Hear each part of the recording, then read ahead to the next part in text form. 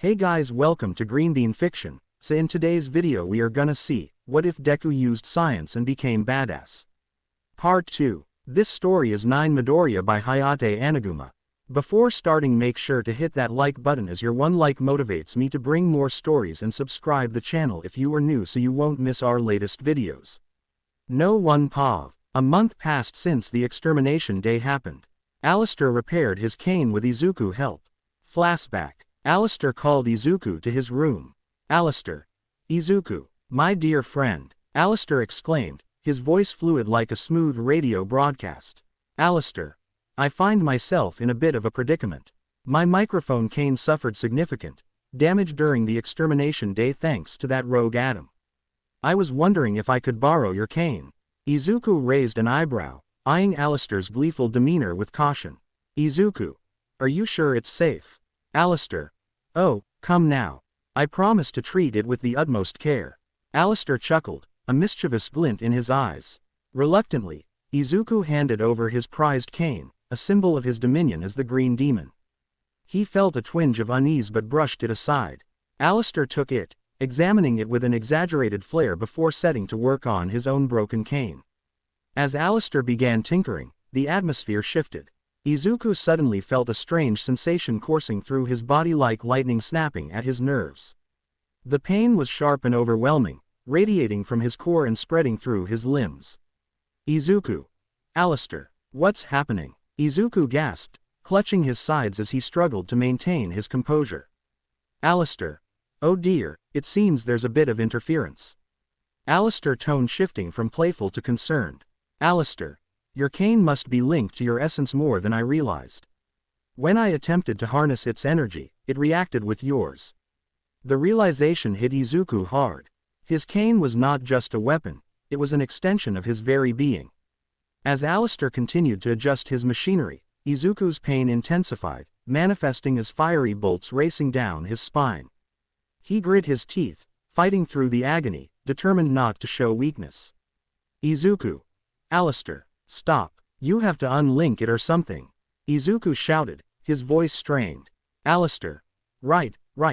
Just give me a moment. Alistair's fingers flew over the mechanisms, frantic now that the gravity of the situation dawned on him. With each passing second, Izuku felt his strength waning, the bond between him and his cane twisting painfully. Suddenly, a surge of energy burst from his cane, illuminating the room in a blinding green light. Alistair yelped as the magic swirled around him, causing his own cane to tremble and crackle with energy. Finally, with a flash of brilliance, Alistair recalibrated the connection. Alistair. Hold on, Izuku. I'm breaking the link. With one final twist, a shockwave of power erupted, sending both overlords staggering back. The connection severed, and Izuku collapsed to the floor, panting heavily. Alistair. Are you okay? Alistair rushed to his side, concern etched on his face.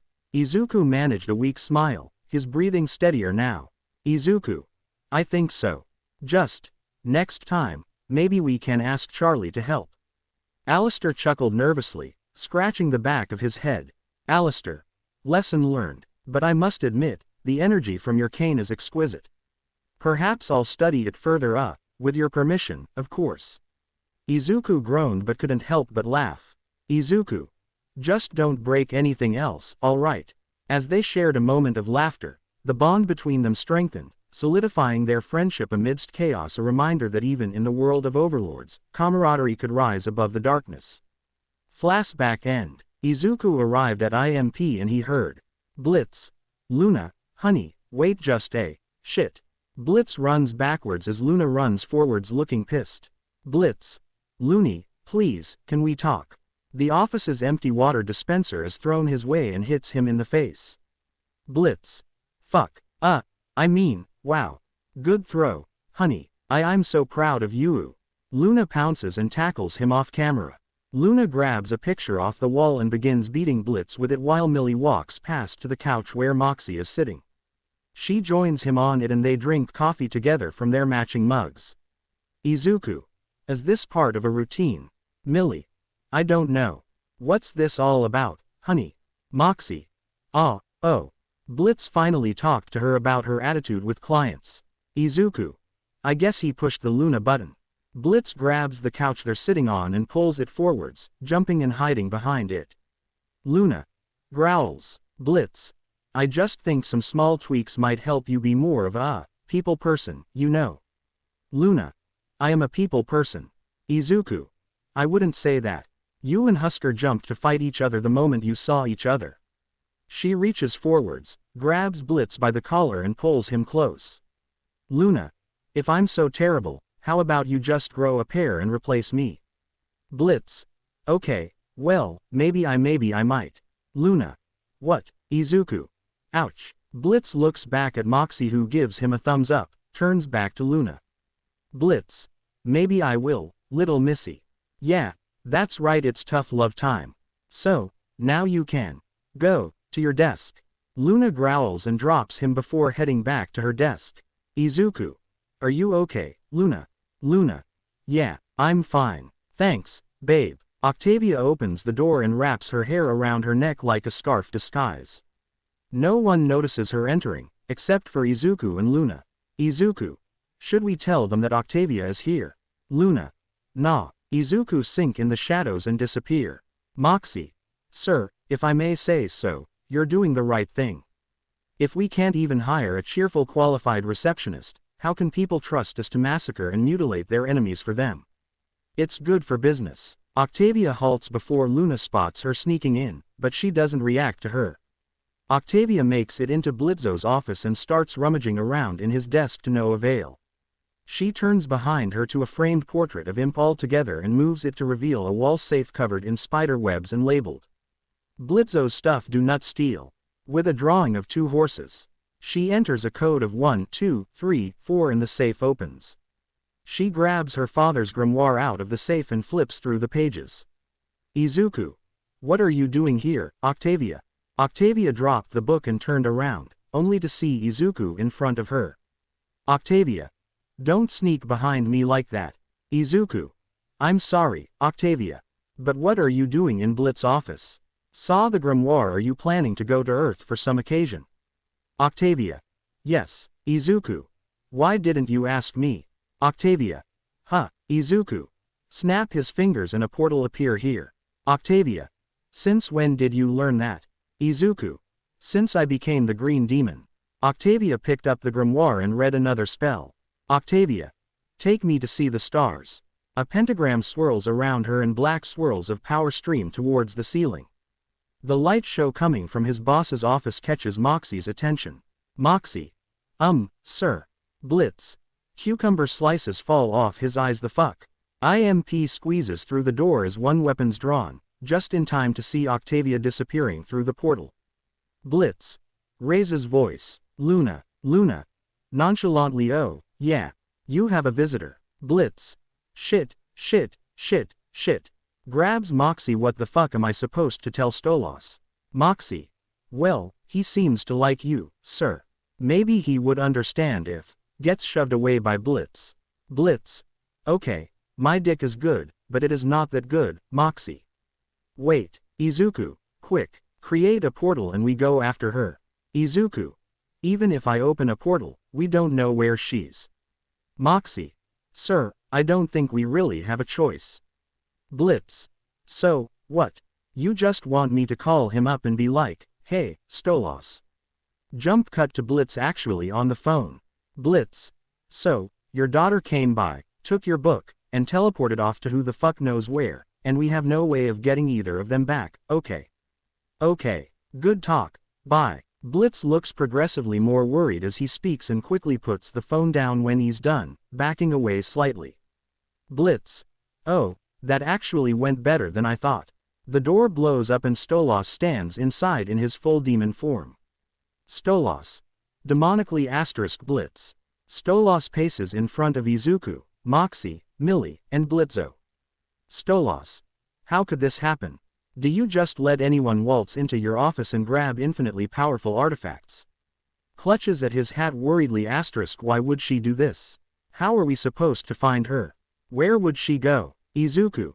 Maybe today was a special day for her. Luna sniffs the air. Luna. Well, it reeks of urine and desperation, so, sniffs again. L.A. Izuku. Los Angeles. Everyone goes from worried to turning and looking at Luna surprised. Luna.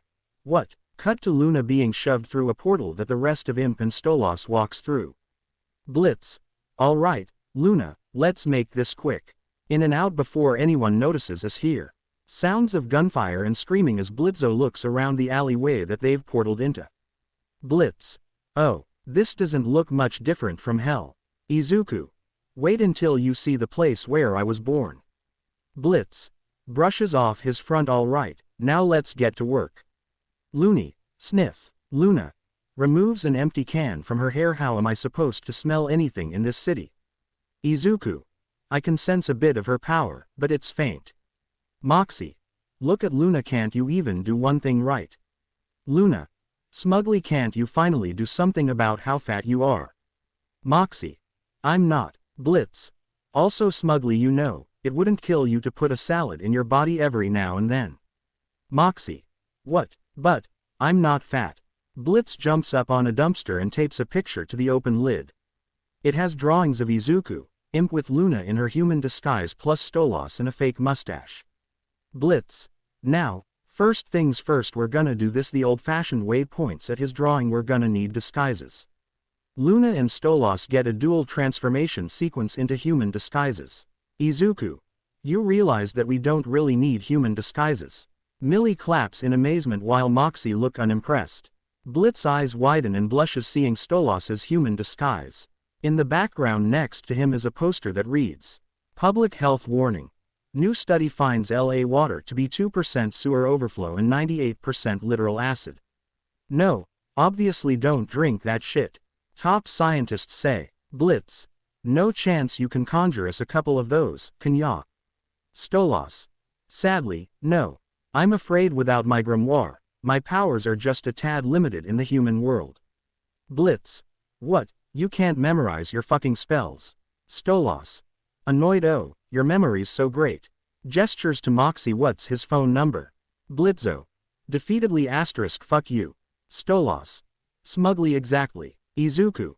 His phone number is 666 asterisk. I believe since they're in hell, the phone numbers should start with 666. Moxie. At least someone appreciate me. Izuku. Do you realize that we don't need human disguises? Stolas. What are you talking about? Izuku. Did anyone heard of quirks? Stolas. Yes, a power that appears 200 years ago on Earth. Izuku. Exactly. You don't need human disguises. Luna, can you turn back? Luna turned back. Izuku hold her hand and they walk through the streets. Izuku. If they ask you why are you looking like this, just say it's your quirk. Hellhound. Luna. Okay. Izuku and Luna walked and nobody was concerned about Luna's appearance. Izuku. See, Stolas reverted back to his normal form. Izuku. All you have to do is tell that you look like this because from your quirk. They walk out of the alleyway and Stolas grabs a pair of red-tinted sunglasses which he puts on his head where his second pair of eyes is. Moxie runs face first into a human. Music dude. Hey, little man. How about you check out pulls CD out of jacket this demo right here. This is some premium grade of fire right here. Perfect for you to crank with the little lady. He grabs Millie and pulls her close to her obvious displeasure. Moxie. Oh, wow. You made this. Thank you. He and Millie walk away as the dude follows and stops them. Music dude. Oh, hey. Hey, hold up a sec, you just gonna grab it and go? Millie. Annoyed he said, thank you. Music dude. Puts a hand in her face. $20, man. Moxie. Grabs Millie's face, desperately. Millie, we need money to pay this talented artist. Millie watches as the rest of their group walks past the corner without them. Millie. You can just give it back, Mox. Moxie gasps and grabs the sides of his face. He jumps behind a tree crouching and holding the CD close. Moxie. Millie. These artists put their heart and soul into their work. I can't just give it back like it's worthless. He hisses and swipes at a squirrel that was sniffing at him while holding the CD close. Millie. It probably is. A woman walks past and flips a coin to Moxie. Woman. Sick quirk, man. Moxie stares at the coin he's received. Woman. It's metal as fuck. Moxie stands up and flips the coin before accidentally dropping it. He chases after it, collects it, and flips it again, catching it correctly this time. Moxie. I have an idea. Whoa. Hey, hey, hey, hey, come back here. Grunt of effort. I have an idea. The coin has an eagle in the center. On the top, it says USA. On the bottom it says 2021. Izuku. Here. Snap fingers and a couple of bucks appear. Don't spend it all. Izuku give Moxie the money. Izuku then goes to Luna. His overlord name, the Green Demon, is not known in America, so Izuku didn't had to change his form. He fly towards Luna, transition to Luna sipping coffee and opening up her phone to Instagram. As she walks around the city with I like it playing on her phone, she stops when she spots the Star Owl souvenir shop sign on the wall. She admires this, and takes a selfie with it to post on her Instagram. After posting the photo and scrolling down her feed, she notices a post from Octavia at the same location. Taken aback by this, she spits out her coffee, and then looks at Octavia's profile, with some of her recent posts being pictures she took throughout the city. Izuku. What are you doing? Luna saw Izuku coming to her. Luna. I find a way to find her. Luna show Izuku her phone with Octavia posts. One post shows a castle she was nearby, with the caption reading, "Found a cool looking castle, reminds me of home," which was shown to have been posted 2 minutes ago when Luna first saw it. As Izuku and Luna observes, that same castle from the post is right behind her. Looking at the castle, and the coffee, she crushes the latter and runs towards the castle. The coffee spills and gets stepped on, as the scene transitions to the castle from the post. Izuku and Luna looks around trying to find Octavia, but her phone goes off again, revealing another post from Octavia depicting where she is at, but no sign of her in real life. Another post, where she's seen in front of the Hollywood sign. Izuku and Luna are right in front of it, and when they believed they found Octavia, she mistakes her for a human that looks like her from behind. The montage continues as Luna scrolls through her phone to multiple places that Octavia has been in, with the background changing to its exact location, but every attempt proves futile with Octavia nowhere to be found. Izuku and Luna sweats for a while, but still keeps searching. They approach the observatory in front of her. Then an explosion happened. Izuku. I bet that Blitz has something to do with that. Luna. Totally. The smoke fades as the scene transitions and pans down to the observatory. Izuku and Luna are still seen looking around, until they halts at a staircase seeing a crying Octavia by herself. Octavia heard footsteps next to her, which then she saw Izuku and Luna. Izuku. Hey, Luna. Hey. Octavia wipes her tears. Octavia. Hey, Octavia. How did you find me? Luna. Your Instagram. Nice pics by the way. Luna pulls out her phone, showing pics that Octavia posted. Octavia. Oh, thanks. Sniffles. Luna. You okay? Octavia. Can't believe I was so stupid. I spent all day looking for a place where I could see some dumb meteor shower. Crying and all I get is gestures to the smoggy sky. This. Luna. Yeah, smog's a bitch. Luna attempts to light up a cigarette, but no flames comes out. As she tries, Izuku and Octavia snaps a flame for Luna's cigarette. Luna takes a smoke, as some of it gets in Octavia's face. Luna. You know, your dad's really worried about you. She sits next to Octavia on the ledge. Octavia. Scoffs right. That's why you're here instead of him. He couldn't be bothered to keep his promise, and now he can't be bothered to come and get me himself. He'd rather spend his time just screaming at my mum. Why does he hate her more than he loves me? Sniffles. A long silence between them until Luna extracts her cigarette and exhales. Izuku. He doesn't hate you. Luna. Sighs sometimes it's not as simple as that. This kind of shit gets messy, and everybody's got issues, especially dads. And sometimes they fuck up. Well, all the time. But that doesn't mean they don't care. Octavia. If he cares, where is he? Luna. He's somewhere down there. Point at the city. Octavia. He's here. Luna. Looking for you. I mean, smokes her cigarette once more. Try to cut your dad some slack. Luna continues to light up her lighter, and a flame finally lights up. Luna. He may not always get it right, but he's trying. Izuku. He's doing everything in his powers to make you happy. Luna looks at the lighter and sees the sticker with the IMP logo on it, and gives a smile as she looks towards Octavia. Luna. That's more important than you think. Izuku. You should spend more time with your father. Take it from someone who never had a family until recently. Octavia looks at them by surprise, until she notices a light shining on her face, which is seen to be coming from the moon as the smog clears up. As the three stare at the moon, Luna turns off her lighter, and throws away her cigarette. She stands up for a few stretches. Izuku. Here. Extend his hand. Luna. You ready to go? She extends her hand to Octavia, but instead, she gives her the grimoire. Octavia.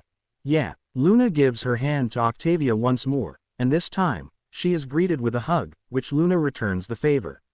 Then Octavia grabbed Izuku by the coat and brought him into the hug as well. The scene pans out as the three hold hands.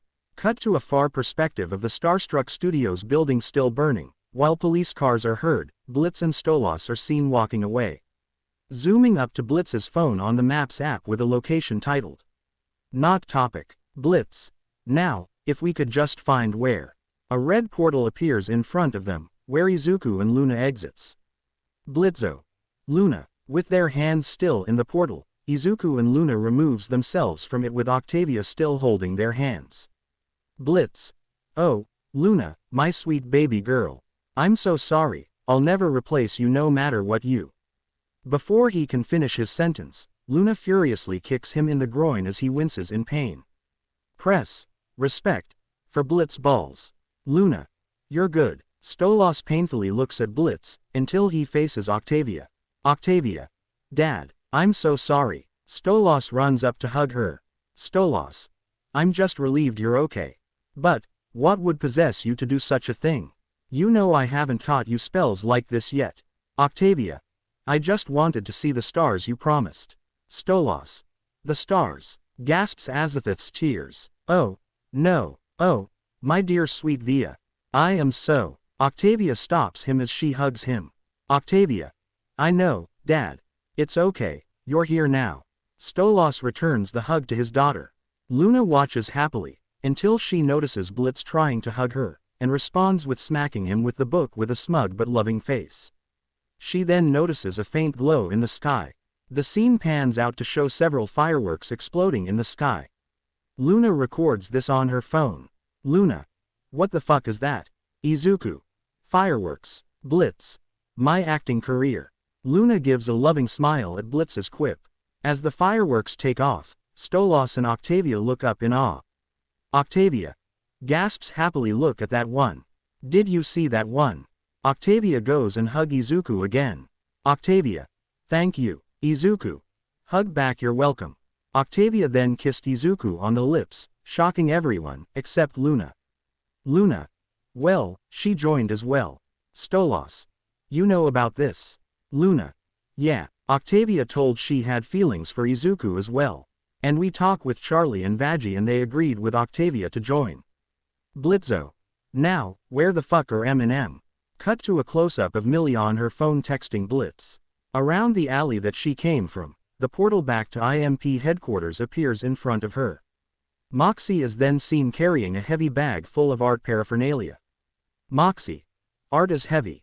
Millie enters the portal, and before Moxie can enter, he is stopped by another music salesman wanting to sell his CDs. Moxie approaches to pay him for the demo, but Millie throws a knife and kills the salesman before Moxie can pay him, then grabs the demo and throws it into the street. Millie. March, mister. Moxie sadly walks to the portal, but for a short while after, Millie carries him effortlessly into the portal, leaving the trophy bag behind. Izuku returned to the Hazbin hotel where he prepared some venison for him and Alistair. He also prepared food for everyone at the hotel. Small future. Izuku is walking through the streets of Musafu. Then a little girl bumped into his leg. Izuku looked down and saw a little girl with white hair and a horn on her right side of the forehead. Izuku. Hey, there little one. Are you okay? Izuku then saw a man wearing a plague mask. Izuku didn't let the man to come any closer because Izuku immediately killed him. Future. Izumi and the rest of the class begin to fear. Because Izumi disobeyed Izuku orders again. Izuku then moved fast and slapped Izumi across the face. Izuku then started to punch Izumi again and again. The others from 1A pled Izuku to stop. Izuku then summoned the green chains around Izumi's neck and he turned into his full demon mode. Izuku is holding Izumi by the chains. Izuku. Radio static eyes *, you belong to me, Izumi. Don't ever try to disobey my orders. Izumi cried from fear. Izuku returned to his normal self and dropped Izumi on the ground. No one pav. Izuku arrived at Imp Building and he saw Luna on her phone and Moxie talking to her. Izuku. Hug Luna. Hey, Luna. Luna. Hey, babe. Inspired by Watery Apollo 18. Blitz. Don't fuck in the office like last time. Izuku. Really? Luna. Blush * Blitz. Blitz. Hey, you broke the table, you leave claw marks on the walls and destroy many things. Izuku. Charlie, Vaggie, Octavia and I joined too that day. And didn't I, Dad Lucifer and Dad Stolos pay for the damage?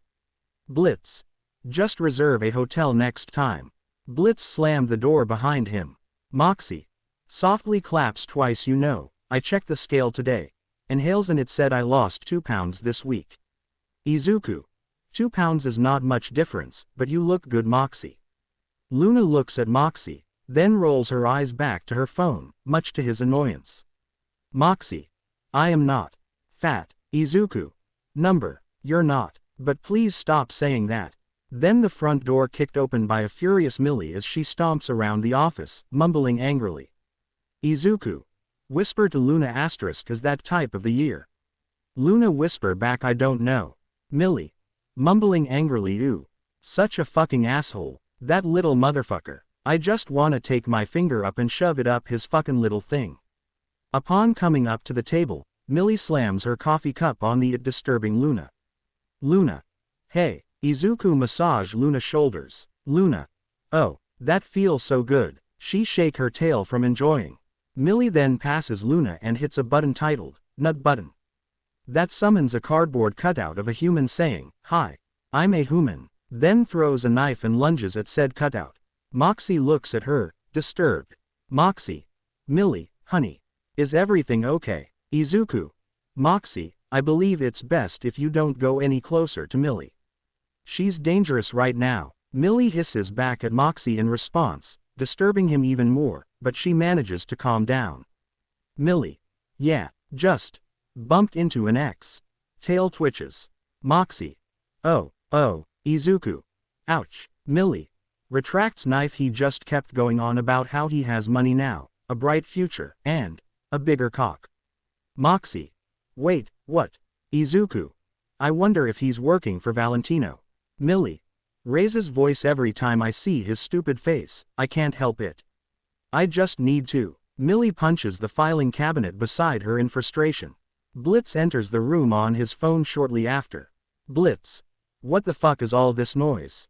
I got a client. Izuku. To kill someone or for your pleasuring? Moxie. Sorry, sir. I'll get this all cleaned. Plus he holds up a photo of 2 imps making out in horse suits. Moxie. What is this? Blitz. Research. For science. Just put it back correctly, okay. Alphabetize them. He walks back into his office. Izuku. I say we burn them. Creates fire in his hand. But Izuku didn't have time to burn the photos because an helicopter came. What are you thinking when you heard the word helicopter? Blitz peeks through the office blinds and notices a helicopter in front of his building. He runs to the office. Izuku, Moxie and Millie are in to find the helicopter before the main window. Blitz. What the fuck is that? The helicopter shoots a grappling hook under the window, breaking the wall. Luna looks on without a word. Blitz. Satan's ass crack. Enough with the wall shit, we have a door. With the damaged walls, a wind gusts through the office and distributes all the photos Blitz had been saving across the town. Blitz. My research. 2 imp children grab one of the photos and are visibly disgusted. One is crying, and the other is vomiting from the result. Izuku. Great, Blitz. You just traumatized 2 kids with your research. The helicopter approaches Blitz, creating a bridge for them to walk upon, and the pilot steps out. Pilot. IMP. Right this way, please. Moxie. Sir.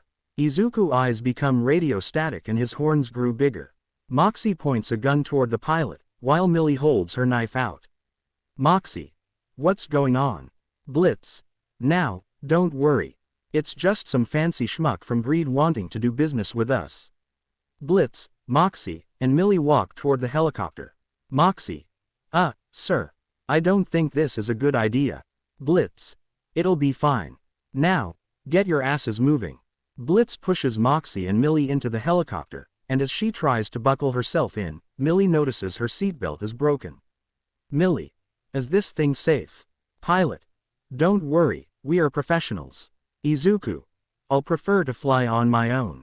Izuku then goes to Luna. Izuku. Goodbye Luna. See you later. Luna. See you later, babe. The pilots proceed to take out a huge chunk of a wall as they fly off. Izuku followed flying next to the helicopter. Later, the helicopter, flying out of a hangar in the Greed Ring as they fly over Lulu Land, which is going under reconstruction, along with other carnage as they fly over a sign reading, "Welcome to Notamafia Town. No mafia here. We're mafia free." Moxie. Disdained groan, I hate this place. Izuku. You and me, Moxie. Both of us our birthplace. Blitz. Oh, yeah. This is your old stomping ground, isn't it, Mox? Moxie. Yeah, unfortunately. I grew up just over there. Points through glass, swore I'd never come back, and what, where are we going? The helicopter starts changing direction, as Moxie grows more and more anxious. Moxie. What Blitz, who did you say this meeting was with? Blitz. I'm not sure, just some rich somebody or other who wants to do biz at his place. Izuku. And we're doomed. The helicopter finally lands, and Moxie grows heavily worried after realizing where he's landed. Moxie. Oh, no, no, no, no, no, no, no, no, no, no, no, no. Izuku. Are you okay, Moxie? The place in question is revealed to be a huge mansion, dark smoke fuming through both chimneys. Moxie shivers in fear of the place, as Blitz shoves him to move forward. Crimson. There he is. Crimson moves out of the doorway. Crimson. There's my boy. Get over here and give your daddy a hug. Blitz and Millie. Daddy. Client. I only let Moxie call me that. Unless you pay me. Laughs. Moxie. Guys, clears throat nervously. This is my father, Crimson. Sir, this is my boss, Blitz. And Millie. Millie, I'm his wife. Millie takes her hand to greet Crimson as he accepts. Crimson. And what a beautiful wife you are. Kisses Millie's hand. Mox, where have you been hiding this pretty little thing? Millie. Oh, I'm sure he would have introduced us. Eventually. Crimson. Oh, I'm sure. Moxie. And this is my friend. Izuku. Offer his hand to Crimson. Izuku. Midoriya. Crimson shake Izuku hand. Pleasure to be meeting you. Dragged Crimson and made eye contact. Quite the pleasure. Crimson walk away from Izuku and goes towards Blitz. Crimson. You got to be Blitz, with the silent, oh, right. I've heard a lot of good things about you and your work. Blitz. Really? Turns to Moxie. What kind of shit has Moxie been spreading about me? I'll fucking kill you, Moxie. Don't you fucking test me. Crimson. No, no. From all over. Looks like you're building a bit of a name for yourself here, kid. Blitz. Really? Chuckles. Well, I guess it's about time folks recognized my talent. Crimson. Laughs. I like your attitude. Well, I hope you're all hungry. We put together a fabulous dinner for you. Millie. Hey, baby. Why haven't I met your pa before? Moxie. Nervously. Well, it's just, never been a. Crimson. Hey, you two, move it before it gets cold. Moxie. Look, Millie, we can talk about it later. Millie takes Moxie's hand and both enter the house with Izuku and Blitz. Crimson's smile fades, which only Izuku saw it. Then he snaps his fingers and enters the house. The two men standing at the door follow him inside, closing the door behind them. Inside, Crimson prepares a drink for Blitz and Izuku, but Izuku nicely rejected it. Crimson. So, Blitz, ya always been a hitman? Blitz. No, No, not always. Yeah, takes the drink from Crimson. I was in the circus for a long time. Crimson. Finger guns show business. Sits down, good money in that. Everyone sits in the room in an awkward silence. Izuku. Is just me or are we in a library? Moxie. Looks over to Blitz. What are we doing here? Then, to his dad, sir. Crimson. Rolls eyes. Moxie. I raised you better than that. Lights cigar. Ya know there's no business before dinner. Besides, we're still waiting on one more. Suddenly, the last guest kicks his way into the house, making an entrance. Chaz. Woo hoo hoo, what is up, party people? Millie and Moxie. Chaz. Both look to each other. Wait, what? Moxie. You know him. Millie. Groans and slaps forehead. You remember that ex I was talking about. Chaz walks over and hugs Moxie and Millie. Chaz. Looks like I got 2 big sex reunions today. Sing-song voice. How lucky am I? Millie. Surprised. Did you date him too? Chaz. Ha, yeah. No big deal, but I usually bone half the people in any room I'm in. Blitz. Angrily. Are you fucking kidding me? There's someone who's fucked both of you. Moxie pushes Chaz's arms off of himself and Millie. Moxie. Bitterly. It was a long time ago. Chaz. But, I still remember it like it was yesterday. You, a fledgling mafioso. Me, the dashing and extremely sexy muscle. It was like fondly it was written in the stars. Izuku. If you want, I can send you to the stars. Blitz. Ha, Moxie in the mafia, that's fucking rich. Blitz then notices all of the items in the room to back up Chaz's claim. A photo of Crimson and a mob boss, the many trophies of Hellbeasts hanging on the wall, and a framed family painting of Crimson, a younger Moxie, and Moxie's mother, as if posing like a mob family, hanging over the fireplace. Blitz hears a knock on the door and looks just in time for Crimson's goons to enter carrying a body bag. Izuku. Quite the good guys you have, Crimson. They make a good job. Crimson. Thank you, Green Demon. Blitz. Oh, shit. Millie. Concerned you've never told me this before. Moxie. I don't really like to talk about this part of my life. But, dramatically I first saw Chaz at my induction. Moxie. Once I got out, I never looked back. Izuku. Oh, entertainment. Such tragedy. Blitz sits worriedly as Millie glares and growls viciously toward a nervous-looking Chaz. Crimson frowns in his chair. Chaz. Well, hey, as you said, it was a long time ago. Chuckles nervously. Izuku. I hope you're ready. Chaz. Ready for what? Millie. Foaming at the mouth. Furiously. I'll fucking kill you. Millie leaps onto the top of the couch, missing Chaz as her knife pierces through the fabric. Chaz hides behind Crimson's chair. Chaz. Whoa, the fuck crazy bitch. Millie tries to lunge at Chaz again but is intercepted by Moxie and Blitz. Crimson stands in between IMP and Chaz as Millie holds up her knife angrily, pointing it at Chaz. Crimson. Hey, hey, hey, hey, hey, hey, hey, hey, hey, hey, hey. Hold on, Millie. To Chaz, you're going to die, bitch. The maid enters the room. Maid. French accent. Dinner is served. Izuku. Are you tired of life? Maid. You have no idea. Everyone is seated in the dining room. Izuku was cutting his steak with knives and forks and then eat it. Izuku. It's not quite tasty as venison, but it'll do. Millie is viciously cutting through her food and glaring at Chaz, but the room is completely silent. Blitz. So, this is aggressively uncomfortable. Crimson. I suppose you want to know why you're here. Blitz. Yeah, so what gives? You know we kill people on Earth, right? We don't usually do contracts for locals. So, if you want to do business with us, you got to. Crimson. I don't want to do business with IMP, I want to do business with Moxie. Moxie. Stops cutting his food. Me. Crimson. Yeah, kid. I only summoned IMP to be sure you'd show. Because, well, we're bringing Chaz into the family. Chaz smirks while raising his eyebrows. Moxie. What, since when can just anyone join the family? Crimson. Come on, Mox. You had responsibilities here that bitterly I had to pick up once you left. Now Chaz is going to lighten the load. Moxie. Wait, I thought you always hated his guts. Crimson.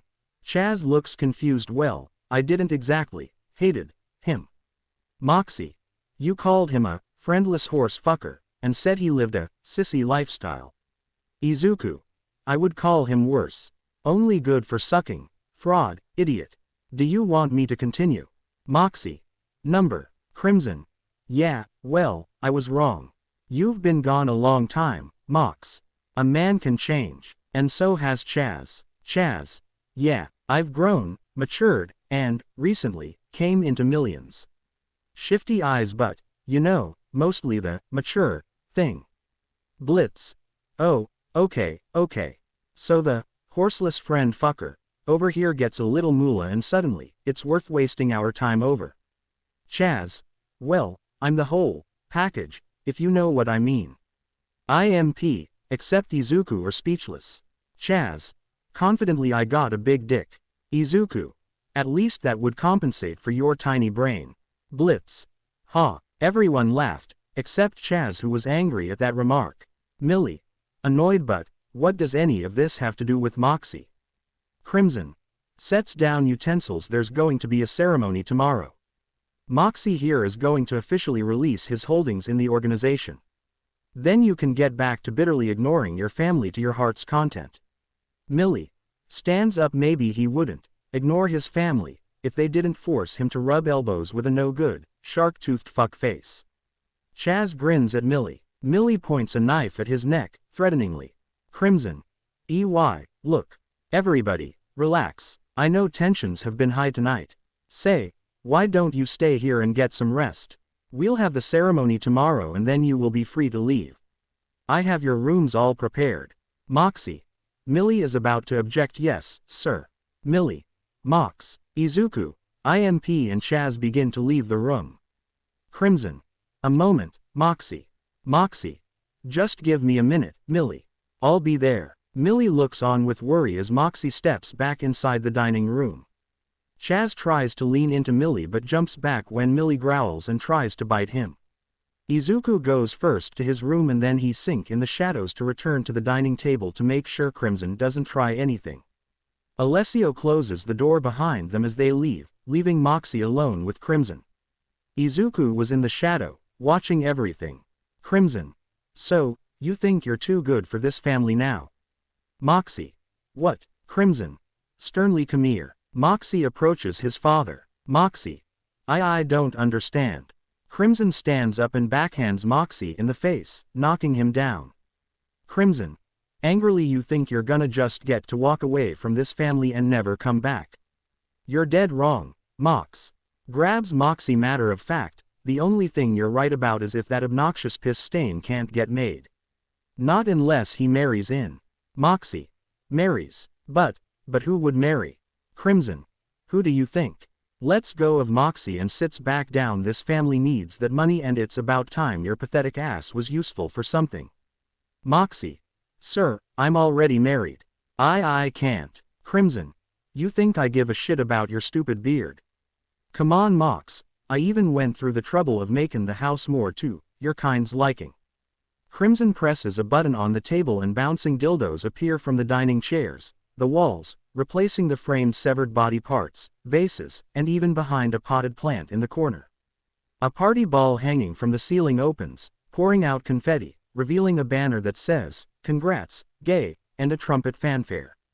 Izuku thought he's crazy. And I meet crazy people. Moxie. Wait, what? What do you think I'm into? Crimson. What? This is the kind of shit gays like, right? Moxie. Okay, first off, Dad, I'm bisexual. Crimson. Shrugs. Yeah, gay. Moxie. Oh, for fuck's sake. Secondly, holds out a hand to block a dildo from hitting his face. I don't know a single person of any sexuality who'd enjoy this. Blitzo. From the hallway. Ha. There's dicks on the walls. Moxie frowns in response. Oh, that's fucking hilarious. Izuku returned to Blitz. Izuku. I bet Angel would love here. And so does Valentino. Then he goes back into the shadows. Crimson. Grabs Moxie by the face. Look at me, kid. One way or another, you're gonna do what I fucking say.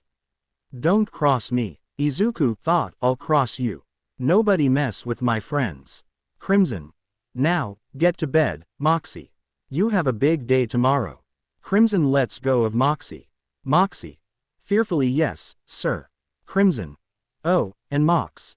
You ever talk back to me again? Moxie backs up to the door. You and that pretty little thing you brought here are going home in boxes. Capiche? Moxie. Yes, sir. Moxie quickly finds the doorknob and steps out of the room, leaving Crimson alone in the dining room still covered with bouncing dildos and the banner. Izuku returned to his room. Moxie walks up the stairs, shaken, and Millie is standing at her bedroom door. Alessio gestures for Moxie to go into a different room. Millie. Wait, how come we aren't in? Alessio. Crimson wants you all to stay in separate rooms. Millie. Why? Moxie. Millie grabs Moxie's hand. Moxie. It's just one night. Millie. Forced smile. It's okay. Millie. Mox, are you okay? Moxie. I'm fine. Shrugs off her hand. Please don't worry, sweetie. Millie. You know you can tell me anything. Moxie looks away in sheer guilt. Right? Moxie. Yes, everything's fine. Millie. We're partners. Mox. Holds Moxie's face. Moxie. Takes off her hand. It's just my dad. It's okay. Really? Kisses her hand. It'll be over tomorrow. Millie. Okay, I love you. She softly kisses Moxie. Moxie. I love you, too. Good night. Chaz tried to have a night with Moxie and Millie, but he failed. Now he's at Izuku's room and knocked it. Izuku opened the door. Izuku. What do you want? Chaz. Do you want an unforgettable night? Seductive. Izuku. My friend Alistair taught me something.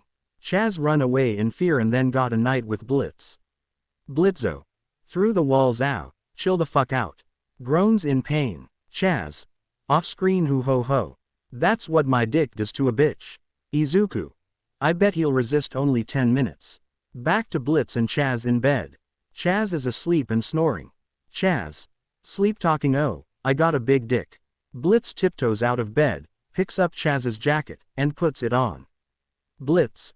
Okay, fucker, nobody who's that bad in bed can score two hotties that easily.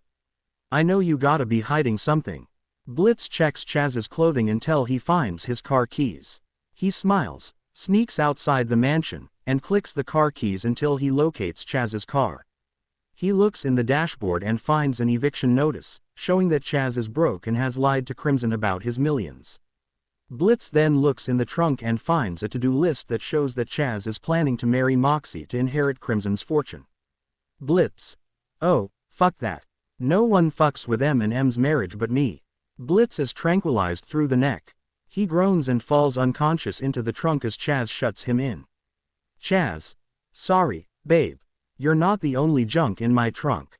Realizes damn it, that was not a good one. Izuku saw everything and decided to act.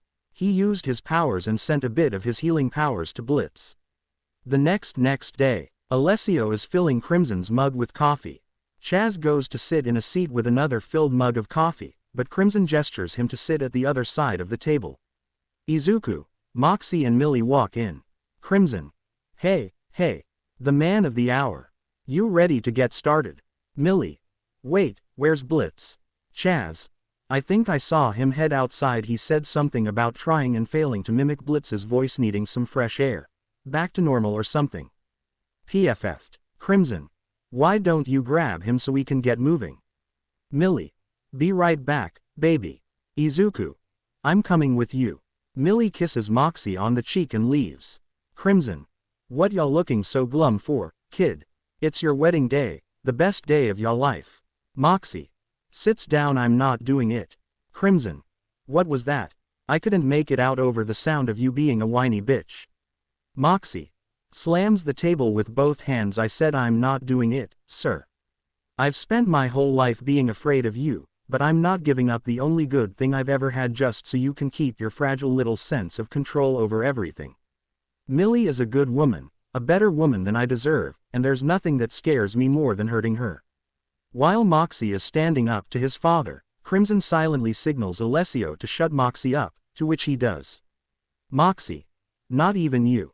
I'm leaving, Dad, and if you or Herpes the clown over here. Chaz. Offended. Hey, Moxie. Louder. Try to stop me, you'll learn firsthand just how good I've gotten at my job. Moxie is face to face with Crimson now. Alessio comes from behind him and touches Moxie in the neck. Moxie groans and falls forward unconscious. He hits his head on the table and then falls to the floor. Crimson. Now, take care of the others. With Izuku and Millie searching the car park outside Crimson's mansion, confused and worried as they haven't found Blitz. They hear a bang coming from Chaz's trunk and Millie opens it with her knife to see Blitz dazed inside, still a little out of it since Izuku only give him 1% of his healing powers. Blitz. Groggily, oh, Millie, Izuku, you found me. Who's your friend? Millie. Friend. Izuku.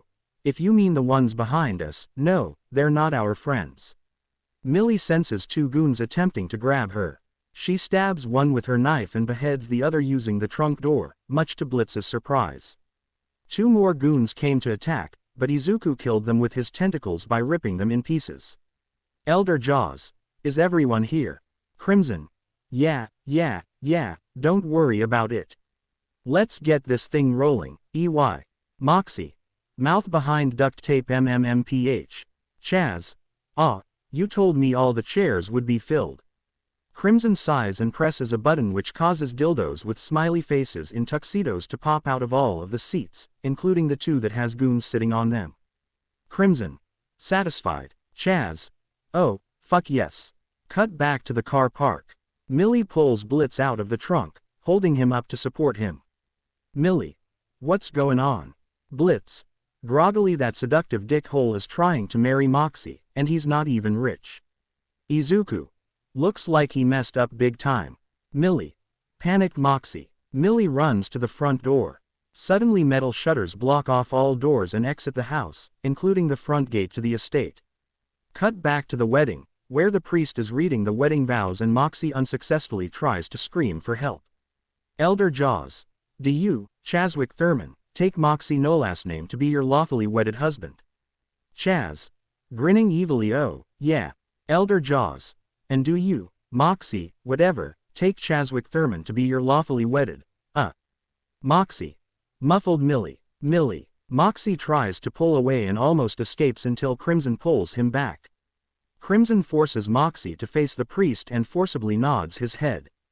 Crimson. Look at that. He's just so fucking happy to be here. Back outside. Millie. Panicking, everything's locked down. How are we gonna get in? Izuku. I could fly us up, but it will be hard with dodging while holding you two if they have guns with them, which is probably sure they have guns. Blitz feels around the jacket until he finds Chaz's car keys. He grabs Izuku, Millie and pulls them to his car and opens the door to climb in the driver's seat. Millie then goes into the passenger seat. Izuku goes to the back. Blitz turns the car and its radio on, which begins to immediately play Lululand on the Mammon Channel Ascent, to which he stops putting his seatbelt on to find a different song, which then cycles to station 69, which is playing Vacay to Bonetown. Blitz keeps changing the channel until he gets to Rath's #1inch FCKU Up Hits, which begins to play Crashin' a Motherfuckin' Wedding. Blitz. Buckle up, Millie, we're doing a Shrek. The car suddenly backpedals. Back at the wedding, Chaz and Moxie are about to kiss when Blitz crashes the car through the wall to the wedding scene and steps out dazed.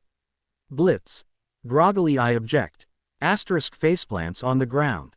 Izuku and Millie steps out of the car and slides in a pose. Millie. You want my husband. You're going to have to fucking kill me. Looks up with threatening eyes. Crimson groans and snaps his fingers, ordering his goons to kill Izuku and Millie. The goons all stand up to face Izuku and Millie lunges toward them. Millie begins slaughtering the goons with ease, tearing out the skull, jaw, and spinal column of different goons, and spits out the still beating heart of another.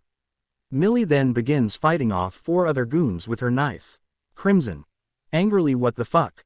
She's a dame. He spots a goon hanging from the altar in a noose made from another's intestines and throws him towards Millie. Crimson. She's a broad. Kill her. He sees the goon he just threw at Millie get chopped into bits of sushi before another goon thrown by her lands on top of him. Drenched in shadows, Izuku stood at the center of a ring of menacing loan sharks, their eyes glinting with greed and malice. They were all too confident, driven by the belief that they could intimidate the boy they had cornered. Shark. Look at you, little kid. Sneered one of the sharks, a man whose tattoos snaked around his arms like the vines of a wicked plant. Shark. You think you can just take all of us at once? Izuku smiled. He was no longer just the timid boy who always was anyone punching bag, he was the overlord green demon, a force to be reckoned with. Izuku. It's time I remind you who I am, he said, his voice steady and low. The words hung in the air like an ominous storm cloud, and the gang fell silent. Something was shifting within him. Without warning, Izuku's eyes flickered and transformed into swirling patterns of radio static, sending a chill down the spines of those surrounding him. His hair flared out, becoming a vibrant green, his horns grow bigger, his wings and tail also grow in size, 4 tentacles emerge from his back, radiating a sinister aura that filled the alley. He stepped forward, the very ground trembling beneath his feet as he fully embraced his demon form. With every breath, the air crackled with raw energy, and the lone sharks took a step back, realizing too late the danger they were in. Izuku. Not to mess with the green demon. He roared, his voice echoing like thunder through the alley. With a swift motion, he unleashed a wave of dark energy, twisting and coiling like a serpent seeking its prey, killing some of the sharks.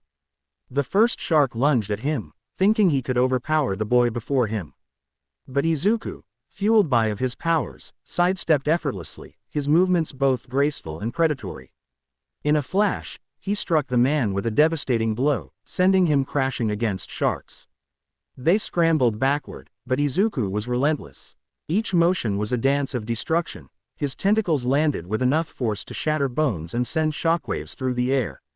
One by one, he dismantled their ranks, each defeat punctuated by his chilling laughter and echo of the demonic transformation he had embraced. The last lone shark stood frozen, terror etched across his face. Last shark. Wait, we can talk about this. He stammered, but Izuku didn't show any actions of stopping, he merely tilted his head, a sly smile framing his lips. Izuku. No more talking. Just consequences. With that, he unleashed one final surge of energy, engulfing the last of the lone sharks in a blinding light. When the dust settled, the alley was eerily silent, save for the soft hum of Izuku's fading static energy. He looked around the corpses sprawled on the ground. A grim sense of satisfaction washed over him. He had reminded them of the true meaning of fear. Izuku. Oh, I missed to let out steam. With a deep breath, he began to revert back to his human form, the green radiance dimming and his eyes returning to their warm, bright emerald. Izuku then looked at Millie. Millie continues her rampage and impales several goons on the dildo poles. Crimson. You frigging goons. What the fuck is the matter with you? Why'd I pay you? Get them. You stupid idiots. Go get them. Millie kicks a dildo into a goon's gun, blocking the barrel and causing it to explode. After impaling another goon, she gets knocked with a chair and goes flying into the cracked windshield of Chaz's car.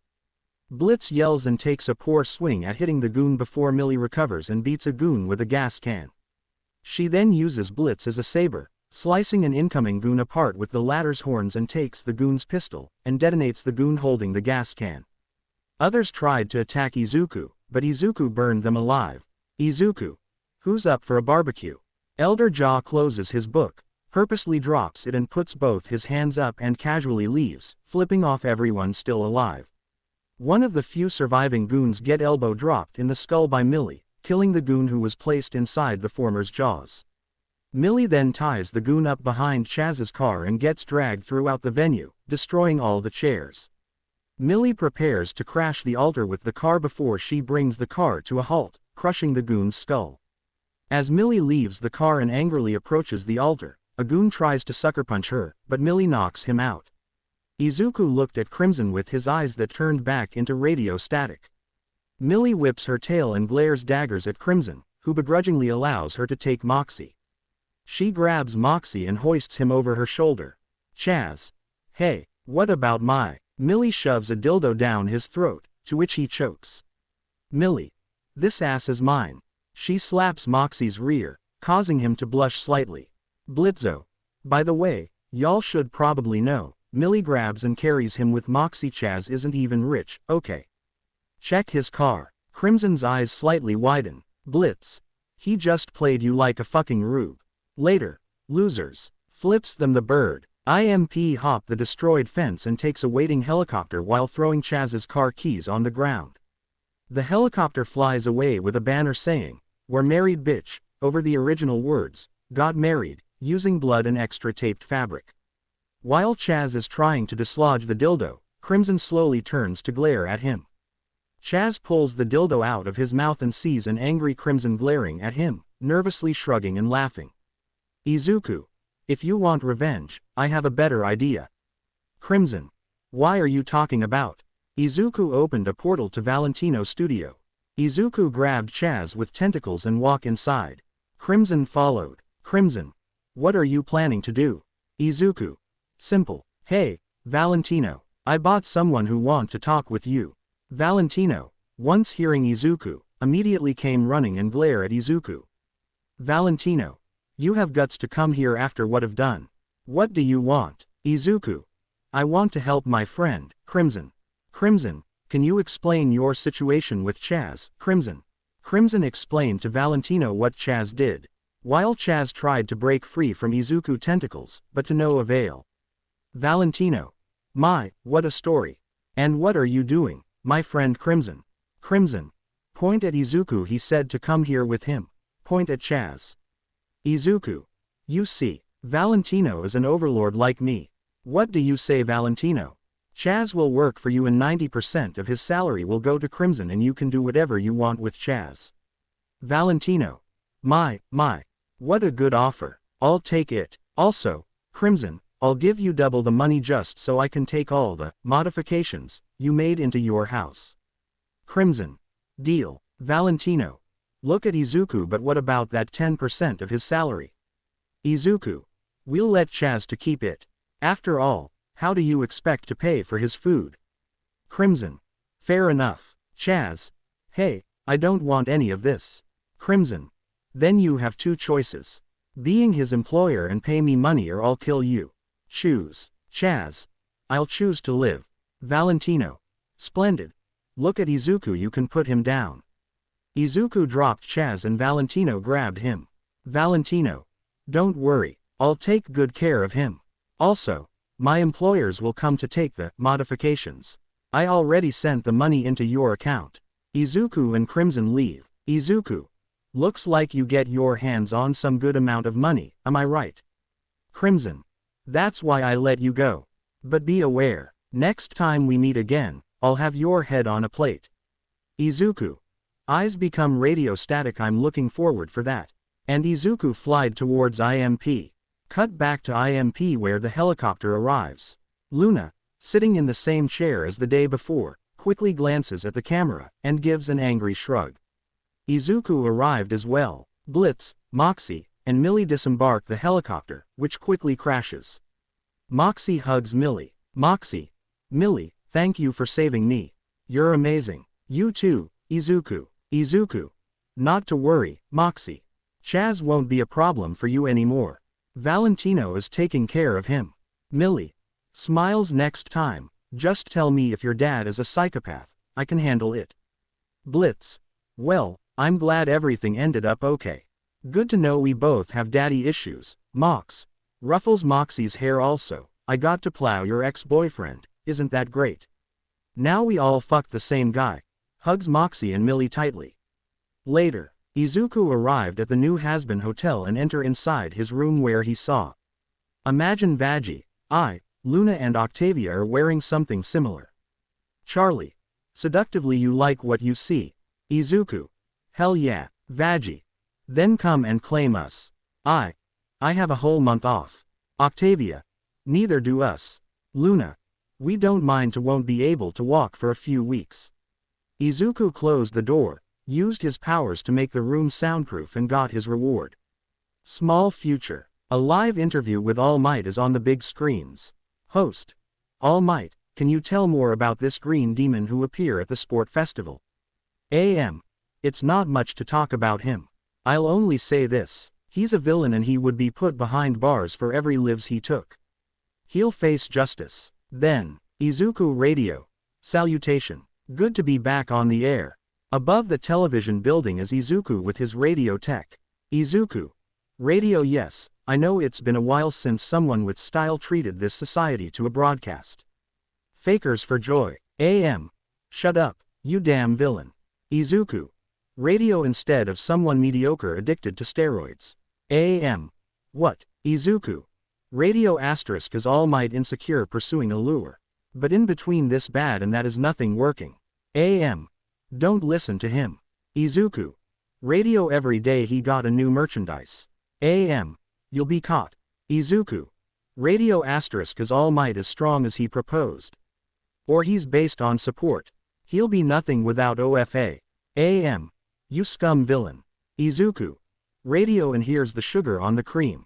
I asked him if I can be a hero, but told me no and now that'll destroy his career. He's pissy, that's the T. AM. You villain. TV glitching asterisk you'll be caught. Izuku. Radio OO. The TV is buffering. AM. I'll catch you. And the live interview got disconnected. Izuku. Radio I'm afraid you lost your signal. The world got silenced. Then, Izuku. Radio let's begin. I'm gonna make you wish that I'd stayed gone. Izuku horns grow bigger. Tune on in. When I'm done, his wings and tail grow in size, so his appearance. Your status quo will know its race is run. His eyes became radio static. Oh, this will be fun. And the radio broadcast ended. Future. Izuku is meeting all of the teachers of UA. Snipe came and got ready to introduce himself, but Izuku said. Izuku. Ah, yes. You're the one who shoot and ruined my coat. I definitely remember you now. Every teacher sensed the tense atmosphere. For information, Izuku fight All Might, Izumi and Katsuki at the practical exam and the teachers came to the rescue. Snipe shoot and ripped a piece of Izuku coat. No one pav. Izuku is in the lobby and he's laughing like he's mad man. Everyone looked at him with concern. Husk. What the fuck is his problem? Why does he laugh like he's crazy? Angel. How should I know? Charlie walked towards Izuku. Charlie. Izuku, babe. Why are you laughing? Izuku stopped and looked at his friends and girlfriends. Izuku. Oh, my friends. I didn't know you were here. Sorry if laughing was disturbing you. Bo. Alistair. You have nothing to worry, my friend. Hisashi. But son, why are you laughing at? Izuku stepped to the left and they saw a calendar. They saw that tomorrow is marked. Cherry. Why did you mark tomorrow? Izuku. Tomorrow is the day. Veggie. What day? Izuku. At the surface, the high school UA for heroes will have the entrance exam tomorrow. And, they, will be there for sure. Alistair. Laugh and then you'll make your appearance and start your revenge. Am I right, Izuku? That's right. Alistair goes and ruffle Izuku hair. Alistair. I taught you well, my friend. Izuku. I learned from the best. Alistair. Indeed you did. Izuku. But for now, I must go and have a talk with Detective Naomasa. Hisashi. I remember Tsukauchi, correct me if I spell it wrong. His quirk is lie detector. Veggie. Lie detector. Izuku. It means, my beautiful, that no one can lie to him. Izuku opened a portal to Earth and goes through it. The once bustling streets of Musafu now shrouded in a thick, eerie fog. The air is heavy with tension as citizens hide behind closed doors, whispering tales of the dreaded overlord Green Demon who has emerged from the shadows. Izuku, now in his demon form, strode confidently down the cracked pavement of Musafu. His flowing coat that seemed to ripple with an unnatural energy. The iconic green hair that once symbolized hope now glowed ominously, casting a foreboding hue against the gray sky. With each step, his cane, adorned with intricate designs and pulsating with a dreadful power, tapped rhythmically on the ground. The echoes resonated like a countdown for those who dared to challenge him. Heroes, more likely, brave yet foolish, began to emerge from their hiding spots, emboldened by their perceived wish to have more money. Heroes. Stop right there, villain. Izuku turned and he saw heroes coming to fight him. Behind him stood a group of other heroes, ready to fight. Izuku turned slowly, a wicked smile creeping across his face. Izuku. You think you can stop me? How quaint. With a flick of his wrist, he swung his cane. A wave of dark energy exploded forth, engulfing the distance between them in an instant. Hero. Fire. Shouted a hero, igniting their quirks. But it was too late. The blast collided with Izuku's dark energy wave, creating a blinding flash that swallowed everything in a maelstrom of power. The heroes were thrown back as the air crackled with malevolence. As the dust settled, some struggled to rise, their bodies sapped of strength. The few that stood were pale, visibly shaken. "Hero, what have you become?" murmured a hero, eyes wide with disbelief. Izuku stepped closer, his voice dripping with mockery. "Izuku, I have embraced my true power. You were always too weak to see it." He raised his cane again, and with it, the ground beneath the heroes began to tremble. From Izuku's back, tendrils of darkness shot up, ensnaring their feet, pulling them down into the inky abyss. "Hero! No, we can't let him win!" shouted another hero, summoning his quirk that allowed him to fly towards Izuku, but his efforts were futile against the overwhelming demonic force. One by one, heroes faltered, caught in the grip of despair. With each swing of his cane, Izuku decimated their morale and power. "Izuku, this is your final lesson." Sending out a pulse of energy that sent shockwaves through the air, releasing bursts of demonic energy that claimed any straggler in its wake. The streets filled with frantic echoes of desperation as citizens watched from behind their barricades, frozen in horror. The great heroes they relied upon crumbled before the might of the overlord Green Demon. Izuku then killed the heroes by ripping them in half with his tentacles. Finally, as Silence Aglay City was his now a realm ruled by fear where he was the master of fate. "Izuku, let this be a warning to anyone who dares to cross me," he declared to the empty streets. With a final swing of his cane, he vanished into the shadows, leaving only the haunting remnants of the battle as a chilling reminder of his power. As dusk approached, the city held its breath, for the legend of the overlord Green Demon would echo through the ages, an eternal story of power, loss, and the everlasting struggle between light and darkness. Later, Naomasa entered in his apartment and heard a voice. "Good day, sir." He turned and he saw Izuku sitting on a chair with a cup of tea. Naomasa quickly drew his pistol and pointed at Izuku. "Izuku, do you really think that could hurt me? Besides, I didn't come here to fight." Naomasa, "And why are you here?"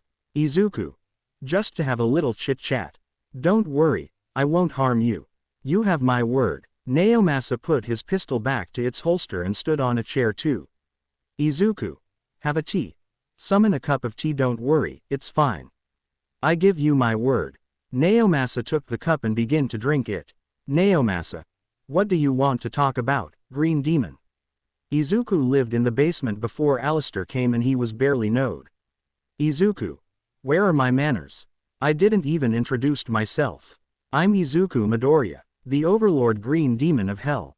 Naomasa, "Izuku Midoriya, like Hisashi Midoriya, the one who died in an accident." Izuku, eyes become radiostatic asterisk, that wasn't an accident. Izuku eyes turned back to normal. Izuku, "I'm sorry for my outburst, detective." Naomasa, "It's okay. But why did you say that Hisashi death wasn't an accident?" Izuku, "Because of this." Izuku give Naomasa the documents that attested that Toshinori aka All Might killed Hisashi 14/15 of a year ago because Hisashi was about to sue him and Inko for cheating and scamming him for his fortune, but he was killed and covered by the Hero Commission. Izuku, "And this is all true." Naomasa wouldn't wanted to believe that his friend did all of this, but his quirk was telling him it was true. Izuku, "Before you get angry, there's more. Would you want to continue? I don't know if your heart can take it." Naomasa, "I'm sure." Izuku then give him the documents about Izuku life at Aldera. How his grades were sabotaged, how he was punished for something he didn't do. Inspired by Rick's 999. How his documents attested that he's a troublemaker, how he's jealous of his sister, Izumi, and her friends, how he's always lacking his studying. How Izumi and her friends are helping and caring persons, how their studying are on the levels of genius. Izuku, "There's more than you think." Naomasa, "How could they do something like that?" Izuku, "This world is corrupted because of power greed. And there's two more." Izuku give him the documents about how Toshinori would have sold Izuku as a guinea pig to the Hero Commission for a fortune. Naomasa, "He's no longer the man I once knew. But then again, maybe the man I once knew was just a facade." What's the last folder? Izuku, "Here you go." Izuku give him the last folder that attested on how Izumi and the other girls would have planned to drug Izuku and get to a hotel where they would rape him. Naomasa slammed his fist on the table. Naomasa. They're no heroes. Later, Izuku opened a window and spread his wings. Izuku. This is where I have to leave, detective. You can keep the documents. I'm smart enough to make copies. And Izuku flies away. Later, Naomasa called Toshinori and Inko to come to Ua office and to bring Izumi, her friends and their parents too. Toshinori. My friend, why did you call us here? Endeavor. I have better things to do than sitting here. Naomasa. You'll soon see, piece of shit. But first, Naomasa walked towards Toshinori and punched him in the face, knocking him down the chair. Toshinori was in his skeleton form. Naomasa. How could you do something like that? Inko. Rushed to Toshinori. Naomasa, what's gotten into you? Naomasa. Don't try to talk to me, bitch. How could you abused and neglected your kid? Inko. But I never did that to Izumi. Izumi. Mom always treated me with kindness. Naomasa. I'm not talking about you, brat. Look at Inko. Tell me, Inko. Does the name, Izuku Midoriya, ring a bell? Inko. Shocked. How do you know that name? Naomasa. Show her the papers of Hisashi death. Izuku Midoriya, or should I say the Green Demon, give this to me, revealing everything. Izumi. Worried. Where's Oni-chan? Naomasa. Why do you want to know? Oh, I know. So you and the other girls to drug him and then rape him. Am I right, Momo? We wouldn't do that. Naomasa. I would watch what word come out of your mouth, slut. Mr. Yaoyorozu. Hey, don't call my girl like that. Naomasa. I would watch that mouth, Mr. Yaoyorozu. The Green Demon also give me papers that show how your legal fortune is made. Mr. Yaoyorozu. Scared now, let's calm down and be civilized. Naomasa. What's the matter? Scared that your secret will be revealed?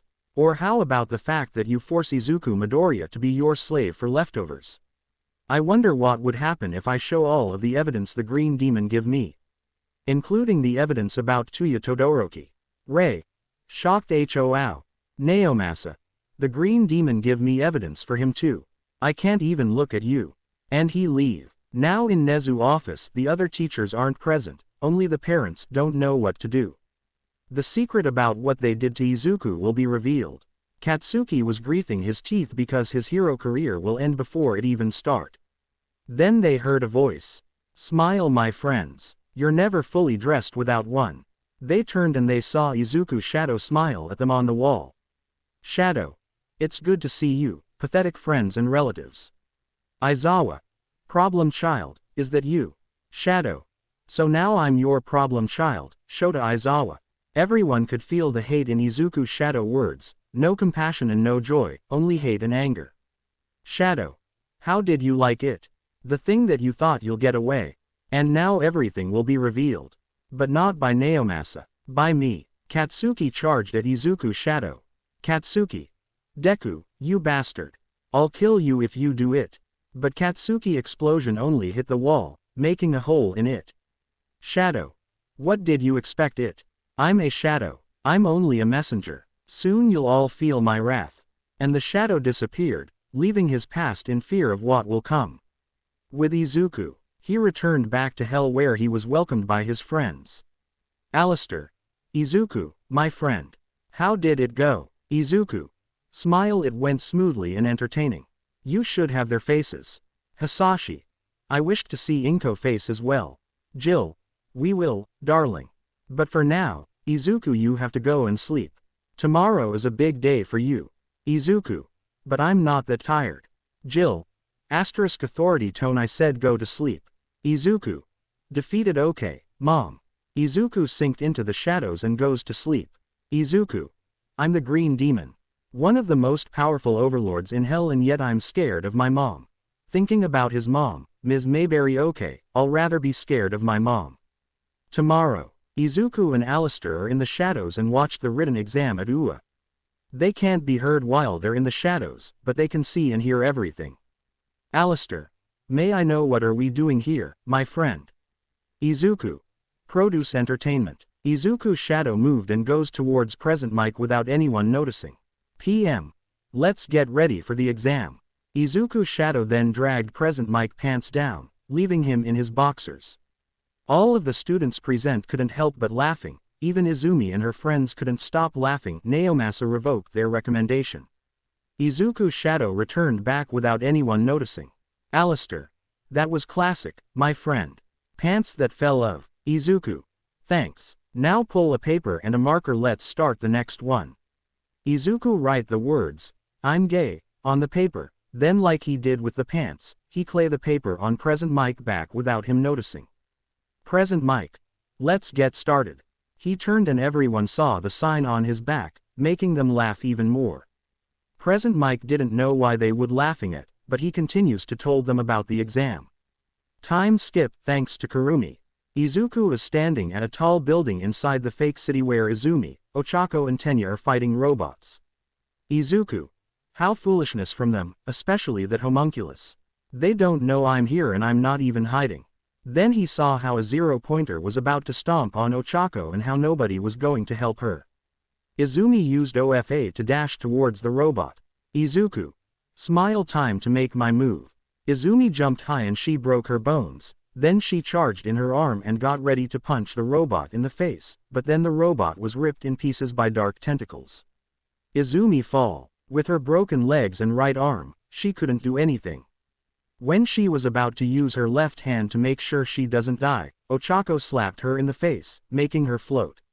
Izumi noticed that Ochako used her quirk on her. Ochako. Asterisk struggle release. Izumi fall easily and then Ochako puke. Izumi. Thanks for saving me, Ochako. Ochako. You're welcome. Thank you for saving me from that robot. Izumi. But I do anything. Ochako. Then who destroyed the robot? Then a fire tornado appeared and they heard someone singing. I swear, I testify. It's not all just black and white. I'll find a better life. Just give the hand a shake. Hate me, just get in line. We're braced for better times. Just keep your head up high. And get up out my way. Izuku then emerged from the tornado, spreading his wings. Izuku. I'm back. At the monitor room, they saw Izuku for 2 seconds before the camera's glitches and got destroyed. Then they rushed to the fake city. With the others, they saw the fire tornado and rushed to see what happened. Back to Izumi and Ochako. Ochako was shivering in fear, so does Izumi, but she couldn't move. Izuku. Oh, Izumi. You look like an absolute mess. Here. Izuku snapped his fingers and Izumi was healed. Izumi. Oni-chan. Izumi rushed to hug Izuku, but tentacles grabbed her. Izuku. Did you really think I would let you touch me, Izumi? Izumi. Oni-chan. Izuku. Oh, what happened to Deku? Useless, freak, failure. Radio noises, should I remember you what you did to me? Izuku tightened his tentacles, making Izumi to feel the pain of being squeezed. Izuku. How does it feel, Izumi? Not so good, huh? I felt the same way when you used your quirk on me. Ochako was about to help Izumi to escape, but Izuku also caught her as well. Izuku. What do you think you're doing, huh? That reminds me of something. Lift Ochako high in the air with his tentacles. I wonder what would happen if I dropped you from this height like you did to me. Don't you want to find out? Izuku dropped Ochako and she was falling. Ochako almost hit the pavel, but Izuku caught her with his tentacles. Izuku. I hope you had as much entertaining as I did. Tenya was about to kick Izuku. Tenya. Recipro bu ga. Before he could land the attack, his legs were pierced by Izuku. Izuku then walked towards Tenya, who was holding the holes in his legs. Izuku. Looks like taking your reproduction system wasn't enough. How about your life then, Izuku created a sphere of his hellfire and got ready to blast it at Tenya, then he heard a voice. That's enough. Izuku turned and he saw his past. Toshinori, Inko, Nezu, Aizawa, Yamada, Nimari, the rest of his tormentors. Izuku. Well, isn't this a reunion party? How wonderful, don't you think? Momo. Zuzu, is that you? Izuku sank into the shadows and appeared in front of Momo, scaring her. Izuku. Grabbed Momo hand. Izuku. Midoriya, pleasure to meeting you. Make eye contact with Momo. Quite a pleasure. Wipe his hand in sign of disgust. Izuku then sank back into the shadows and returned back to Izumi and Ochako, who were still trapped in Izuku tentacles. Eraserhead turned his quirk on L, but nothing happened. Izuku. Did you really thought that would work on me? Eraserhead. What? Izuku appeared then in front of him. Izuku. I'm a demon. Your little quirk isn't working on me. Then Izuku was hit by an explosion. Katsuki. Take that Deku. You useless freak. From the dust. Izuku. Was that supposed to do something? The dust cleared, revealing Izuku was okay, not even a scratch. Izuku. This is how you're doing it. Izuku launched his fire towards Katsuki and hit him head-on, sending him into the fake building. Izuku. And he's called the strongest. What a joke. Izuku then fly up in the air. Izuku. I would love to stay, but I have other things to do. But don't worry, I'll come back. The game is set. And leaving his past to shiver in fear. Fumikage thought, I never felt something so dark before. With Izuku. He's walking through the streets of Musafu. Then a little girl with long wet hair, red eyes, and wearing a dirty hospital robe bumped into his leg. Izuku then kneeled down to her. Izuku. Are you alright, little one? The little girl jumped on him and hugged him tight. Crying, please, don't let him take me away. Eri. Stop disturbing the nice man. Izuku saw a man wearing a green jacket with purple fur, white gloves, and he was wearing a plague mask, but for Izuku it didn't matter. All that mattered was that for Izuku, this man was glowing bright red. Izuku's eyes then turned into radio static and killed the man immediately. Izuku then stood up and he was rubbing Eri back. Izuku. Don't worry, Eri. The bad man is gone. Eri. Thank you, Papa. Izuku. Disturbed radio noise. What did you call me? Eri. You saved me from the bad man, you're my papa. Izuku. I suppose I can't leave you alone. Later, after some explanation, Lucifer grabbed Eri and hugged her. Lucifer. Happy I'm a grandpa. Charlie took Eri and kissed her cheeks. Veggie then took Eri and spun her around. Luna then took Eri and rubbed her chin on her head, marking her as her own. Octavia did the same. I then took Eri and kissed her forehead. Lucifer then used his powers to make Eri Izuku's biological daughter, but also Charlie, Veggie, Luna, Octavia and I biological mothers. No one pav. Izumi and her friends are now in 1A class and waited for the second day to start. In class 1A, they're waiting for the next teacher to come. While they were waiting, they were on their phones and the news about another hero dead by the green demon spread like wild. Eraserhead was sleeping in his sleeping bag. Momo. I can't believe Zuzu could have done something like that. Fumikage. I never felt something so dark before. Ochako. He said he had become a demon. Mina. What kind of person was that Alistair guy who turned Izuku evil? Katsumi. Once I have my hands on that freak with radio voice L, I'll kill him for what he make Ai-chan turn into. Tenya. And I'll scold Izuku for killing all those people. I didn't give him my permission to take that deal. All of them agreed to try to save Izuku from Alistair. Then, I never believed that you're that dumb. They heard Izuku's voice, but they didn't saw him. Then an old radio appeared. Izuku. Radio right then. Why don't you and I get down to the nitty-gritty and then we can let the fun begin. Izuku make himself appear. Izuku. Greetings my friends. All of 1A looked in fear at Izuku, even Eraserhead. Izuku then sink in the shadows and appear in front of Katsumi. Izuku. Put a finger under Katsumi's chin. Smile my dear. You know you'll never fully dressed without one. Katsumi was shaking in fear. She felt Izuku's dark power. Katsuki charged at Izuku. Katsuki. Deku. Get away from my sister. Izuku. Izuku easily dodged Katsuki's right hook and then summoned 4 tentacles that caught him. He tried to get free, but no avail, his quirk didn't work on the tentacles. Izuku. Oh, the great Katsuki Bakugo is struggling to break free from quirkless old me. You have to try harder than that, old pal. Izuku's tentacles started to squeeze Katsuki, making him scream in pain. The rest of 1A got ready to intervene with Eraserhead, but Izuku said, Izuku. I wouldn't try something. I have your lovely classmate at my mercy. One wrong move and his blood will be on your hands, like the rest of it. Momo. What do you mean, the rest of it?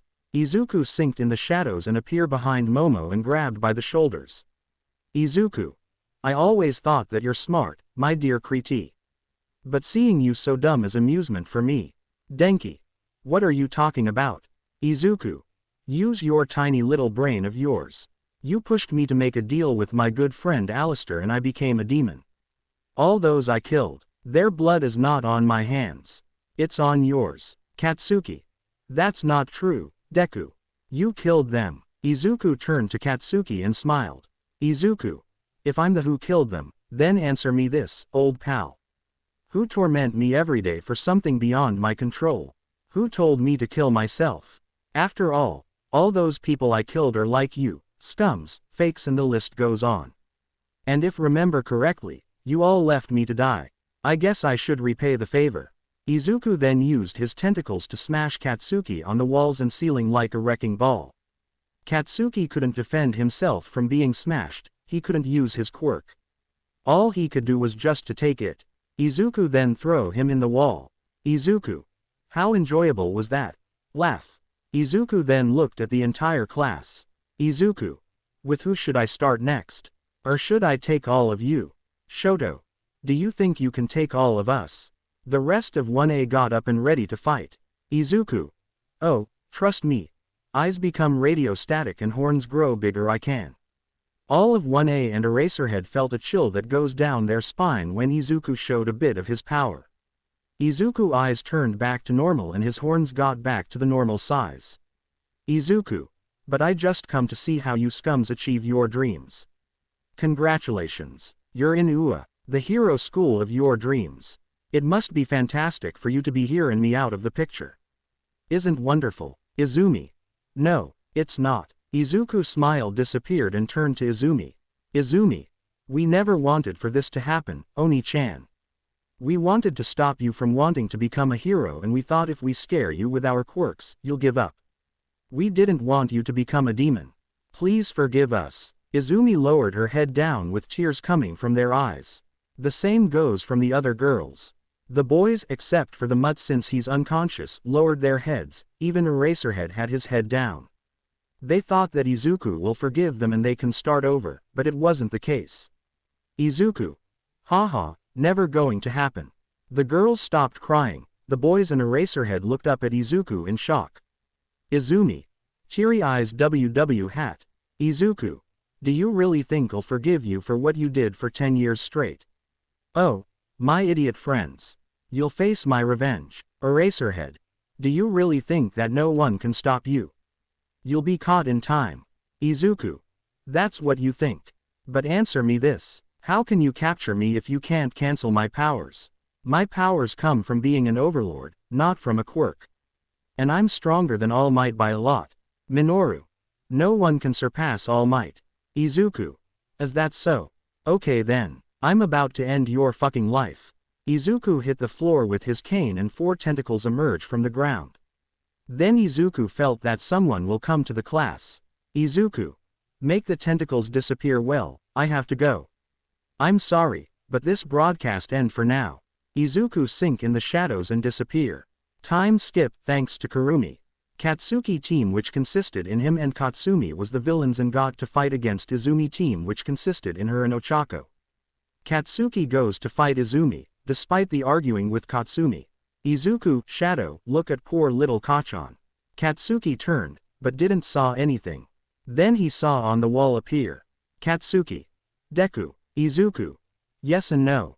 I'm now only a shadow. But even in this form, you're pathetic compared to me. Katsuki involuntarily bite his tongue in anger. How dare Deku to say he's pathetic? He launched an explosion towards the wall and destroyed, making the building to shake a little. Katsumi. What's Katsuki doing? With Izumi and Ochako. Ochako.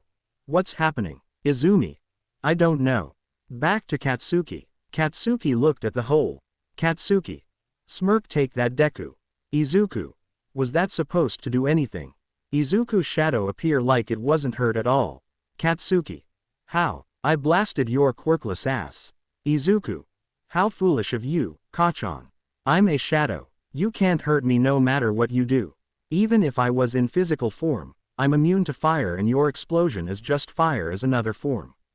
You're quirkless against me. Now Katsuki was seeing only red because Izuku called him quirkless. He launched explosion after explosion towards Izuku's shadow, but nothing happened.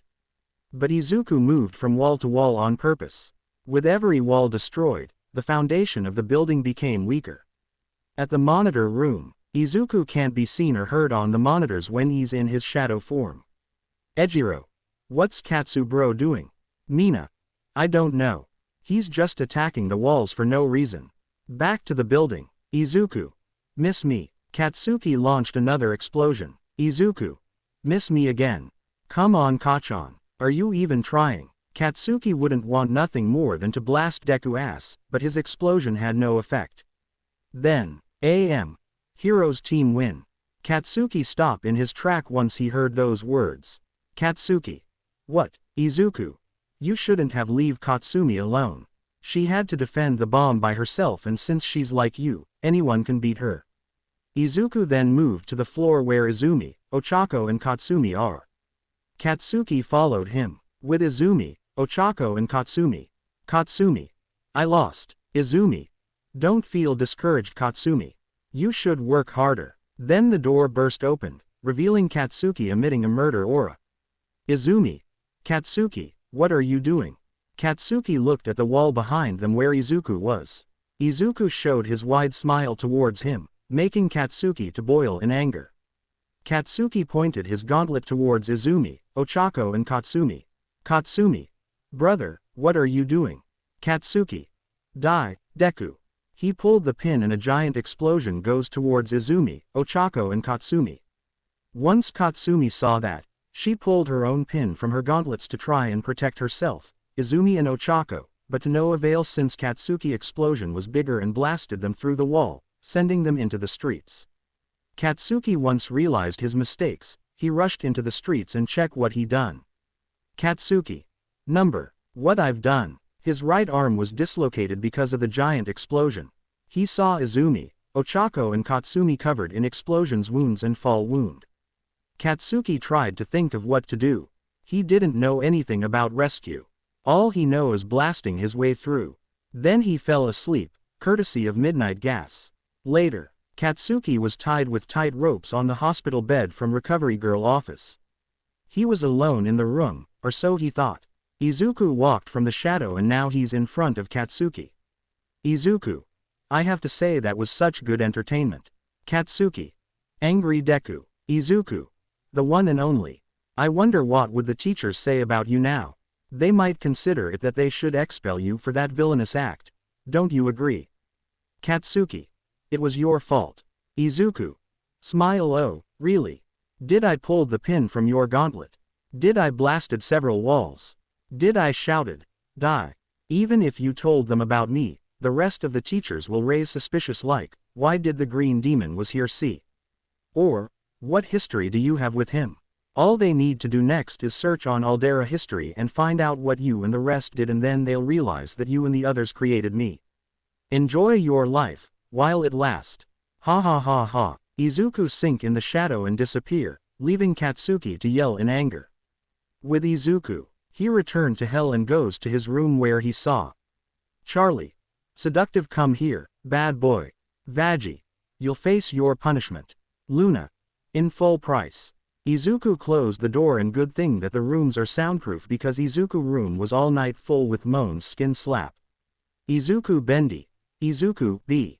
Green Demon GD. 1. Izuku GD Pav. I'm watching how those pathetic heroes are trying to capture my new friend. A demon like me, the Ink Demon, more specifically, me from another world. It appears that the theory of multiverse is real.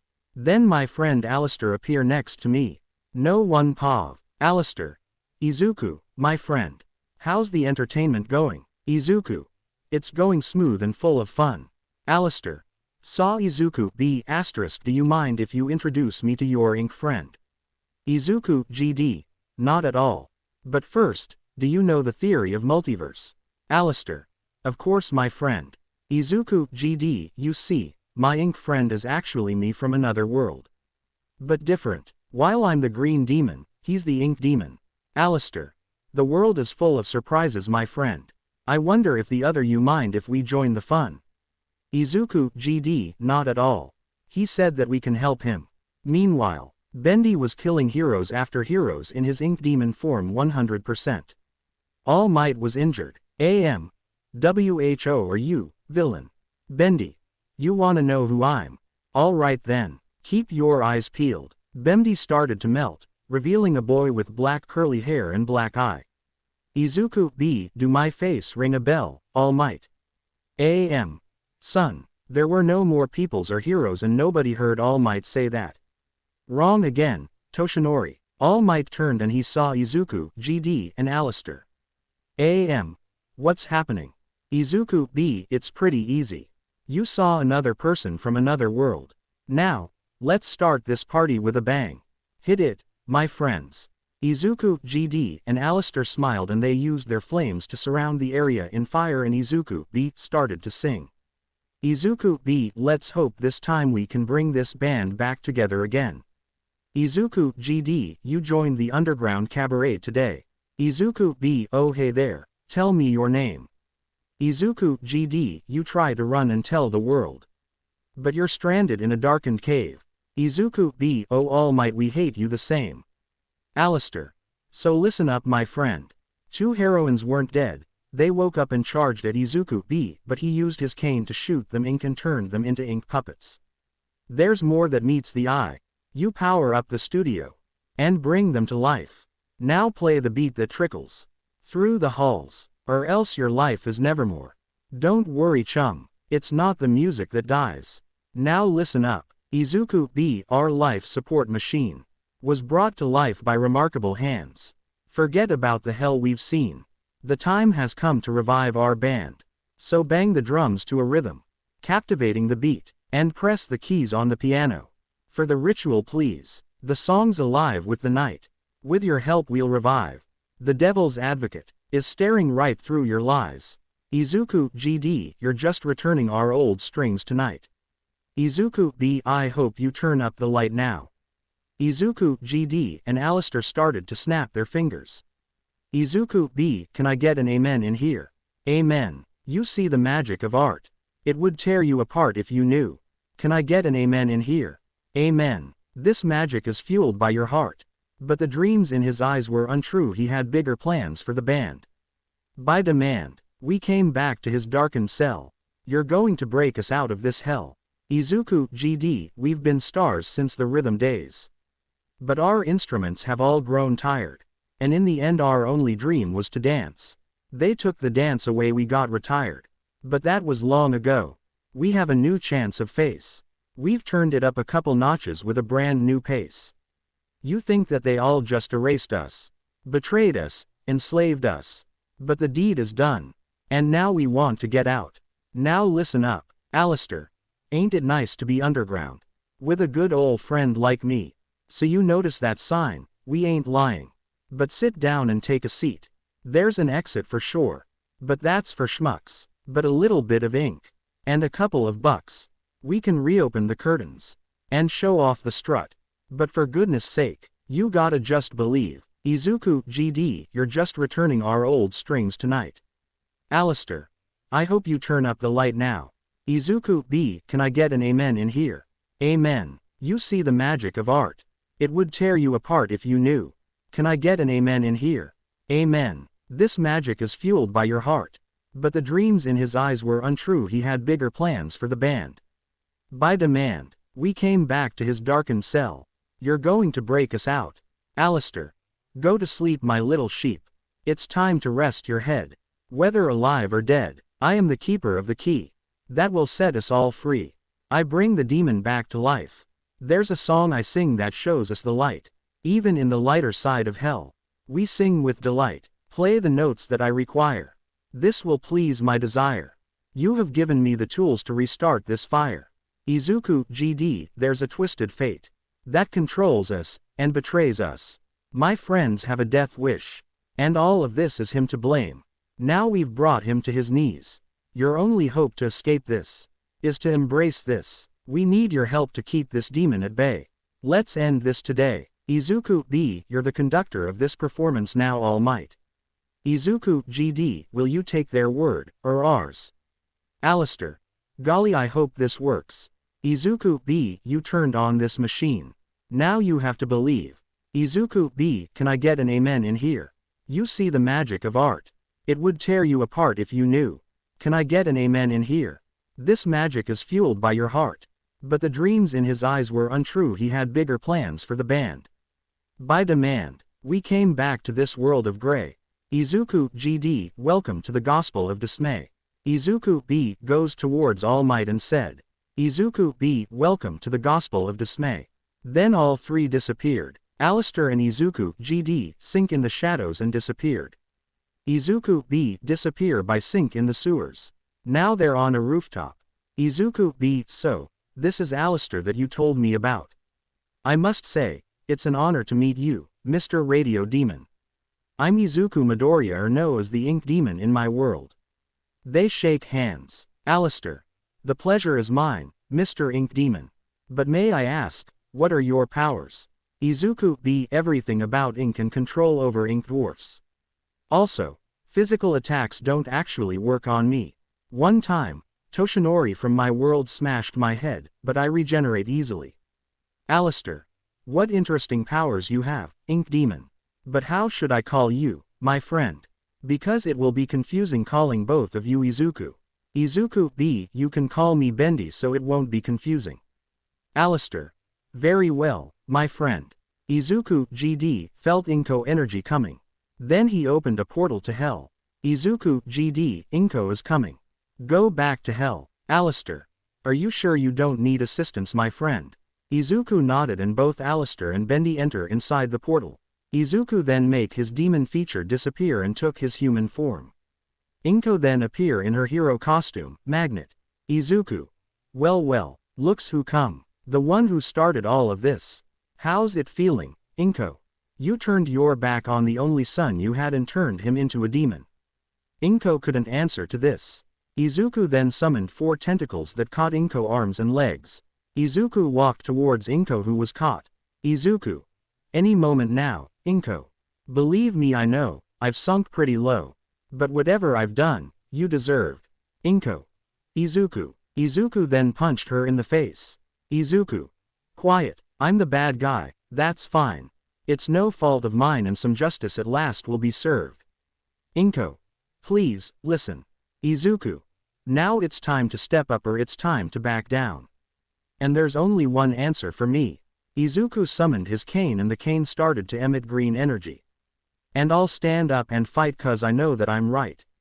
Izuku got rid of his human form, revealing his demon form. And I'm ready, I'm ready, I'm ready. Ready as I'll ever be. Inko still struggled to get free from Izuku tentacles. Izuku. You won't stop me from having my revenge.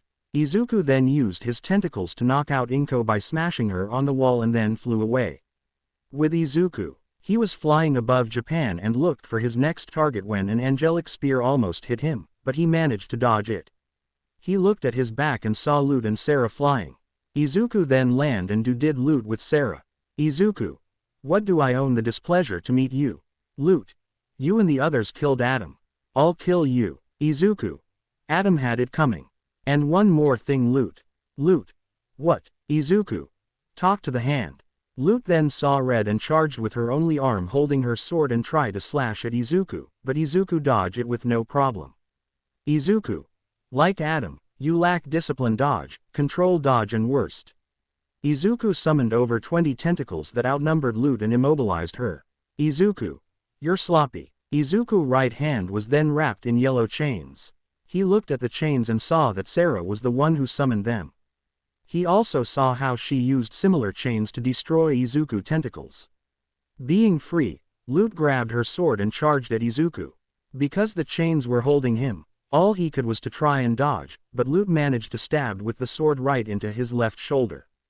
Izuku felt the pain, but he didn't scream because he didn't want to give them satisfaction. Instead, he laughed, irritating both Sarah and Lute. Sarah. What's so funny, demon? Izuku.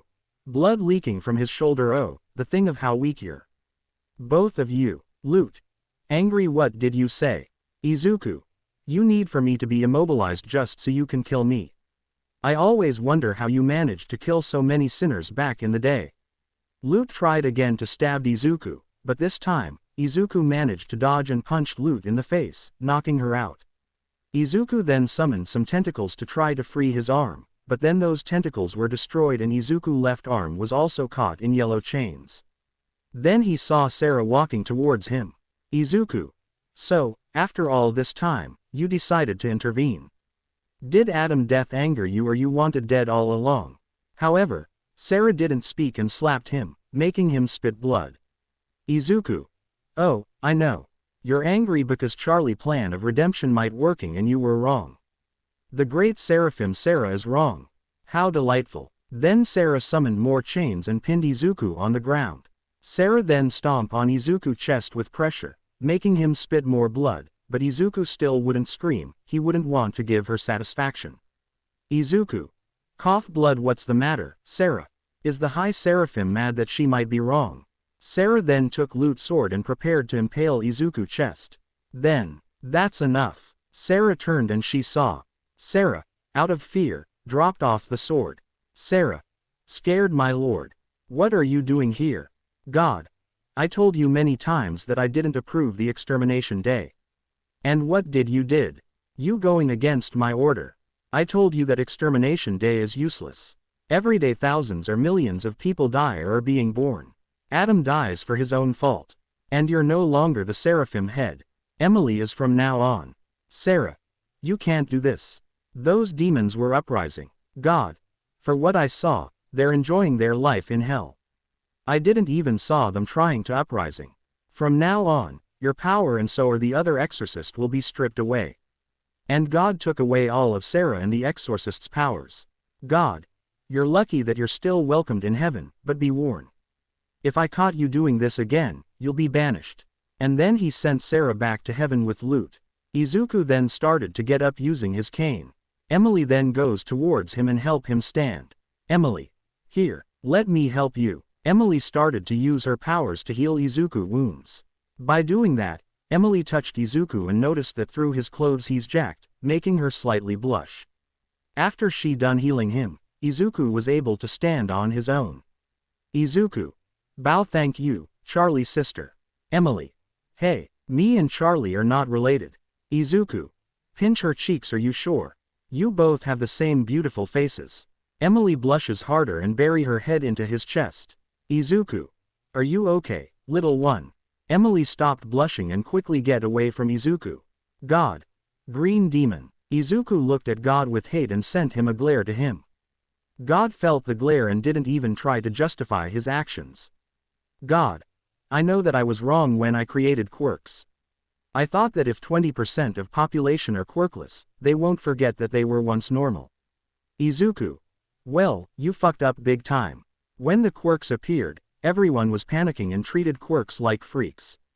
Now it's the other way around. Freaks became normals and normals became freaks. And you're stuck. You can't stop quirks from existing because they're quirks that are used in medicine and some are using them to actually help others. And you can't give the quirkless quirks because, like me, they'll be labbed as villains for wanting revenge. God. I'll find a way. But for now, I must be leaving. I can't stay in the human realm for long. I can be exposed. And by the way, I won't stand in your way of vengeance. Izuku. You won't. God. Number. Your past brought this to themselves. And God, leave. Emily. Well, I have to leave as well. Maybe we can hang out. We can go for a jogging. Izuku. Splendid idea. I know a stadium not too far from here. And I don't think you need a disguise since now, all you have to do is saying that you look like that because of your quirk. Emily. Okay, I'll see you next time. And Emily leave blushing. Izuku then decided to make a visit to his friends. The next day, Izumi and her friends are now going through the halls of UA and towards their classroom. Most of them are shivering in fear after yesterday. Not only about Izuku being the green demon who killed countless of heroes, but now there's a new demon, the ink demon. Katsumi. Izumi, any news from your parents? Izumi. Until now, nothing. Dad just woke up and he didn't remember from yesterday. Just that the ink demon had killed many heroes and him with Oni-chan or a team. Katsuki. When I find Deku and that ink bastard, I'll kill them both. Katsumi. Will you shut up? Everything is all your fault. If you never came with that stupid idea of bullying I-chan to make him stop wanting to be a hero, now I-chan wouldn't be a demon. Katsuki. Not my fault. Deku is quirkless. He's too weak for being a hero. Shoto. We forgot. It's never your fault. It's always someone else's fault. Will you wake up to reality? Katsuki. Angry. What did you said? Half. Denki. Everything it's your fault. You had to come with that stupid plan of yours. Katsuki. My plans are perfect. Ejiro. And look how that turned out. Our friend became a demon. He killed many peoples. Like he said, their blood is on our hands. They finally enter inside classroom. The teacher who had to teach them didn't came yet. They took their seats, inspired by Rick's 999. But when Tenya sat on his chair, the bear trap from under his desk activated when he sit down, caught him his right leg. Tenya. Aaaaaaaggggghhhhh. Everyone rushed to him. They saw the bear trap on his leg. Denki. Where did that bear trap come from? That's easy. I put it there. The voice they heard sent chill on their spines. From the shadows, Izuku appear on the teacher desk, drinking a coffee. Izuku. Good day, my friends. Don't you love a good hunting season? Katsuki got ready to activate his quirk, but Izuku stopped him. Izuku. I wouldn't try that, my dear friend, unless you want to turn your friends into barbecue. Katsuki. What are you talking about, Deku? Izuku. So powerful, yet so naive. Don't tell me you don't smell the wonderful perfume I used on your class. Everyone was wondering what Izuku was talking about, but then they smelled the air. It was a smell that stung their noses, a familiar smell. Denki. It's Ejiro. Gasoline. Izuku. Correct you are, my dear friends. I knew it that my explosive friend would try to attack me, even if his attacks are useless against me. So I decided to change the game. Look at Katsuki, you're free to attack me, my friend. Everyone wide their eyes. Anything could ignite the gasoline. Katsuki and Katsumi explosions. Shoto and Shoka fire. Denki electricity. Yuga Aoyama laser. Tenya engines. Shoto. I can use my ice and freeze the gasoline, Deku. Izuku. True that, but you forgot something. I used my powers to block the windows and door. Also, you can't freeze something so dense like gasoline. And only you and Shoka have cold resistance. If you use your ice, you might cause everyone hypothermia and kill them. Shoto got quiet. Katsumi. Please I-chan. That bastard is controlling you. Let us help you. Izumi. That's right, Oni-chan. Let us help you to get free from that Alistair guy. Izuku then walked towards Katsumi and put his hands on her cheeks. Izuku. My friend Alistair taught me something. Don't break someone's heart, they only have one of those. He moved his head closer to Katsumi. Katsumi did the same and closes her eyes, thinking that Izuku will kiss her, but that wasn't what happened. Izuku grabbed her by the collar and threw her into the wall. Katsumi. Gggggggaahhhhh. Izuku. Eyes become radiostatic and 4 tentacles emerge from his back while his horns grow bigger * break their bones. They have 206 of those bad boys. Katsumi fall from the hole she made by the impact. Izuku. Do you really think that I'll forgive you for what you did? Oh, how foolish from you. I'll have my revenge on you. I'll destroy everything you hold dear, and when you beg for death, I won't grant it. And to make you aware of what I can do, I'll give you a demonstration. The ascendance of the overcast sky shadows writhed as if alive, reflecting the tumult within Izuku Midoriya's heart. Once the hopeful hero dreamer known for his unwavering spirit and determination, he now stood transformed, a figure cloaked in emerald darkness, his eyes glowing with a fierce intensity that sent shivers down the spines of his former friends, who had tried to confront him. Ochako. This isn't you, Deku. Ochako shouted, her voice trembling as she stepped forward, desperation etched across her face. Behind her, Katsuki clenched his hands in anger and worry battling within him. Izuku raised his hands, every inch of his being resonating with from his fingertips, coiling around him. He was no longer merely a boy striving for greatness, he had embraced a darker fate, the Overlord Green Demon, the embodiment of his darkness powers. Izuku. Do you really think you can save me? Izuku's echo through the class. Izuku. You tormented me and then you labeled me as a failure. With each word, the temperature dropped, the air thickening with despair. Wails of the damned seemed to whisper from the depths of the class, urging him on to unleash the INC spell that would grant him dominion, voice rising above the rustling. Izuku. Wither and decay. End this destiny. Break these earthly chains, and set the spirit free. Katsuki. What the hell are you saying, Deku? Then, everyone felt excruciating pain going through their bodies. Some fell on the ground from pain. Izuku. Take what has been hurt. Grant them no mercy. Bend and break the reins. And set the spirit free. The spirit free, he chanted, the energy around himmels of dark magic weaving through the air like serpents. The ground trembled, the very earth quaking under the weight of his fury. His once friends watched in horror as shadows morphed into grotesque forms, creeping towards them, fueled by Izuku's anguish. Izuku. Take what has been hurt. Grant them no mercy. He pressed on, the ritual gaining momentum, his once bright spirit merging with the shadows.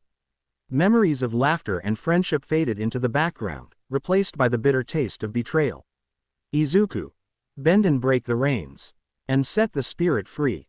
The final words echoed with an unsettling finality, resonating through the clearing like a death knelling into jagged specters that surged toward his once friends, fears and regrets. Katsuki. Stop this, Katsuki shouted, channeling his own anger. Ejiro. We're still your friends. You don't have to do this. But Izuku only laughed, a hollow sound that sent chills down their spines. Izuku. Friends. You turned your back on me when I needed you the most. Now pay. Izuku then felt Eraserhead energy coming closer, indicating that he's close, so he cancelled his spell. Izuku. Well, that was fun. But for now, this broadcast end. Then Izuku sank in the shadows and disappeared. Eraserhead then come and saw some of them on the ground and Tenya with the wound from the bear trap. They rushed to Recovery Girl to heal. Fortunately for Tenya, the bear trap was on purpose set to net tear his leg or to be directed at his engines, but he need to take things slowly. With Izuku, he returned to Hell where he was greeted by his real family, the ones who care for him. Then Mimsy comes back and brought some guests. Izuku and Alistair got ready to fight, but Bendy stopped them. Bendy. Let me handle this. Bendy exit outside in his cartoon form and begin to sing. Bendy. I'm the dancing demon. Watch me twirl and hop and spin. I'm quick to give a smile. But I won't forget your sins, ha ha. Bendy. Ha ha ha. Bendy transformed into his human form, but with horns on his head. Bendy. The wonders of imagination. Welcome home, dear friend. How long we've all been waiting. Let's create a masterpiece. Breathe life into your dreams. All you gotta do is start up the machine. Bendy then jumped and turned into a pot of ink. Shark. What the hell? Then Bendy emerged from the pot of ink and transformed into his ink demon form 50%. Bendy. I'm the product of an artist, whose creations bring delight. Upon this somber threshold, imagination comes to life. Just free yourself from reason. Soon, you'll see in black and white. Call me a seed of evil, but what's that mean? If I'm conceived within your mind, leaking from the ceiling, ink is bleeding through the lines. Is that your heart that's beating? Or illusion you're alive? Collect what's necessary. Keep appeasing the divines. It's me you should be believing. 'Cause he's deceiving you with lies. Holy conniption, has it been many years? It appears Mickey Mouse might've been murdered here. Bendy created a doll of Mickey Mouse, but without the head. Lifeless pie-cut eyes, I have learned to fear. Kinda reminds me why I quit wanting to be a hero. Why did I come? Lemme go home. I should be leavin'. Whatever happened? Don't wanna know. What are these demons? Guess if I gotta be stuck here, then I might as well investigate. Secrets are unlocking, but too bad. The exit ain't. Despite this mask of happiness, I drown in dark despair. The world may be your canvas. What you paint on it, beware. The pen is mightier than the sword. It has no limitation. Don't refrain, this ink will stain. And nothing can erase us now. Can you describe the face you saw? Could it be one you recognize? We'd never harm the hand that draws. Imagination cursed us all with life. The lone sharks tried to run, but ink creatures appeared and killed some of them. Shamed and defaced, scathed and disgraced. Tainted by hatred and can't be erased. Heroes betrayed us, we've got it on tape. We've written your fate, and it can't be erased. I was not always a monster. Once I was somebody's muse. Innovation made us stronger, but that power was abused. The machine is thumping, and the ink is pumping now. You need to run. Because the demon's coming. I really need help. Someone send a telegram. I'm surrounded by upside-down pentagrams. Bendy created ink pentagrams on the ground. I don't have a guide. Just little bit of candlelight. With an axe that I don't. Bendy created an ink axe blade on his arm and chopped the heads of more sharks. Know how to handle right. That little devil darlin's on a lot of reels. Long as he's on one, he cannot be real. Stop the projectors, Bendy's off his reel. Got a feeling he and Joey got a deal. An unholy bargain, a demonic seal. With a master plan, that I must reveal. Won't be long till this ink's all congealed. Upon my body, head to toe, all concealed. But a little bit of bleach should do the trick. I'll never watch another damn cartoon. I quit. Look at you, you're scared of a moving pic. Izuku. Hey, Bendy, how'd you get that tutu to fit? I'm blinded by this evil growing. My heart is full of people loathing. With secrets that I'll be showing. Heroes are the wolf in sheepish clothing. Flood the shop with ink flowing. Push it to the brink of blowing. We hope you don't think of going. Weigh you down to keep from floating. Come with me, we'll bring you Joey. You'll be kept from being lonely. Kicking, screaming, sinking slowly. Give your soul, it's what you owe me. Bendy grew at the size of a giant and killed the rest of the sharks by bashing his fist on them. Shamed and defaced, scathed and disgraced. Tainted by hatred and can't be erased. Creators betrayed us, we've got it on tape. We've written your fate, and it can't be erased. Bendy then turned back to normal. I'm the dancing demon. Watch me twirl and hop and spin. I'm quick to give a smile. But I won't forget your sins. I'm the dancing demon. Watch me twirl and hop and spin. I'm quick to give a smile. But I won't forget your sins, can't be erased. Bendy killed the rest of the lone sharks. Mimsy. Oh, Mr. Bendy. What a fantastic show. Applause, bravo. Thank you for saving. Bendy then turned into his beast form and roared at Mimsy. Bendy. You have 10 seconds to leave before I eat you alive. Out of fear, Mimsy ran away in fear wherever she saw. Bendy turned back. Bendy. That was a good exercise. Next day, Izuku is at the stadium where him and Emily will go for some jogging. After a few minutes, Emily come. Izuku saw. Emily. What do you think? Izuku. I don't know what to say. But Emily, are you sure of what you're wearing? What if some creep saw you? Emily. Blushing, don't worry. I sense the energy like you do. It's no one around. Whisper, it's only us. However, Izuku heard what Emily whispered and he didn't know what to do. He didn't want to break Emily's heart. But he couldn't be with her. He's with Charlie and his other girls. Perhaps he could talk to them about Emily. Time skip thanks to Kurumi. All Might defeated the first Nomu, but he didn't expected that the League of Villains will have another one. Tamura L. Nomu, kill All Might. The Nomu charged at All Might and got ready to kill him, but then the glass ceiling broke and Izuku landed between All Might and Nomu and caught Nomu punch. Izuku. My, looks like I arrived just in time to save this idiot people's call a hero. Izuku then looked at the Nomu. Izuku. What a buff chicken you have, Mr. Handyman. Izuku then used his tentacles to throw the Nomu away. Tamura. TCH. Nomu. Get up and kill this bastard. The Nomu got up. Izuku. Oh, how amusing to think your chicken can defeat me. Tamura. Joke's on you, bastard.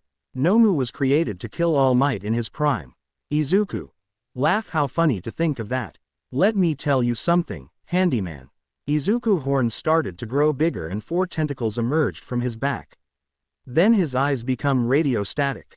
Izuku. I'm more powerful than All Might and your sensei, AFO in their prime combined. The Nomu back away in fear. Izuku then impaled the Nomu and ripped him into pieces. Then he used his hellfire and burned the Nomu, killing it. Izuku. What did I told you? I'm more powerful than Asmite and AFO in their prime combined. Now, you're next. Tamura. Angry Kurogiri, get me out of here. Kurogiri opened a portal and Tamura managed to escape. Tamura. You'll pay for this, brat. And they leave. Izuku then looked behind him, seeing All Might who turned into Toshinori. Then he walked towards him and smiled. Izuku. Now, you're next. Izuku was about to attack Toshinori, but then the door burst open, revealing Ua teachers and Tenya. Izuku. My, you can walk after that bear trap. You're a stubborn one. Look at Nezu, good day, homunculus. The teachers charged at Izuku. For Izuku, he could easily defeat them in a swing of an arm L, but he decided to play with them, so he unsummoned his cane and he let himself being captured. The police officers came and took Izuku to Tartarus while still smiling. The teachers were glad that the green demon was captured, but Nezu was not convinced. Izuku's smile bothered him. Nezu thought, why did he let himself being captured? As for the hero commission, they were overjoyed that Izuku was captured, but oh boy, they're in for a big surprise. No one Pav, Madam President, Toshinori, Inko, Nezu and Aizawa are seating on their chair. In front of them is the green demon, Izuku Midoriya, who was captured and tied in a chair.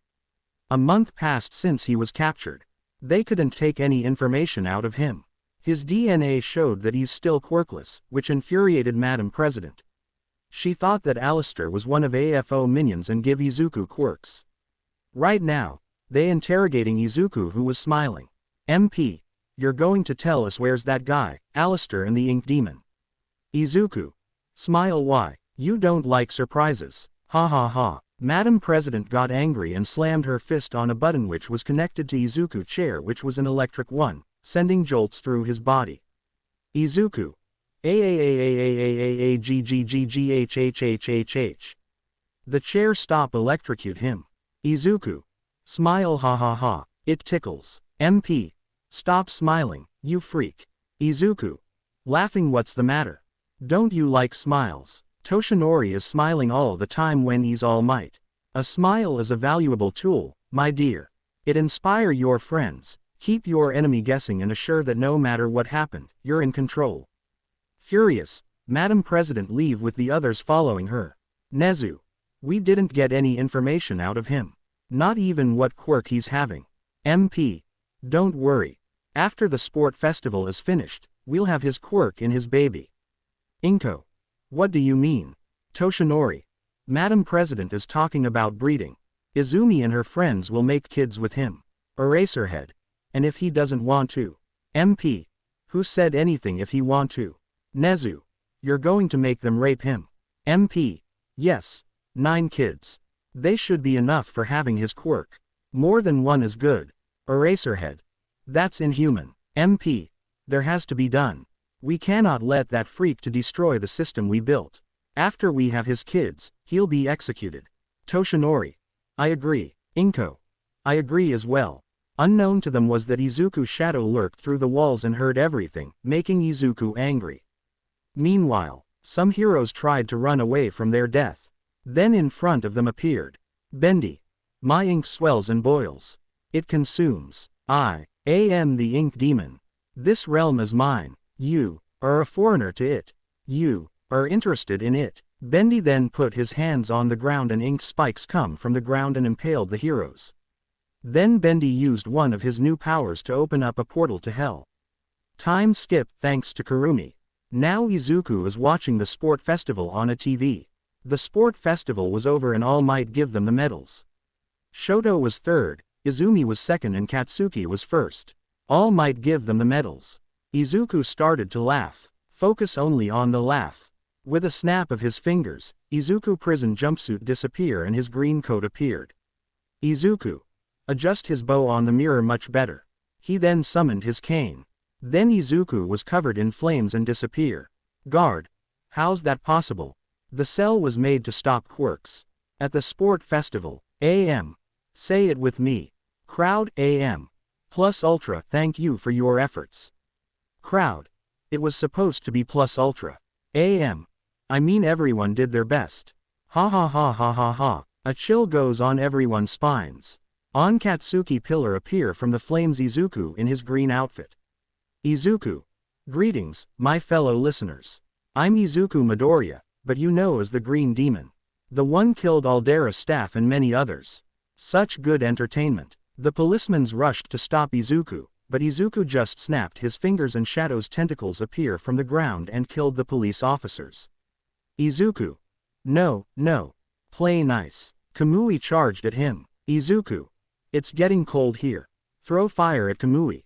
Kamui was engulfed in flames, killing him. Izuku. Walk towards Kamui corpse. Ah, much better. AM. Smash. Izuku wasn't fazed by that. Izuku just hit All Might in the face with his cane. For All Might, the hit was so powerful, he was sent to the wall. Everyone remained shocked that a kid just punched All Might with so much power. Izuku. Play nice, my steroids friend. Devious smile. Izuku then teleported back on Katsuki pillar. Katsuki was fuming with anger, but couldn't move since he was chained. Izuku looked at him and smiled. Then he started to sing. I've got a game I want to show you. If I tell you my name, you'll have to play too. I've been here for years, biding my time. Waiting and primed until I could find you. Izuku sink in his shadow and appear next to some heroes. Just sign on the line and we can be friends. I'll be here for you until your world ends. Enjoy all your toys, I will supply. You only live once and you'll be mine. The day you die, I'll have my payment. Your eternal soul's enslavement. Did you divine our dark arrangement? You were lovely entertainment. The dark desires you've been serving. You can bet that you're deserving. No regret for who you're hurting. Why, it's almost like you're flirting. Then Izuku disappear. Izuku then appeared in front of Izumi, Katsuki and Shoto in his full demon mode. He grabbed the stadium they stand with his tentacles. Come into my world, take a look at me. I am the nightmare on the dark side of the moon. I'm your first last resort, so call me when you need a helping hand. Play your cards wrong and I'll see you soon. Izuku put them back. Sorry, I don't mean to alarm you. If you ask me to stay, I would be charmed to. You all have such cozy little lives. How do you survive like that? I wish I knew. But you've got a lovely little secret. You're tired of feeling awful small. So you give Mr. Izuku a call to make a deal. Because you're hungry for the sights. You wanna see them, earthly delights. You feel you need them, your appetites. I'll help you feed them, I'll be your sweet green demon. And once your hunger has abated, don't forget your friend who waited. Watched as you indulged your thirst and did I mention that you're cursed? Come into my world, take a look at me. I am the nightmare on the dark side of the moon. I'm your first last resort, so call me when you need a helping hand. Play your cards wrong and I'll see you soon. You laid your chips out on the table now. When you gamble souls, the house will always win. I'm double dealing in betrayal and I'm here to cash my payout. I hope it was worth the life of sin. Welcome to my world, take a look around. Inside your nightmare, deep beyond the mortal veil, you made a wrong turn at the crossroads. Now you're at the final episode, Eternity with me in hell. Izuku then appeared sitting on a chair drinking some coffee still in his full demon mode. Pleasure to play, how I enjoyed you. Suffice to say when I play, I don't lose. Collect on the debts that you accrued. It was such a gas, I really am amused. Have a dark thought, I'm right beside you. A casual whisper just to guide you. Look over your shoulder and I'm gone. Remember this song and I bid you adieu. Music end. Izuku. Ha ha ha ha ha ha ha. For now, the broadcast is ending, and Izuku was covered in flames and disappear, only his laughing remained. Meanwhile at the hero commission. MP. Fuck. That bastard escaped. We need to capture him. Meanwhile, Izumi and the rest of 1A goes towards to their locker room. Katsuki. How did Deku escape Tartarus? Maybe because they can't hold him. They turned and they saw Bendy. Bendy was in his cartoon form, but he was the same size as Izuku. I called him Bendy because it's easier to not confuse them. Bendy is Izuku from the story, Izuku Bendy. Kyoka. Who are you? Bendy. Oh, where are my manners? I'm the Overlord Bendy, the Ink Demon. And I'm here to deliver a message from my friend, the Green Demon. Your days are numbered. He'll have his revenge. Izumi. We just wanted to. Bendy. Turn his hand into a version of Izumi head. Yeah. You just wanted to scare him with your quirks and make him give up. But it turns out you fucked up a lot. Great from you idiots. Thought, not as much as your versions from my world. The only difference between you and them is that you're still alive. Katsuki. Angry asterisk what did you say, ink bastard? I'll. Bendy. Create Katsuki head from his hand. Yeah. You'll killed me. That's no surprise, idiot. Bendy then make his hands into springs and jump towards them and begin to sing. That's right, I heard the story over and over again. Bendy get in front of Izumi. Gee, it's swell to finally meet her other friends. Bendy then goes towards the others from 1A. That's right, I heard the story, don't really like how it ends. Gee, it's swell to finally meet her other friends. Bendy grabbed Mina by the legs and hold her upside down. What did she say about me? What did she say? Bendy then grabbed Momo. What did you do without me? What did you do? Bendy then grabbed Katsumi and began to shake her.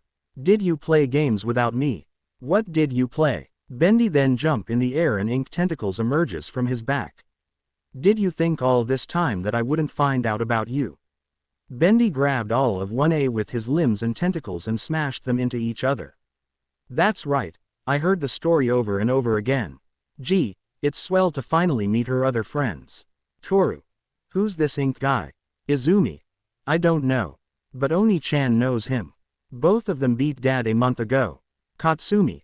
Angry asterisk who the hell are you, extra? Bendy then make his human form reveal. Who am I? Who am I? What are you even saying? I'm the loser of the game you didn't know you were playing. Let's play another game, this time I get to win. Bendy then creates scythe's blades from his hands. Lives on the line. Winner takes all. Ready or not, let's begin. Bendy started to swing his blades towards them. Oh, that's right, I heard the story over and over again. Gee, it's swell to finally beat her other friends. Bendy then transformed into his ink demon 100% and dashed at them. Oh, that's right, I heard the story, don't really like how it ends. Gee, it's swell to finally beat her other friends. Bendy then slashed at them, injured them, but missed any vitals points on purpose. Bendy then leave. With Izuku, he was watching Tsubasa, one of his tormentors who escaped his massacre from Aldera. The only reason why he escaped was that his family was in vacation. Tsubasa is at a cafe and looked terrified at the news from his phone of the green demon who escaped Tartarus. Then in front of him appeared a boy with brown hair, glasses, wearing red, black and white. Hey pal, hey friend, hey buddy. Why so sad, so downright unhappy? That's not my cup of tea. The boy drank Tsubasa coffee and then started to dance, spinning his cane. You know that this could be your last day here on Earth, so buddy, please. Won't ya smile just for me? The boy showed Tsubasa his smile, and with his charms, Tsubasa forget about everything and begin to smile, captivated by the boy charms. They exit outside and for some reason, Tsubasa followed the boy. My dear, no you don't have to cry. That ain't a pretty legacy to leave behind. They arrived at a rose bush. Stop and smell the roses while you've got the time. Pretty soon you'll be pushing up daisies where the sun don't shine. Pretty soon I'll be pushing up daisies where the sun don't shine. Izuku's shadow lurked from behind and smiled. They arrived at a forest and got deep inside the forest. After a while, they reached a wooden cabin where the boy entered. You know, I just gotta say that you might not have a lot of time to waste. Tsubasa once inside the cabin, he saw photos of his teachers from Aldera, his classmates in the now Class 1A. Aldera staff and Tsubasa classmates were crossed and impaled with knives. So lose that long face. Tsubasa saw how the boy was melting, revealing that he was no other than Izuku Midoriya, the green demon. None of us are here stay. So treat every day like it's a holiday. Izuku pulled an axe. Tsubasa tried to fly from there, but because he didn't know the forest and the forest was too dense, his wings were useless, so he run away. Until the day you slip away. Tsubasa run away from Izuku like there's no tomorrow, but he run away aimlessly since he did not know the forest. My dear, no you don't have to cry. Izuku walked casually to Tsubasa, smiling and holding the axe. That ain't a pretty legacy to leave behind. Tsubasa tripped on a root and fall. Izuku's shadow lurked towards Tsubasa. Stop and smell the roses while you've got the time. Pretty soon you'll be pushing up daisies where the sun don't shine. Izuku then bashed the axe into Tsubasa's face, killing him. Pretty soon you'll be pushing up daisies where the sun don't shine. Then Izuku fly away from the forest because he knew the forest pretty well. It was one of the forest he used to hide back in the day. No one pav. A few days passed since the sport festival and Izuku escaped Tartarus. Bendy returned to his world. Izuku also meet his counterparts from other worlds. And one of them being a celestial dragon which give ability to travel through multiverse come in handy. Right now a live interview with All Might is on the big screens. Host. All Might, can you tell more about the green demon who appear at the sport festival and who successfully escaped Tartarus? It's not much to talk about him. I'll only say this, he's a villain and he would be put behind bars for every lives he took. He'll face justice. Then, Izuku radio. Salutation. Good to be back on the air. Above the television building is Izuku with his radio tech. Izuku. Radio. Yes, I know it's been a while since someone with style treated this society to a broadcast. Fakers rejoice. Shut up, you damn villain. Izuku. Radio. Instead of someone mediocre addicted to steroids. What? Izuku. Radio asterisk is All Might insecure pursuing a lure. But in between this bad and that is nothing working. Don't listen to him. Izuku. Radio. Every day he got a new merchandise. You'll be caught. Izuku. Radio asterisk is All Might as strong as he proposed. Or he's based on support. He'll be nothing without OFA. You scum villain. Izuku. Radio. And here's the sugar on the cream. I asked him if I can be a hero, but he told me no and now that'll destroy his career. He's pissy, that's the T. You villain. TV glitching asterisk. You'll be caught. Izuku. Radio. The TV is buffering. I'll catch you. And the live interview got disconnected. Izuku. Radio. I'm afraid you lost your signal. The world got silenced. Then, Izuku. Radio. Let's begin. I'm gonna make you wish that I'd stayed gone. Izuku horns grow bigger. Tune on in. When I'm done, his wings and tail grow in size, so his appearance. Your status quo will know its race is run. His eyes became radio static. Oh, this will be fun. And the radio broadcast ended. Everyone feels the immense power that Izuku was radiating from his broadcast. With 1A, they're in their classroom, a chill going down their spines. Katsuki was fuming with anger and foam started to come out from its mouth. He kept shouting, Deku. Okay, sit down and choose your internship. It was Eraserhead who was in the same class with them. Eraserhead. Being afraid is not going to help us capture the green demon. Izumi. But uncle, how can we stop Oni-chan? Katsumi. He's a demon. His powers don't come from a quirk. Then a voice that speak like through a radio was heard. Radio. Oh, that's easy. You can't stop my friend. All of 1A and Eraserhead felt like someone dangerous is next to them. From the shadows, Alistair appeared. Alistair. Such fear coming from you. How excited I'm. Eraserhead. Ready to fight. Who are you? Alistair. Oh, you must Shota Aizawa. Sink in the shadow and appeared behind Aizawa. I'm Alistair. The radio demon. Eraserhead tensed up and turned around. Alistair shake his hand. Alistair. Pleasure to meet you. Wipe his hand in hidden disgust. It's nice to finally meet one of the idiots who treated my friend like a plague. Eraserhead. What are you talking about? Who's your friend? Izumi. Uncle, he's Katsumi. He's the bastard who turned Ai-chan into a demon.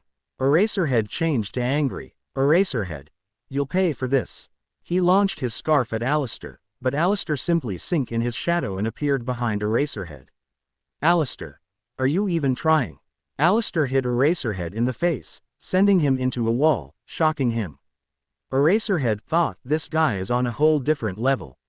He might have more power than All Might. Alistair. I feel so much better after my friend healed me.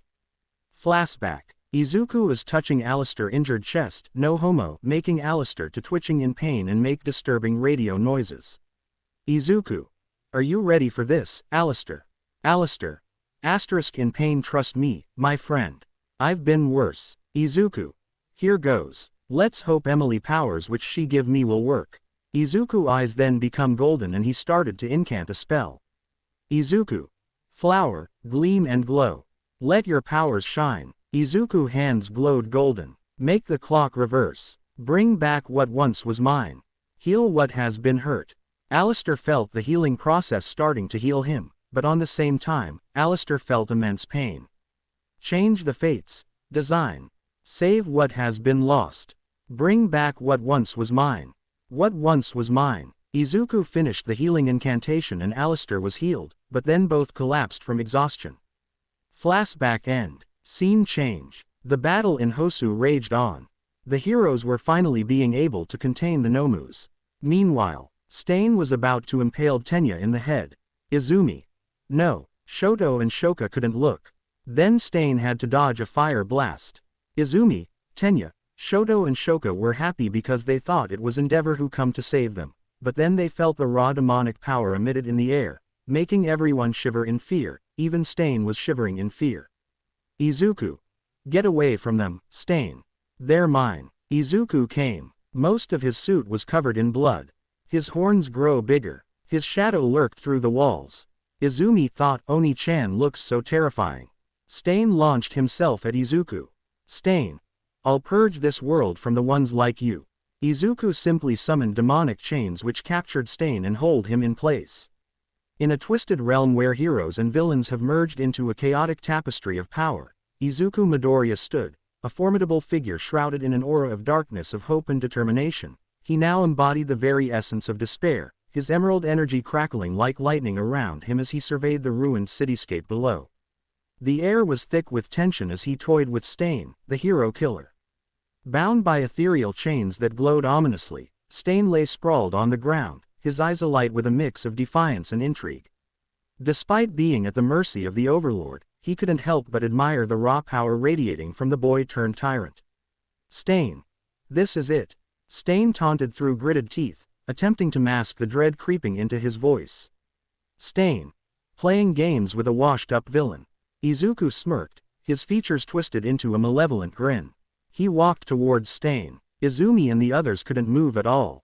Izuku. Games. No, no, Stain. This isn't just a game. This is about watching the world burn while I sit at the top. He flexed his fingers, and the chains binding Stain rattled menacingly. Izuku. But you do make it interesting. With a flick of hissnaring him further. Izuku. The hero killer's quirk, which once brought fear to heroes and, right now, you're not entertaining enough. Stain's breath quickened, sensing the shift in atmosphere. Stain. You think you can break me? You think I'll beg for mercy? His voice dripped with venomous resolve, but even he could see the intent in Izuku's eyes, an insatiable hunger for destruction. Izuku chuckled, a low, rumbling sound that echoed off the crumbling buildings. Izumi and her friends started to feel their body again. Izuku. Oh, Stain, it's not about breaking you.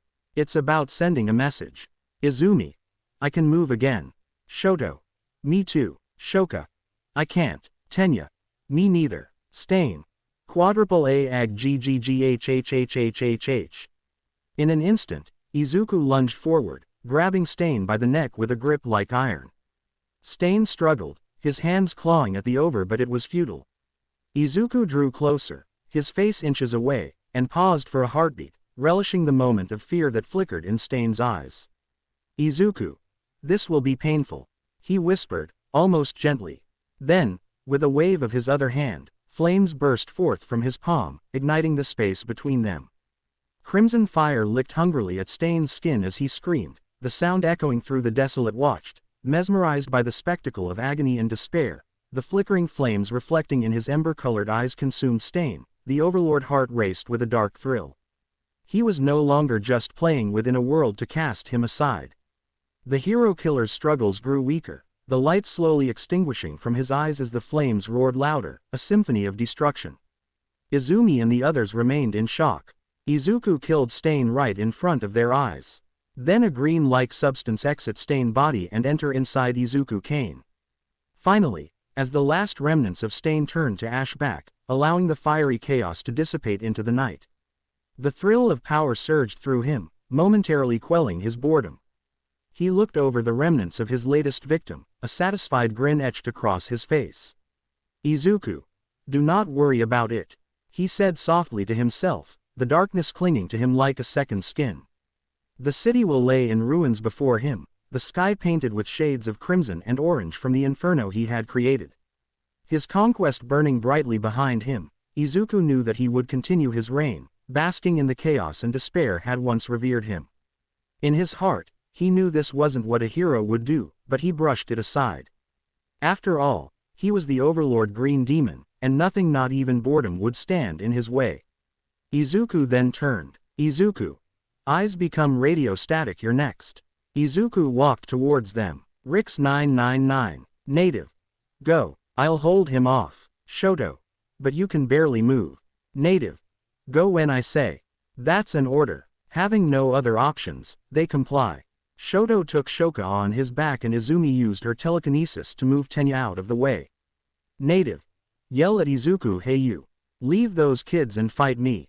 Izuku stopped in his tracks and turned to Native. Izuku. Very well. Izuku lunged at Native and caught him by the neck as well. Native could use his body again and started to move, trying to get out of the grip, but he couldn't. Izuku's palm then got ignited in flames and started to burn Native alive. Izumi and the others witnesses another person being carbonated by Izuku. After Izuku dealt with Native as well and the green ball-like substance was absorbed into his cane, he walked towards Izumi and her friends. Izuku was hit by a fire blast. Shoto and Shoka knew those flames. Endeavor. Are you alright? Shoka. Yes dad. Ha ha ha ha ha. The laughs sent chill on their spines. Izuku walked through the flames like nothing happened. Izuku. How foolish of you, Endeavor. I'm a demon of hell. Your mortal flames can't hurt me. With a punch, he sent Endeavor on a long distance.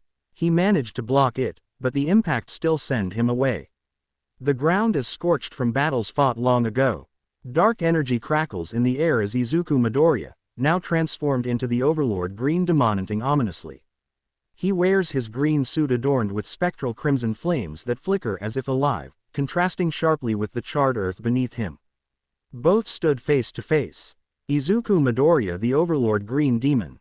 Now wielding immense demonic powers, he embodies darkness and authority, standing tall and commanding. Enji Todoroki Endeavor. The flame-enthused hero, muscles coiled and ready for battle, brimming presence of the Overlord. As the night sets behind the streets, casting long shadows across the battlefield, the rocky outcrop where Izuku stands.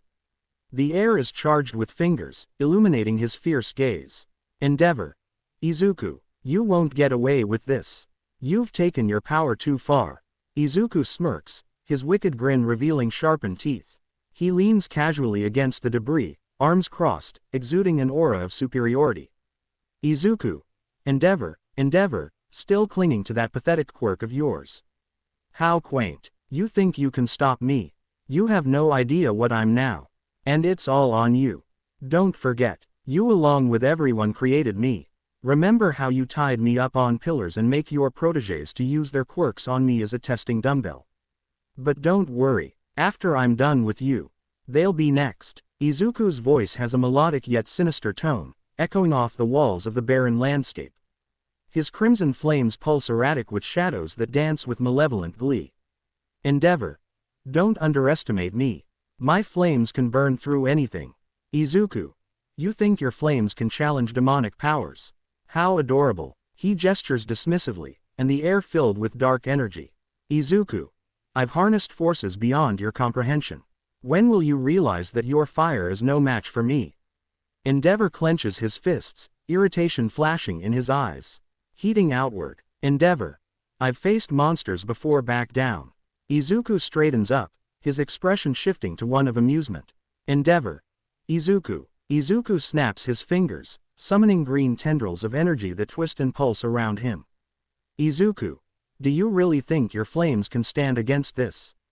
With a flick of his wrist, Izuku sends a wave of his crimson flames towards Endeavor, overpowering Endeavor flames.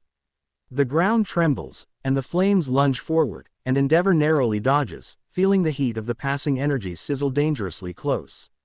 Endeavor. You're wrong. As long as I have the strength of my will and my family's support, I can fight you. Izuku. Support. This isn't a family picnic, Endeavor. This is a war between light and darkness. And your light is flickering. He leans forward, eyes narrowing. Izuku. When your greatest power is all but candle wax against the raging storm of my wrath. And what family support? The one you abused. From all of you, only Tuya, Fuyumi and Natsuo were nice to me. Why did you thought that they disowned the name Todoroki? As Izuku taunts, the very landscape shifts, dark clouds swirling above, heralding. Flames flicker faintly in response to the overwhelming magic saturating the air. He relishes the fear in Endeavor's eyes, enjoying the psychological game. Endeavor. You may have power, but I'll show you what true strength feels like. His flames explode forth, a roaring blaze aimed at the demon lord. With a swift motion, Izuku counters with a barrier of crimson flames, Endeavor flames dissipating knot of smoke. Izuku. This is your last warning, Endeavor. Bow down or be consumed. Swelling around him, threatening to engulf everything in its path. Endeavor stands his ground, defiance etched into his features. Endeavor. I will never bow to you, Midoriya. Not now, not ever. Izuku chuckles, a sound devoid of mercy. Izuku. Then prepare to be extinguished. Then more and more heroes appeared. Izuku. Well, as much as I want to play with all of you, I have other business to attend. For now, this broadcast end. Izuku sink in the shadows and disappear. KN Stories. Izuku, is standing in front of another him. This one has shadow dragon magic. Izuku, KN, so, you're me from another world. Izuku, yup. Izuku, KN, and I'm a demon. Izuku, an overlord to be more precisely. Izuku, KN, and you have similar powers to me. Izuku, yes and no.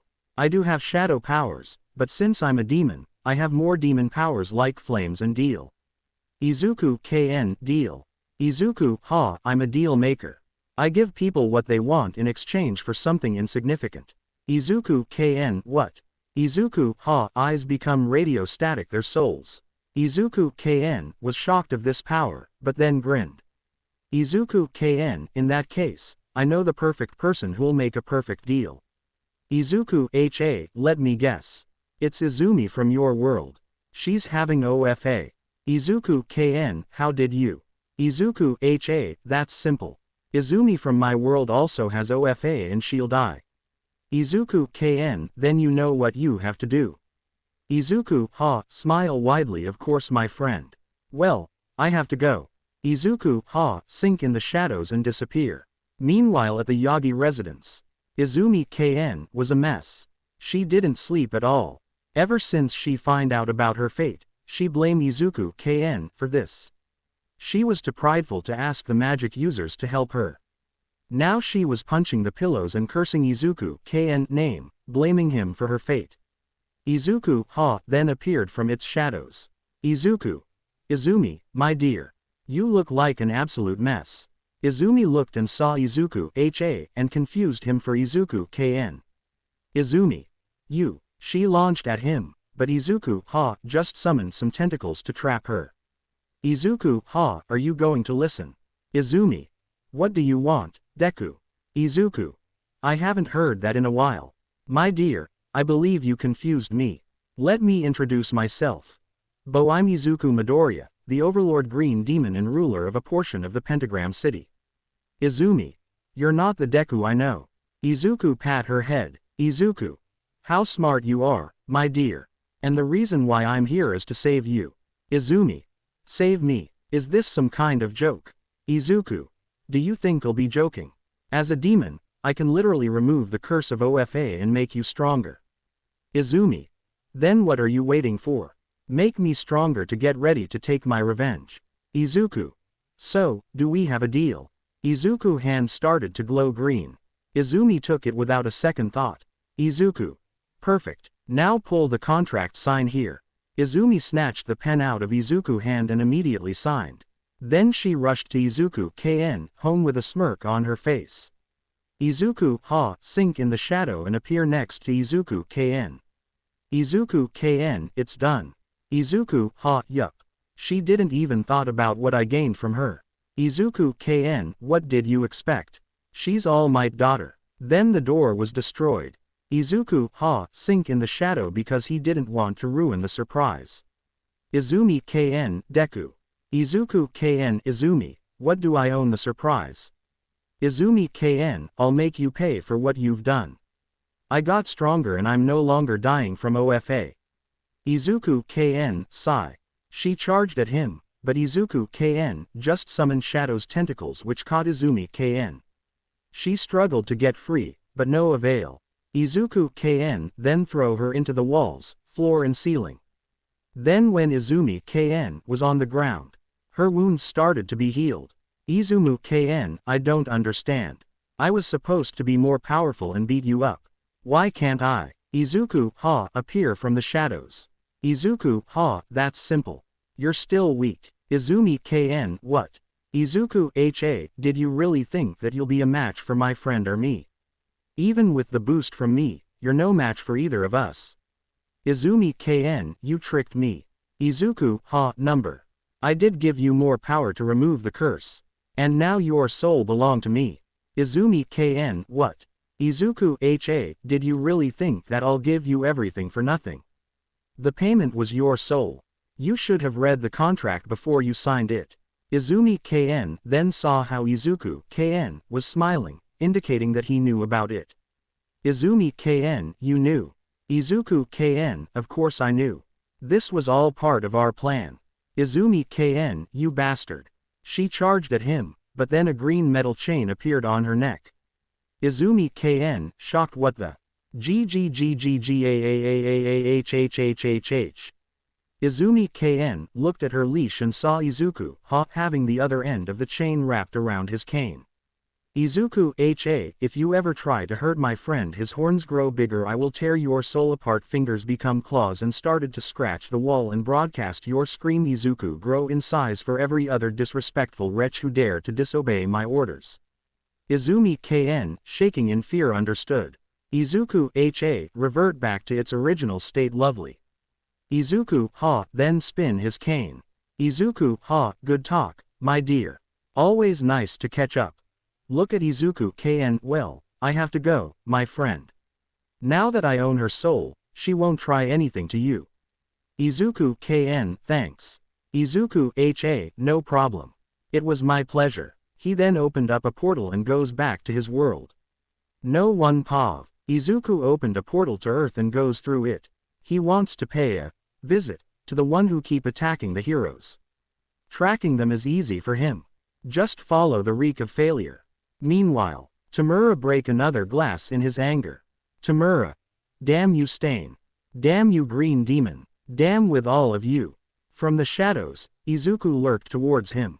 Izuku. Such delightful view. Tamura. Who said that? Izuku. You reek of failure. Tamura looked around, but saw nothing and no one. Tamura. Where are you, bastard? Show yourself. Then Izuku make himself appear behind Tamura and grabbed him by the back of his head and slammed him on the table. Izuku. You want me to show myself? Here I'm. Tamura. You bastard. You keep ruining my plans. Izuku. Oh, please. Your plans are garbage. Even Blitz can come with better plans and he's an idiot. Meanwhile in hell, Blitz. Sneeze fuck. Who the fuck is talking about me? Back to the living world. Izuku. Applying pressure on Tamura head despite your plans always fail, you put 1A, All Might and Magnet in danger. So let me be straight with you. You'll leave those I mention alone and stop being a villain. Or else, I'll show you what I'm really capable of. Tamura. Struggle to get free I don't care who you are. You won't stop us. Izuku. Very well, I'll introduce myself to you one more time. Open wide your ears and pay attention. Izuku let go of Tamura and summoned his cane. Izuku. Swallow air. Then he speak. Izuku. I'm an overlord of hell, Izuku Midoriya, the green demon. He walked towards Tamura. Izuku. And I'm here to warn you. He slammed his hand on the desk, destroying it. Izuku. Leave 1A, All Might and Magnet alone. They're mine to kill. If you don't listen to me, I'll show you why I'm an overlord. Do you understand? Everything shake from Izuku's loud voice. Both Tamura and Kurogiri remained in silence. Izuku. Thank you for your understanding. Izuku then sink in the shadows and disappear. Meanwhile, Katsuki and Izumi were paired up against All Might and they were struggling against him. Katsuki kept straight attacking All Might even though Izumi suggested to make a plan. Eventually, they won thanks to Izumi being able to run to the gate. Katsuki. I didn't need your help, Izumi. I had everything under control. Izumi. By everything under control you mean you got your ass kicked. Katsuki grit his teeth at that remark. All Might then walked towards them. Very good, both of you. Then a shadow figure with horns make its appearance with a microphone in its hand. Izumi. Who are you? Shadow figure. Dearly beloved. For your entertainment, it's my pleasure to introduce to you Hell's latest arrival. The equal opportunity killer, Izuku. Izuku then make himself reveal and started to sing. Hello. It's nice to meet you. Hello. Oh, can you tell me where I am? I don't know how I got here. But I think I'm starting to understand. I don't belong among the angels. And baby, that's just fine with me. The things I did up there were high school. But now I'm going for my degree. Weird symbols appear around Izuku. Hey, sorry, but you just got in my way. I promise honey, I can feel your pain. Izuku summoned tentacles and used them to caught Izumi, Katsuki and All Might and throw them into buildings. And maybe I enjoy it just a little bit. Does that make me insane? Haven't been the same since I expired. Doesn't mean that I plan to retire. And now I have the power to bathe all of you in entertaining fire. He throw his hellfire at them, barely able to dodge Izuku fire blasts. He then looked at Katsuki. Wait a minute, do I know you? Weren't you an old pal of mine? Departed from us far too early. But now we're meeting a second time. We used to have such fun together. And maybe you have what I need. But first I have one tiny question. Tell me, do your demons bleed? Izuku then appear behind All Might. Hey, sorry, but you just got in my way. I promise honey, I can feel your pain. And maybe I enjoy it just a little bit. Does that make me insane? His eyes become radio static. Haven't been the same since I expired. Doesn't mean that I plan to retire. And now I have the power to bathe all of you in entertaining fire. Izuku unleashed his fire and all of the fake city got on fire. All Might jumped and shielded Izumi and Katsuki with his body. When they looked, they saw all of the fake city on fire. Izumi. How could this happen? Katsuki. Damn you Deku. Oh, yes, alright. They saw Izuku as a giant. He could hold a building in his hand. Hey, sorry, but you just got in my way. I promise honey, I can feel your pain. And maybe I enjoy it just a little bit. Does that make me insane? Haven't been the same since I expired. Doesn't mean that I plan to retire. And now I have the power to bathe all of you in entertaining fire. Izuku then disappear and appear behind them playing at a piano. Sorry, but you just got in my way. I promise, honey, I can feel your pain. And maybe I enjoy it just a little bit. Does that make me insane? Izuku then get up from the piano and the piano disappear. Izuku. Hey Toshinori, I was wondering, did Nana give you OFA because she was too stupid or she was on drugs? Anyway, she was too dumb to choose you for her successor. Smile widely. Let's begin. A desolate battlefield, once a bustling city, now reduced to ruins and echoes of heroism. The sky is overcast, tinted with the overlord green demon looms above. Shadows stretch ominously across the cracked confrontation. Izuku Midoriya Overlord Green Demon. Now in his coat adorned with green accents, his eyes glow with an eerie light. His once noble demeanor is twisted into something sinister, reflecting wields All Might Toshinori Yagi, the symbol of peace, despite his age and diminishing strength, stands defiantly, embodying hope even in the face of overwhelming despair. The wind howled through the remnants of the city, stirring up dust and debris as Izuku cast a long shadow over All Might. A smirk curled on his lips, an unsettling contrast against the grim backdrop. Izuku. Look at you, All Might. Izuku taunted, arms crossed as green energy crackled around him. Izuku. The great symbol of hope, reduced to nothing more than a relic of the past. Are you going to fight, or are you just here to entertain me? All Might's jaw tightened, in anger because Izuku was mocking him. Izuku, this isn't you. You have to fight the darkness within you. Let us help you. Let us help you get free from Thar Alistair guy. Izuku chuckled, the sound echoing ominously. Izuku. Oh, but I'm loving this new me. Power without limits, and I get to play with my favorite toy. He gestured dismissively toward All Might, eyes glinting with mischief. With a sudden burst of speed, Izuku lunged forward, launching a barrage of fire blasts. All Might countered with a mighty punch, but the energy air, dodging effortlessly. Izuku. Is that all you've got? Izuku mocked, twirling in midair, dodging All Might's attacks with a playful grace. Each time All Might managed to close the gap, Izuku leapt away, laughing lightly. Izuku. I remember when you shake the ground. Now you barely make a dent in my fun. All Might's anger and frustration grew as he felt the weight of Izuku's power pressing down on him, the very essence of despair coiling. Stop this madness.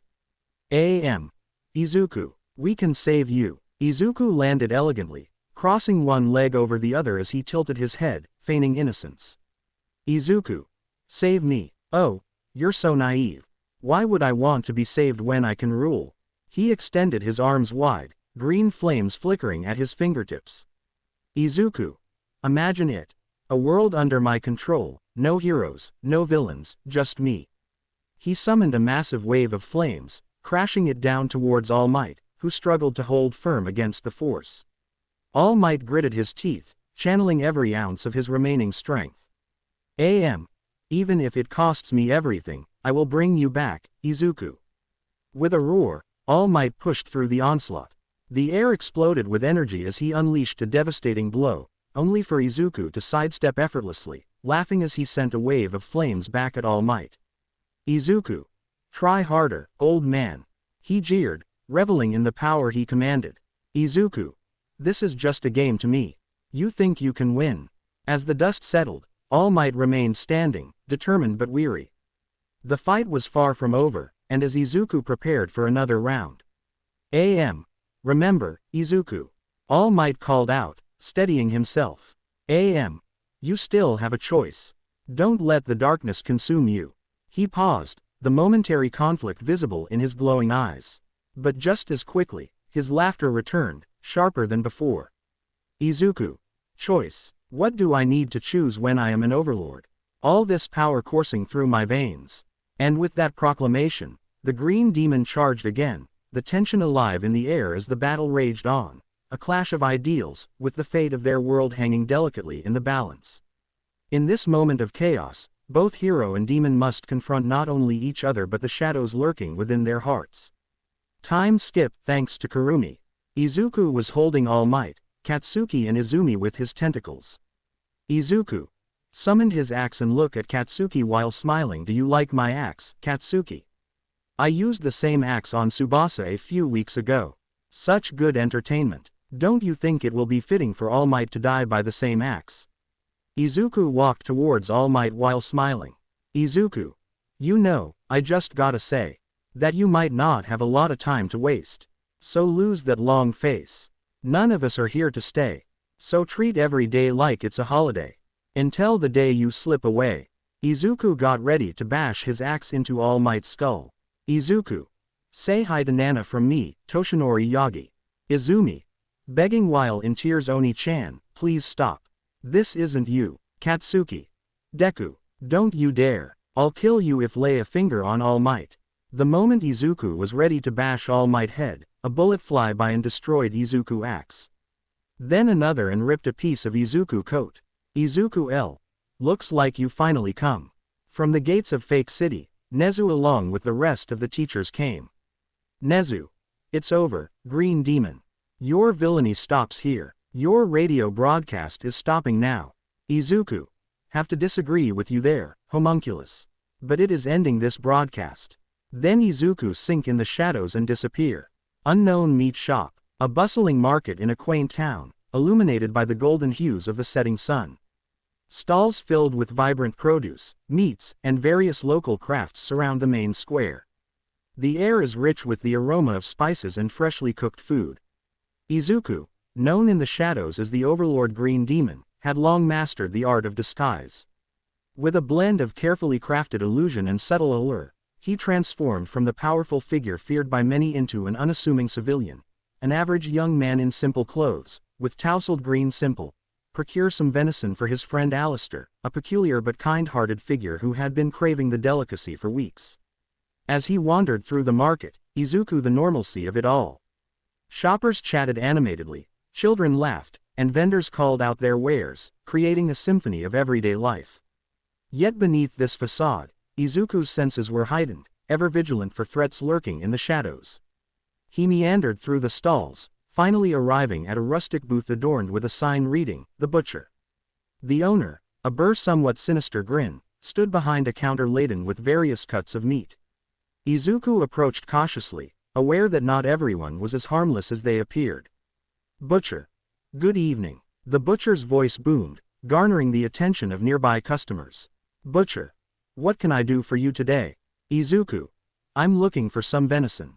Izuku replied, keeping his tone friendly yet guarded. "Izuku. My friend favorite meat." The butcher's smile widened, something unsettling about it. "Butcher. Ah, yes. Prime cuts. Freshly hunted. But you should know, my dear, venison is created equal." As Izuku examined the cuts on display, he overheard the whispered conversations of others nearby. Tales of missing to weave a narrative that sent chills down his spine. It didn't take long for him to connect the dots. The butcher wasn't just selling venison, he was the source of the town's troubles, taking more than he was owed from the innocent creatures of the forest. A darker aura surrounded the butcher as he continued to boast about his fresh catches, while shifting suspiciously. The truth was in every sense. Deciding it was time for action, Izuku allowed a flicker of his true self to emerge. Energy coursed through his veins, turning his eyes a vivid green, a stark contrast to the mundane world around him. The transformation was subtle, masked by the illusion he maintained, but the air around him grew. "Izuku. Perhaps I should have a word with you about your methods." Izuku said calmly, a hint of authority creeping into shifted, his smile faltering as he realized the presence facing him was more formidable than he anticipated. "Butcher. What do you mean, boy?" The butcher snarled, stepping back defensively. "Izuku. I've heard enough." In an instant, Izuku shed his disguise, revealing the full might of the Overlord Green Demon, and beneath him as he summoned the raw force of nature, Butcher could wreak that out. Binding panic crossed the butcher's face as he struggled against his invisible restraints. "Butcher. Wait, you don't understand." But Izuku's mind didn't listen to his beggings. The lives of the innocent were he would not allow this tyrant to continue his reign of terror. With a decisive movement, he channeled the energy around him, a surge of raw, green force erupting from his fingertips. The bright light in an instant, silencing the threat once and for all. As the energy dissipated, the townsfolk turned to witness the aftermath, gasping in awe and fear as the legendary Overlord Green Demon stood before them, a protector, not a monster. With the butcher's tyranny at an end, Izuku reasserted his civilian guise, making his way through the lingering shock of the crowd. He felt the weight of his actions, knowing they would not forget this day. But in his heart, he held on to the hope that, by stopping one evil, he might help bring peace back to the innocent lives he had sworn to protect. He left the market and returned to Hell, where he gave Alistair his bag of venison. Scene change. At the Hazbin Hotel, Izuku room adorned with dark yet regal decorations that reflect Izuku's dual identity. Shadows dance across the stone walls, illuminated by flickering torchlight. The air is thick with otherworldly aura, filled with the whispers of ancient and the faint scent of alchemical herbs. Izuku, the Overlord Green Demon, sporting his iconic green coat that has seen better days. His eyes shine with determination, but a hint of frustration suggests something amiss. Alistair the Radio Demon, a charming and mischievous figure, exuding the charisma of a radio host from a bygone era. He has sharp features, a wide grin, and is always ready to lend a helping hand, often with a playful twist. Izuku stands at the head of a massive table cluttered with overgrown maps and glowing trinkets, his green coat draping dramatically over his shoulders. Despite his fearsome title, he wears a sheepish expression as he examines the frayed edges of his costume. With a sigh, He looks up at Alistair, who lounges casually on a dark, ornate chair, his eyes twinkling with mischief. Izuku. Clearing his throat. Alistair, my coat, it's starting to look like it belongs in a forgotten dungeon rather than on the shoulders of the Overlord Green Demon. Those heroes ruined my coat and destroyed my favorite axe. Alistair. Chuckling, his voice smooth as silk. Oh, my dear Izuku. A true overlord like yourself should never have to suffer such a grievous fate as a tattered coat. We simply must pay a visit to the tailor. Izuku. Who is rumored to work magic with fabric. Alistair leans forward, resting his chin on his hands, his grin widening. Alistair. Why, yes. The very same. They say he can mend more than just seams, stitch. Just imagine striding into battle with a coat that not only looks good but also enhances your aura of command. Izuku's eyes light up at the prospect, a mixture of excitement and nervousness flooding him. Izuku. That sounds amazing. But, will he even take me seriously? I'm just a kid who was thrust into this world of power. Alistair. Standing up theatrically. Nonsense. You are the Overlord Green Demon. Remember, confidence is the best accessory. Besides, if he sees you in that coat, he'll be eager to help. Let's go before someone else tries to claim the title of most fashionable overlord. With a wave of his hand, Alistair conjures a swirling portal decorated with gleaming patterns of. The portal pulses with energy, reflecting the chaos and beauty of the realm beyond. Izuku. Taking a deep breath. All right, let's do this. As they step through the portal, a rush of energy envelops them, and the sights and sounds of Izuku's room fade away, replaced by vibrant colors in the workshop. The scene shifts to a bustling shop filled with enchanted fabrics, shimmering threads, and astonishing garments. The atmosphere is alive with creativity, as the clinking of tools and the soft whir of machines. Alistair. With a flourish. Welcome to the tailor, my friend. Let's find you the best coat this side of reality. Izuku's eyes widen in awe as he surveys the fantastical surroundings. He feels a mixture of anticipation and hope as he prepares to embrace this new chapter of his journey, all while wearing the mantle of the Overlord Green Demon. Scene change. Izuku's coat was fixed and together with Alistair they walked back to the Hazbin Hotel. The descent into Hell. The realm of Hell is a twisted landscape filled with jagged rocks and rivers of molten lava. Dark skies crackle with purple lightning, casting eerie shadows over the land. The air is thick with the scent of screams echo through the dark chasms. As Izuku strode confidently forward, the ground trembled beneath him, responding to the weight of his presence. Besides him, Alistair walked gracefully, his radio effect crackling with energy. Each step was accompanied by a subtle hum, like the thrill of static on the airwaves. Alistair said, his voice smooth and melodious, the residents of this lovely hellhole seem a bit skittish today, wouldn't you agree? Izuku chuckled, looking around at the cowering demons. Creatures of every shape and size, the shadows with fear. The infamous reputation of the Green Demon and Radio Demon struck fear in their hearts. Izuku. Even in hell, I'll protect my friends. Izuku declared resolutely, his hands clenched into fists. No one, not glances at the duo. They had heard tales of the. Together, they exclaimed, Alistair laughter echoing like a haunting melody through the air. Alistair. But remember, dear friend, these demons think of us as a massive ravine filled with swirling shadows and glowing, trying desperately to hide from the formidable pair. Izuku stopped, he murmured. Izuku. Maybe we can show them that we're here to change things, that hell doesn't have to be a place of fear. But it's gonna be a difficult task here. Alistair tilted his head, intrigued. Alistair. You want to teach them about hope. How quaint. But, my dear Izuku, you must understand, hope is a fragile thing and these often snuffed out before it can even flicker. Still, I find your optimism refreshing. With renewed resolve, Izuku raised his voice, calling out to the trembling demons. Izuku. Together, we can make hell a better place. His words echoed through the ravine, reverberating against the walls of rock. For a moment, silence reigned. Then, slowly, a few demons peeked out from their hiding spots, curiosity overtaking their fear. Alistair leaned closer to Izuku, a glint of mischief in his eyes. Alistair. Well, look at you, trying to play the hero in a land where such things are rarely honored. Let's see how far this charade goes. Just then, a larger demon, A towering beast with fiery eyes emerged from the shadows, glaring down at them. Demon! What nonsense is this? He bellowed. Demon!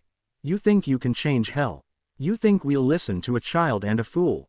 Izuku squared his shoulders, not backing down. Izuku! I may be young, but I believe everyone deserves a chance at something better. If you want to stay in the shadows, that's your choice, but I won't stop dark and mocking sound. Demon! Fighting! Here, you're amusing, little green demon. But your light will only draw more darkness. Alistair grinned widely. Alistair! Oh, but darkness already has two around. Isn't that right, my dear overlord? With a determined glint in his eye, Izuku stepped forward. Izuku!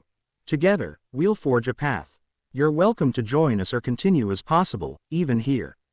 As the demons watched, transfixed by the strange display of bravery and charisma, Izuku extended a hand toward the larger demon, offering a chance at redemption, but the demon refused and walked away. Scene change. Back to Ua. At the fake city, the sky hung low in, casting the sprawling landscape of a land that had seen better days. Ruins of once great, their skeletal remains whispering tales of despair and glory.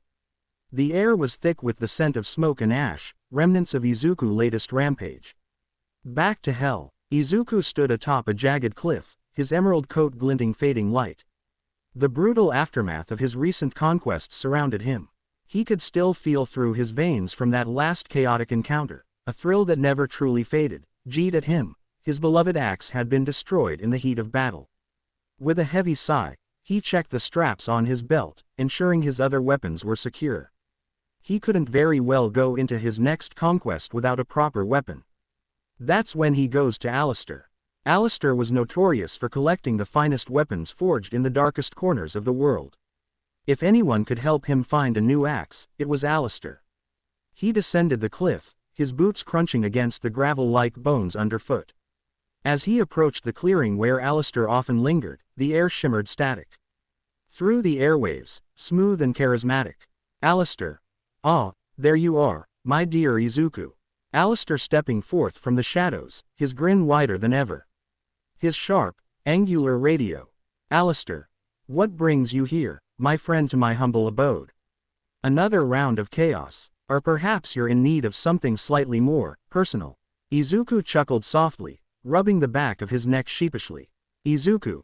Hey, I need your help. My axe was destroyed during my last spree. It was my going to continue my reign. Alistair. Oh ho, a shattered axe of mayhem, you say? Alistair clasped his eyes gleaming with excitement.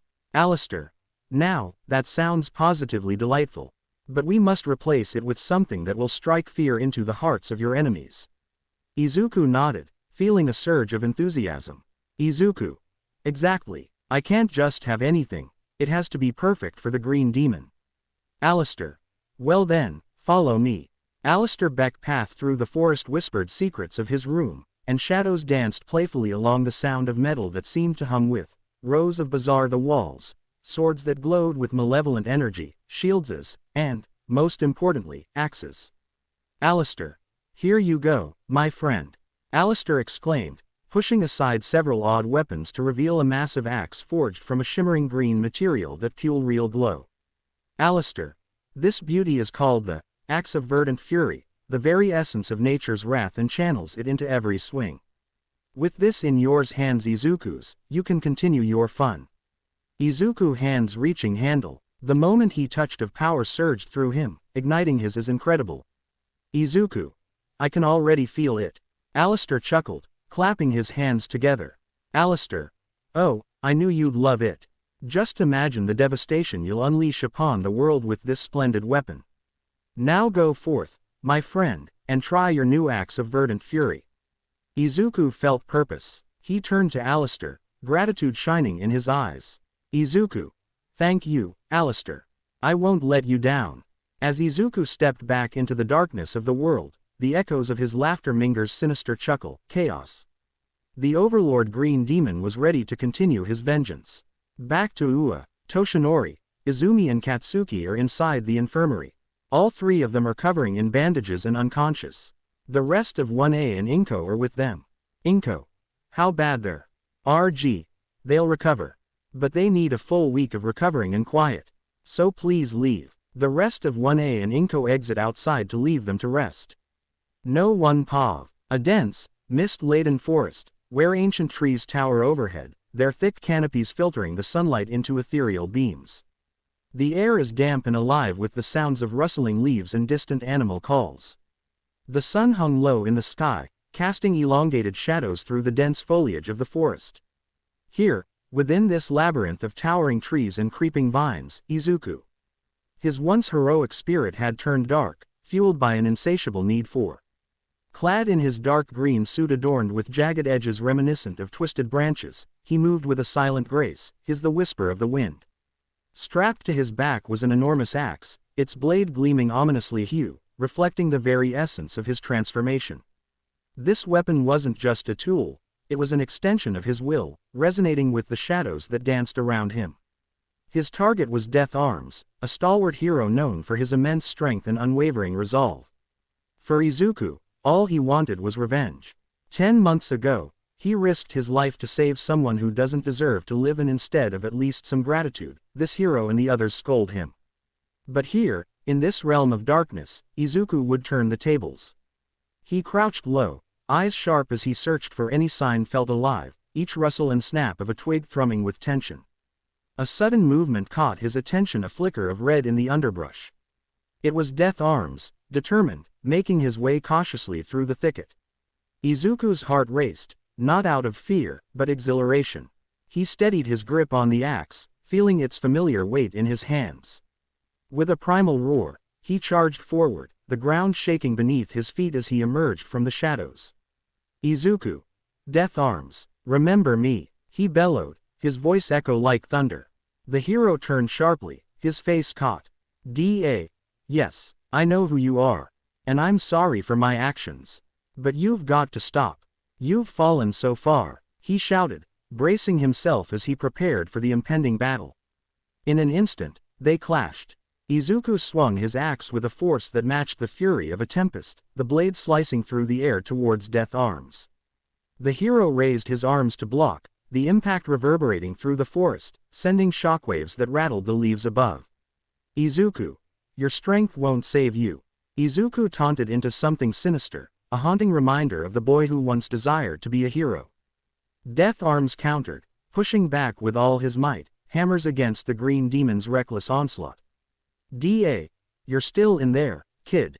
Fight it," he pleaded in the middle of the chaos. "Izuku. Chuckle now, you want me to stop.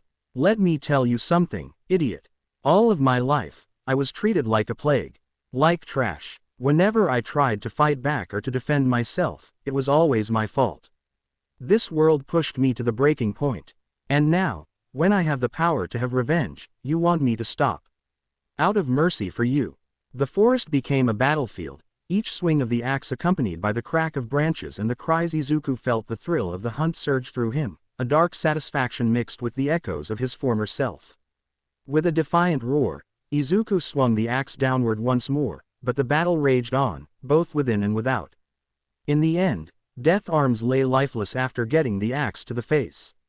As the night continued, the fate of the green demon teetered on a knife's edge, a testament to the struggle between the remnants of darkness that beckoned him deeper into the abyss. Izuku then sank in the shadows and disappeared.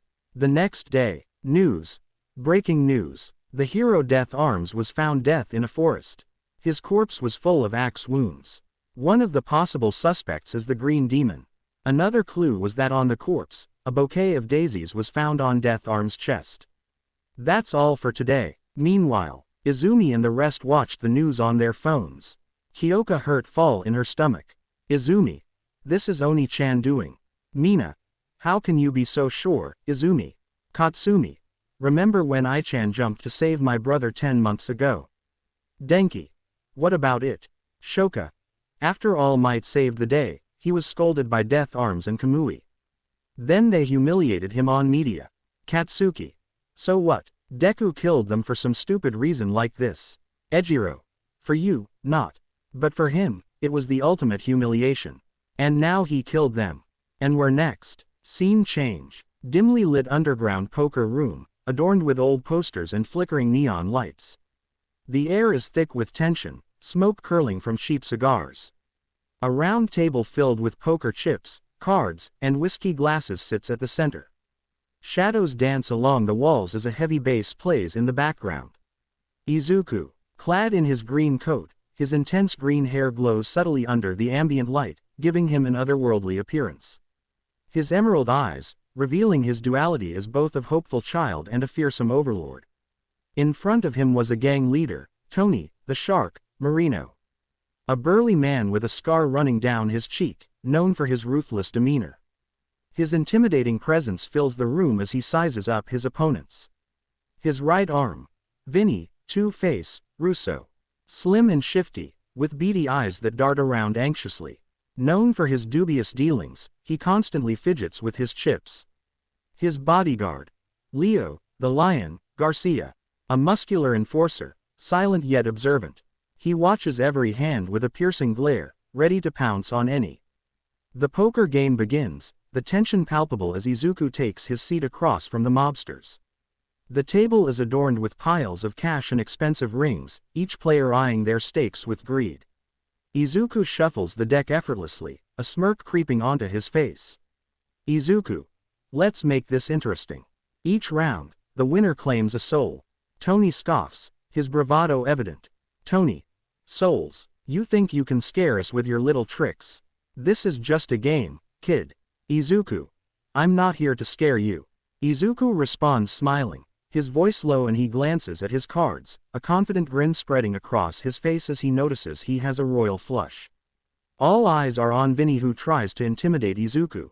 With every raise and call, reading their tells and deciphering their bluffs. As the final community card is revealed, an aura of calm. Izuku. Full house, Tony boasts, trying to mask his nervousness as he reveals his cards. Izuku simply lays down his royal flush.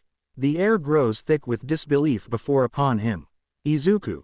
Time to collect your soul. Izuku declares, energy crackling around him. With a swift motion, he reaches Tony. The gang leader gasps, clutching at his chest before collapsing, one of his man's soul exit his body and swirling into Izuku Kane. Vinny. Mutter boss. Vinny mutters, trembling as the fear settles in. Round after round unfolds, Izuku winning hand after hand. Each victory claimed another soul. Vinny, Leo, all helpless against the overlord powers. The once boisterous laughter turns into nervous silence, the stakes too high, each gangster more desperate than before. Finally, only Leo remains, glaring defiantly. Leo. You might have taken my boys, but I may fight. He goes all in, revealing a straight flush. Izuku remains calm, his own cards still hidden. He studies Leo closely, sensing the defiance mixed with desperation. With a flick of his wrist, Izuku reveals his cards, a dragon straight flush. Leo's face falls as the last remnants of hope drain from him. Izuku won, hungry for the final soul. Izuku. You fought valiantly. As Leo's soul leaves his body and enter inside Izuku Kane, Izuku power intensifies, glowing brighter than ever, echoing the sound of souls being claimed. The remnants of the fallen mobsters, a chill settling over the room. With each soul claimed, his reminder to all that they shouldn't mess with him. It was time to fade out. The poker table lies empty, money scattered and cards left unplayed. The only remnant of the chaos is the faint glow of Izuku's hint of the power lurking within, a force that had turned a simple game into a dance of death and dominance. Now Izuku exit outside the building. Just as he exit outside, he was surrounded by heroes, including Inko. Izuku. Well, what do I own the displeasure of you, scumbags, to be here? Inko. Don't make this harder than it looks, Green Demon. Just turn yourself in. However, Izuku didn't show any signs of wanting to surrender. Instead, he chuckled. His chuckle turned into a laugh, terrifying the heroes. Izuku then snapped his fingers and a wave of fire, making the heroes retreat. Some heroes reacted too late and they were incinerated. Their souls leave their bodies and enter inside Izuku Kane. Then Izuku enter in his full demon mode. 4 tentacles exit through his back. His horns grow bigger, the same with his wings and tail. His eyes turned radio static. Many creatures appeared around him. A shadow of a deer skull appeared behind him. Izuku. Let's see how you handle me now. Didn't that imp who escaped from hell because of Blitz being an idiot told you about me? Flashback. An imp who run to Earth because Blitz forgot to close the portal was captured and was questioning. Officer. So, let me get this straight. You're an imp from hell. Imp. Yup. The officer looked at Naomasa, who confirmed. Officer. Do you have any information about the green demon? The imp started to shake in fear when he heard that name. Imp. Shaking, how do you know that name? Officer. He wreak havoc through the world. Can you tell us more about him? Imp. I'll say only what I know. Be ready. It's a scary story. A year ago, Izuku Midoriya manifested in hell without warning. At first, everyone thought he was just a sinner and wanted to dismiss him. But one night, some overlords and mob families from hell started to go missing. And we're not talking pushovers. We're talking about heavy hitters. No one knows what happened. Then, like the radio demon, Alistair, a strange broadcast was going out. All you could hear was screams. Every time an overlord or a mob member gone missing, there will be a new voice, screaming in the broadcast. The officer and Tsukauchi trembled in their chairs. Imp. That's when Izuku Midoriya revealed himself as the green demon. What's worse, Izuku Midoriya is Alistair's apprentice. And whoever tried to mess with those two, let's just say, their broadcasts never lacked new voices. That's the story most of know. Both Tsukauchi and the officer didn't know how to answer. Flashback end. Izuku was fighting the heroes with ease and a boring look on his face.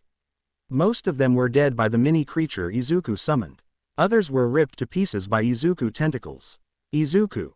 Is this the heroes who were meant to save us? What a joke. Then Mount Lady, who climbed the emergency stairs to reach the top of a building, jumped from it, grow bigger and step on Izuku hard. Mount Lady. Tired *I, got it. Inko. Tired, thanks. Mount Lady. Then, from beneath Mount Lady foot, hellfire started to appear and a pillar of fire rise from the ground, and it could be seen from everywhere you were watching. Mount Lady fall on the ground. Her body is mostly filled with burns, her costume shielded her a little. Izuku fly from the crater that was created by the fire pillar. Izuku. Did you really think that could stop me? Prepares a fire blast now, to finish you off. Izuku got ready to throw the fire blast at Mount Lady to kill her, but Izuku couldn't move anymore and he was covered in a green aura. Then he was smashed into the walls. Inko. You won't take any more lives, green demon. Inko then used her quirk to press Izuku on the ground and hold him until help arrives. Inko was the only one left, despite Mount Lady, who was unconscious. Inko. I'm sorry, Izuku. But we can't let you destroy everything me and Toshinori worked for. I hope that deep down in your heart, you'll forgive us. Izuku grit his teeth in anger. To forgive them. They robbed him from his childhood and father. Their kids make his life worse. He channeled his powers and started to get up, despite being held down by Inko. Inko, seeing this, started to increase her quirk, trying to hold Izuku down. Then, slash, Inko. A figure with green curly hair, dragon claws, wings, tail and horns appear and used his claws to slash Inko back. Inko, taken by surprise, turning her quirk off. Izuku quickly summoned tentacles to capture Inko. Inko then slashed her back. It was the dragon demon, one of the new overlords of hell. Inko. Hasashi. But, you're dead. Ultigod 10,096. Hasashi. Courtesy of you, Toshinori and the Hero Commission. I got to heaven, but because I'm a dreamer, I was sent to hell. And now, I can have some vengeance for killing me and for what you did to my son. Look at Izuku. Hey, son. What do you say about some soccer play? Izuku. I love that idea, Dad. But let's also call our friend, Alistair. He'll be enjoying this. 10 minutes later. In a twisted realm where morality twists in laughter, Izuku Midoriya, known as the Overlord Green Demon, towered above the city. Clad in his suit that shimmered with an eerie green hue, he possessed an air of dominance that could shake even the bravest of souls. Hasashi Midoriya, the dragon demon, with scales glistening like molten gold under the dim light. His presence radiated the fiery intensity of a dragon-perfect counterbalance to his son's Enigmatica store. Alistair, the radio demon, who crackled with terrifying energy. His vintage radio-style grin suggested mischief and chaos, perfectly fitting for the game they were about to play. In this dark society, where whims replaced reason, the trio had devised a peculiar pastime, an unconventional version of ball, a typical sphere. They used Inko Yagi aka Magnet as their ball. Izuku. You really shouldn't have done all of this, Inko. Izuku remarked, low rumble tinged with mockery. Alistair. Now, Alistair said, with a tint of melody in his voice. Alistair. Let's keep it friendly. This is just a game. He clapped his hands together, the sound echoing ominously, sending shivers down the spine of Inko. Hasashi let out a low chuckle that reverberated through the air. Hasashi. A little fun never hurt anyone, right? He said, his fiery breath igniting the ground around them momentarily before dimming. Izuku. All right, let's see how far we can throw you, Inko. With a sudden burst of strength, he kicked Inko into the aura. Inko screamed in pain as she soared, the air rushing past in a mix of terror and disbelief. Alistair cackled, his voice cracked. Alistair. Catch her, he urged, his eyes gleaming with excitement as he danced around, ready to intercept the falling Inko. Hasashi extended his clawed hands, waiting for the right moment. With impeccable timing, he lunged forward, snatching the terrified Inko mid-fall, and Izuku smiled. Izuku. Nice catch him. Exhilarating than the last, Hasashi used his powers to cover his leg on flames and kicked Inko to Alistair. With each toss, Inko felt her spirit fracture deeper and her body to break, every flight a mixture of dread and resignation. The laughter of the demons echoed through the valley, their joy stark against the backdrop of despair. As the game progressed, it became clear that Inko they tossed around was just a source of amusement for them. Finally, after what felt like immense, Izuku caught Inko one last time, holding her. He looked deep into Inko's eyes, a smirk, before letting go, sending Inko crashing to the ground in a heap. The three demons shared a glance, understanding passing between them. Izuku. Time to send her where she belongs, Izuku declared, channeling his power. Izuku then kicked Inko into the wall so hard, that he knocked her out and broke more bones. Laughter filled the air once more. Alistair. Another successful game, my friends. Alistair exclaimed, flicking his wrist and tuning the frequency of their chaotic joy. Later, Hasashi leave back to hell after that soccer play, and Izuku with Alistair decided to pay a visit to someone. An orphanage. In the midst of their wicked revelry, friendship grew stronger, united by the dark thrill of their existence as they prepared for whatever sinister escapades lay ahead in their realm of shadows and might. A crumbling, ancient mansion surrounded by twisted trees and a dense fog that blanketed the orphanage grounds. The moon hangs high, casting an eerie glow over the darkened windows. In the heart of the night, the air crackled with a sinister energy as Izuku, now transformed into a fearsome demon, stood at the edge of the decrepit orphanage. His emerald aura pulsed around him, illuminating the shadows with light. Beside him, Alistair, smooth-talking, charismatic, and ever the trickster, grinned with a glint of mischief in his eyes. Alistair. This voice slithered through the air, dripping with excitement. Alistair. These so-called counselors think they're invincible behind their walls. They have no idea. Izuku's expression was cold, a stark contrast to the warm-hearted boy he once was. Izuku. They've exploited the innocence of children for far too long. It's time to end their reign. The two had forged and unbreak shared desires through very different means. Alistair thrived that Izuku had embraced the darkness he once fought against, channeling it to protect the vulnerable. As they stealthily approached the orphanage, the faint sounds of laughter echoed through the air, a haunting memory of the lives destroyed inside those walls. Izuku clenched his fists, his determination solidifying. The counselors continue their vile, with a flick series of cloaking their movements as they slipped through the cracks of the ancient facade.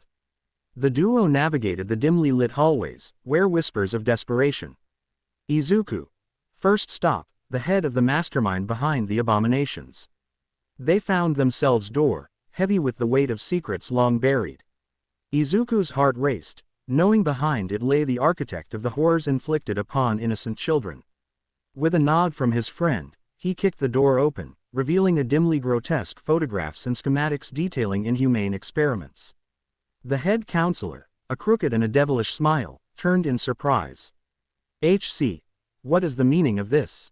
Who dares? Before he could finish, Izuku unleashed his wrath. Tentacles of green energy surged from his body, wrapping around the counselor like a vice. Izuku. This is for every child you've harmed. With a furious roar, he pulled, and the man's screams echoed through the halls, drowned out by the ecstatic laughter of Alistair, who reveled in the unfolding exerted his will. The walls trembled, reflecting the turmoil within. The counselor struggled to break free, but Izuku's grip was too strong. Izuku. You like to play with their lives. No more. With one monumental gesture, Izuku released his power, consuming the head counselor in a tempest of green flames. The man's anguished. Alistair. Now that's how you make a statement. Alistair cackled, clapping his hands together in delight. Alistair. But we're just getting started. Fueled by their victory, the pair moved, confronting the remaining counselors who scrambled to defend their sickening practices. Each encounter was met with overwhelming force. Izuku's powers decimated the twisted figures that they so richly deserved. Alistair's cunning played a vital role, creating left their enemies vulnerable. As dawn began to break, the orphanage stood in ruins, a testament to the corruption it harbored. They emerged from the chaos, having dismantled the institution that profited from suffering. Children, once could now find hope beyond these haunted walls. Izuku turned. Izuku. This isn't just about vengeance. It's a vow to the protector. He smirked, tipping his hat. Alistair.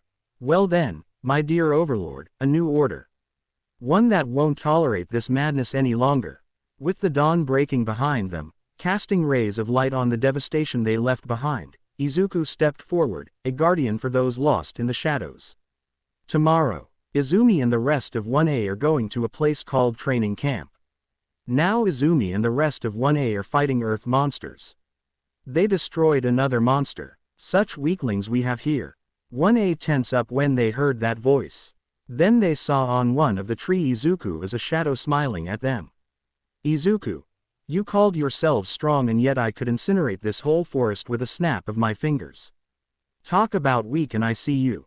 Ha ha ha ha ha ha. Izumi. Oni-chan, what's your game? Izuku. As a shadow appeared behind Izumi and put his hands on her shoulders. Izuku. You clearly are Toshinori's daughter, Izumi. The thing that none of you figure it out is hilarious. And by the way, Izumi. Shouldn't you be more scared that I'm close to you after what I did to Inko yesterday? Momo. You did it. Auntie Inko is in a casket right now. Katsumi. How could you do something like that, I-chan? Izuku. That's easy and simple like greeting someone. Oh, Izumi. Enjoy your stomach while it lasts. Izumi. What, Katsuki? What are you talking about, Deku? Izuku. I wouldn't bug myself in other conversations if I were you, rabid mutt. And for your information, since Toshinori lost his stomach in the fight with AFO, Izumi might lose it too. And with that, Izuku's shadow vanished, leaving only his laughter. Scene change. The training camp is under attack by League of Villains. On top of a mountain is Izuku standing on top of the mountain.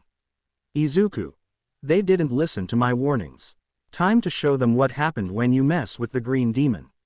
Izuku adjusted his cane and started to sing. Everyone present at the training camp heard the singing voice. Spinner.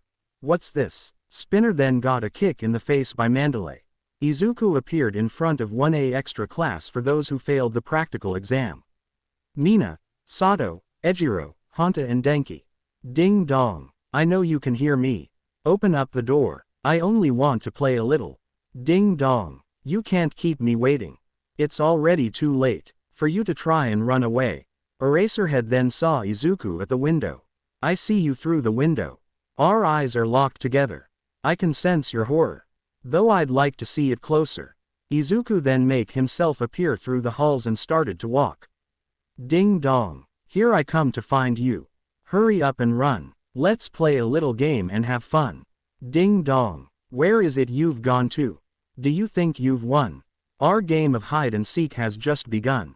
I hear your footsteps, thumping loudly through the hallways. I can hear your sharp breaths.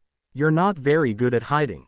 Eraserhead and Vlad King appeared in front of Izuku, ready for battle. Izuku then sang the part to the 5 from 1A. Vlad then pinned Izuku in the wall and used his quirk to block him. But Izuku simply smiled and sinked into the shadows and appeared on the mountaintop where he saw Izumi with both arms broken fighting a villain called Muscular, and he saw Mandalay nephew, a boy named Kota, hiding in fear. Izuku knew that Izumi would lose and he didn't want that. If anything is gonna end their lives, it's him. He snapped his fingers and tentacles appear from the ground and ripped Muscular in pieces. Izumi saw Izuku and got terrified. She took Kota and leave, thanks to the adrenaline that's coursing through her veins. Izuku smirked back. It was only a matter of time before Izumi adrenaline runs out and she'll be in a lot of pain. Izuku sinked into the shadows and disappear. Just wait. You can't hide from me, I'm coming. Just wait. You can't hide from me, I'm coming. Just wait. You can't hide from me, I'm coming. Just wait. You can't hide from me. Katsuki, Katsumi, Shoka and Shoto are struggling to fight a villain named Munish whose quirk is to create sharp blade teeth. Knock, knock. I am at your door now. I am coming in. No need for me to ask permission. Knock, knock. I'm inside your room now. Where is it you've hid? Our game of hide and seek's about to end. Many creatures like demons appeared from the shadows and started to eat Moonfish alive, horrifying the two pair of twins. I'm coming closer. Looking underneath your bed, but you're not there. I wonder. Could you be inside the closet? Ochako and Tsuyu were fighting with a villain girl, the same age as her, named Himiko Toga. Izuku quickly knocked her down with a karate chop to her neck. Izuku. If anyone kill 1A, it's me. Izuku then disappeared in the shadows. Ding dong. I have found you. Ding dong. You were hiding here. Now you're it. Ding dong. Finally found you, dear. Now you're it. Ding dong. Looks like I have won. Now you're it. Ding dong. Pay the consequence. Ding dong. Looks like I have won. Now you're it. Ding dong. Pay the consequence. Then Dark Shadow was going towards Izuku and Dark Shadow was in berserk mode, indicating that Fumikage had no control. Izuku just looked at Dark Shadow who lost control and smiled at him. Dark Shadow quickly shrinked himself and now he's scared.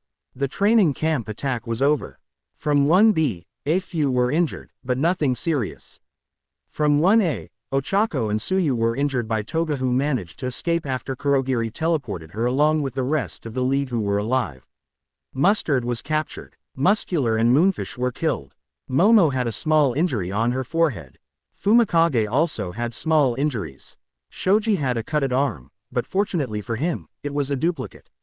Katsuki was kidnapped by the League. Meanwhile, Katsuki was tied on a chair and couldn't use his quirk since he was wearing quirk-canceling cuffs. Then from the shadows, Izuku came looking at Katsuki, but with no smile, no emotions. Katsuki. What's the matter, Deku? Aren't you going to smile or show me a shit-eating grin of yours? Izuku just walked towards Katsuki and, Izuku. Not this time. Smile, but since you asked, then I should give you a smile. We have a lot of time before the heroes came. Plenty of time for fun.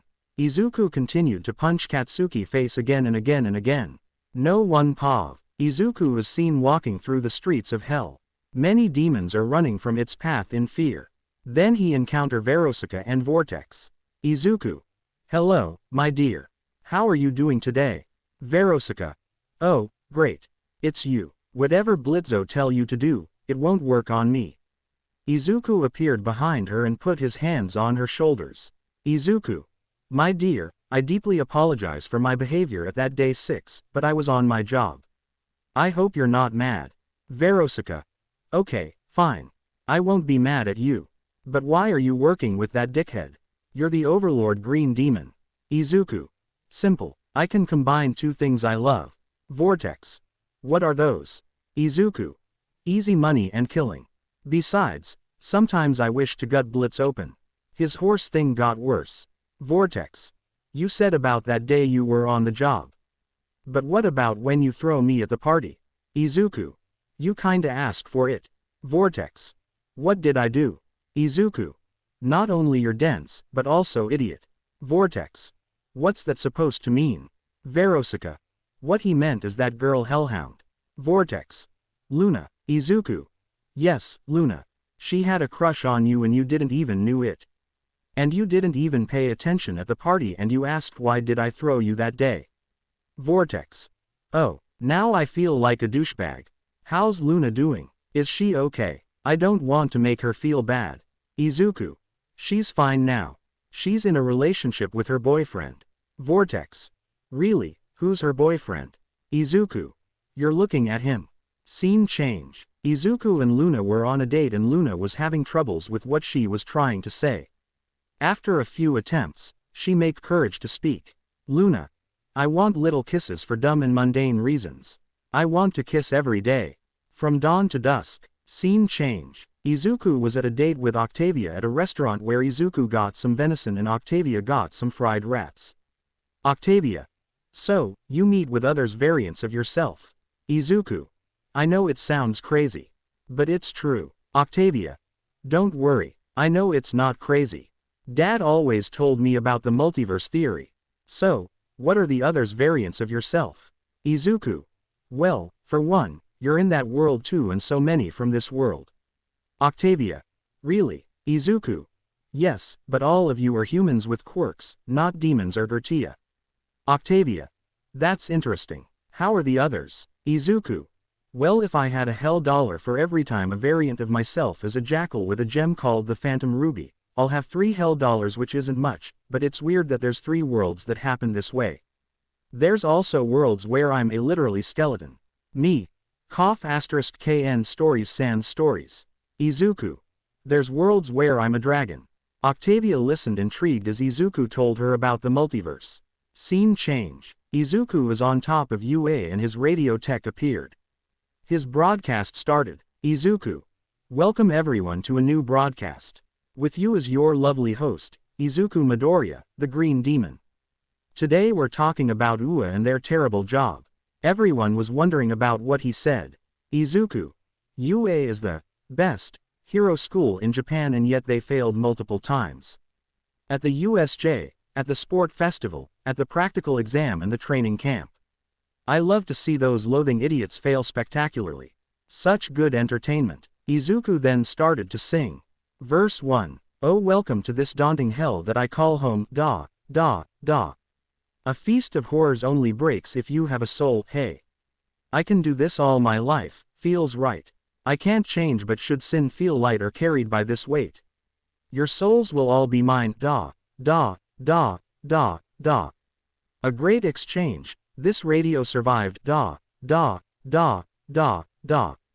With smiling face, you've seen it all. But I've got them back in line. You'll grieve your souls, but this contract has been signed. Pre-chorus. Tailored sinners waging war, and with ease I fit the style. And I feel it in my core. They hear you say, chorus, I wish that we could go back to the age of stereo. I'd make a wicked broadcast. Tuned to waves, they sing along. And they say hey, in a world of lost souls, hey, I will make it bow down to me. Verse 2, you wanted this to go high. Your dreams are rooted in my palms. A favor that I'd co-sign. To get this show on air. Oh my, no need to read between the lines. Become mine, and join the winning side. Oh, I can do this all my life, feels right. I can't change, this school is your own prize. And I rigged the games. Unaware of your true size in time. I'll pull the strings. I've had enough of being mime. Pre-chorus. Tailored sinners waging war. And with ease I fit the style. And I feel it in my core. They hear you say, chorus, I wish that we could go back to the age of stereo. I'd make a wicked broadcast. Tuned to waves, they sing along. And they say hey, in a world of lost souls, hey, I will make it bow down to me. Bridge. Ha ha ha. Welcome to the UA Academy, where you'll meet a misguided path to heroism. Wish we can go back. I'd burn it down. Pre-chorus. Tailored sinners waging war. And with ease I fit the style. And I feel it in my core. They hear you say, chorus, I wish that we could go back to the age of stereo. I'd make a wicked broadcast. Tuned to waves, they sing along. And they say hey, in a world of lost souls, hey, I will make it bow down to me. Then his broadcast end. Scene change. Rick's 999. Smack. All you could hear was punch, kick, smacks. Katsuki was tied on a chair inside a room from League of Villains. The one who was beating him was none other than the Green Demon, Izuku Midoriya. Izuku. How does it feel, my friend? Katsuki. You cough blood fucking Deku. Your cough asterisk a coward. Izuku. Smile widely. Oh, I'm the coward. If I remember correctly, you attacked me while the others hold me. So, I only return the favor. Izuku then used his powers to create a gasoline tank and pouring on Katsuki. Izuku. Create hellfire in his hand. Let's see what face will the heroes or villains have when they'll saw your carbonated corpse. Then, some SWAT forces came and pointed their guns at Izuku ready to take him into custody, but Izuku just smiled and ripped them in pieces then incinerate them, but not before to put a shield around Katsuki to make sure none of the fire get on him. On the other side of the bar, the heroes attacked. Where's young Bakugo? Tamura. I hate you, All Might. I always hate you. Then another door was opened and Katsuki walked outside of it, covered in bruises and smell of gasoline. The strong gasoline hit their nostrils. Izuku. At long last, Tamura, we're agree on something. Edgeshot. The Green Demon. Tamura. Hey, nobody invited you in. How did you find this place the first time, Green Demon? This shocked everyone since they thought that they're allies. Izuku. Smiling. Oh, my handyman friend. You're easy to track. You reek of failure. Izuku then looked at the heroes. Izuku. Smile. If you wonder where the rest of guards are, I know where they are. But you need some bags and brooms to collect their ashes. Then some of the SWAT forces who were with the heroes fired their weapons, grenade launchers. A round hit Izuku in the chest, sending him in the wall and liquid ice started to form on him. SWAT officer. That's liquid hydrogen. It will stop your movement and you won't be able to use your fire. Izuku. My, someone did their homework. All Might glare at Izuku. I'll deal with you later, Green Demon. He then goes to Tamura. Where's your master, Tamura Shigaraki M. Tamura. You'll never get an answer from me, All Might. Then All Might heard laughing. Do you think it's funny? But he saw that Tamura didn't even move his mouth, let alone to laugh. Worse, he looked in confusion like All Might. Everyone turned and they saw that no one was laughing. None from the heroes or SWAT forces. None from the League of Villains. Then they turned to the last person in the room. Izuku, the Green Demon, was the one who was laughing. His laughing grew and grew until his laughing invaded the entire facility. Even AFO heard from the TV feels odd about the Green Demon. GT. What's so funny, Green Demon? Then the temperature grew hotter and hotter. Izuku easily melted the ice from his body and stood up. Izuku. Everything here is funny as hell. Point at Tamura asterisk. The thing that you focus more on those bouffons than the real threat in front of you is hilarious. Tamura. You think you're the real deal. When sensei will have you, you'll beg for mercy. Izuku. Ha, what a joke. Let me tell you something, handyman. Everything I did was barely 20% of my power. Besides, there's also the Ink Demon, a good friend of mine. Then from the mouths of the League of Villains and Katsuki came something slimming-like substance and they disappeared. Young Bakugo, no.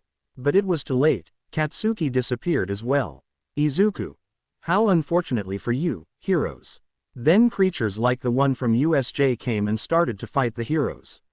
Izuku. I would love to see you die, but I have other business. But don't worry, I'll make sure you'll join in my broadcast. Izuku then sink in the shadows and disappear as well. Time skip thanks to Kurumi. All Might is fighting AFO. This time I'll put you in jail. All for one. But not far away is Izuku Midoriya, the Green Demon. Izuku. Let the slaughter begin. Ha ha ha. The fighting area was covered by a black-green dome with weird symbols.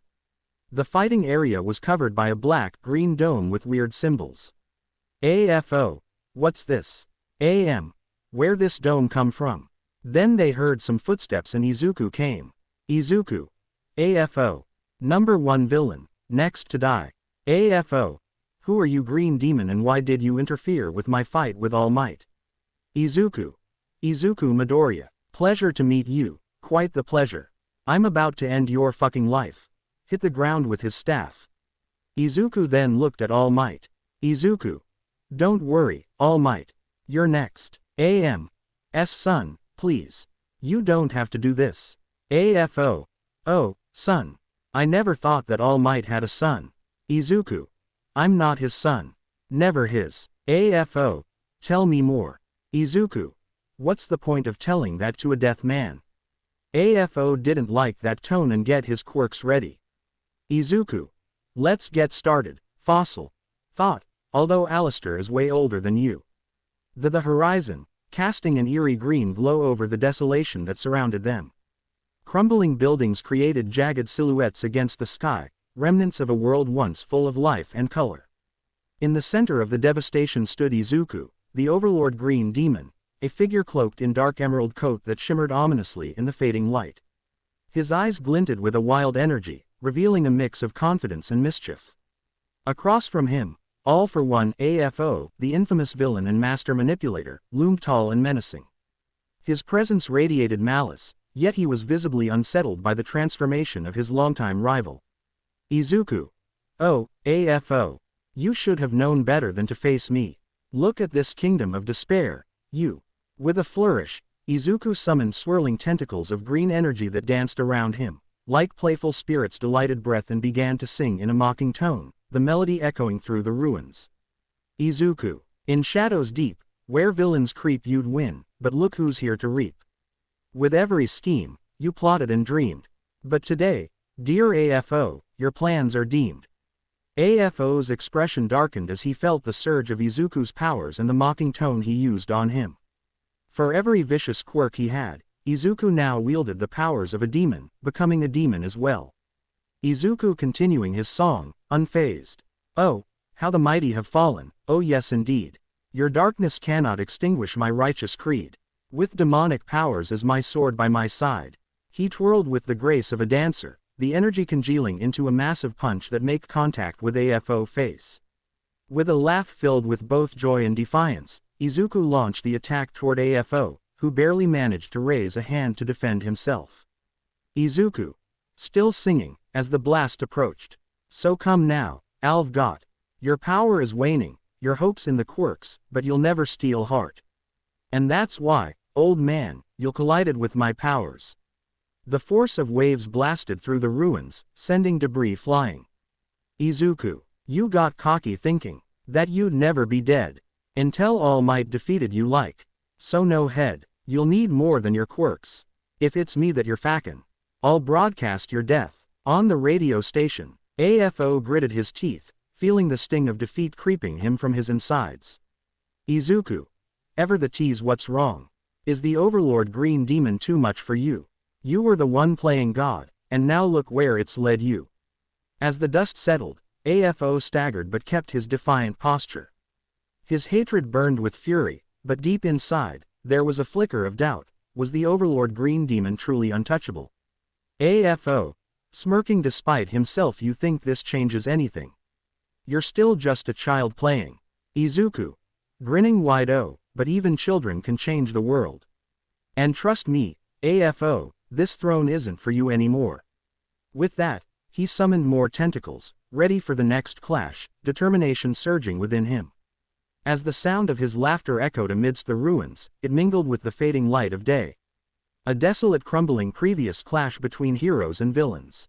The air is thick with tension, crackling with raw energy. Izuku, once the hopeful, now stood atop a precipice as a demon of hell. His emerald eyes glowed with a fierce, otherworld and eerie luminescence across the battlefield. His hair, once a vibrant green, now seemed to dance like flames, radiating power. Dark tentacles of energy spiraled around him, a manifestation of his new demonic presence. Across from him, All for One loomed ominously, cloaked in shadows, his face twisted into a malevolent, but the atmosphere shifted palpably. The Overlord was no ordinary enemy. AFO. Taunting asterisk. Is this all you got? AFO taunted, his voice dripping with condescension. AFO. A pathetic demon playing king in a world of mortals. You think you can challenge me?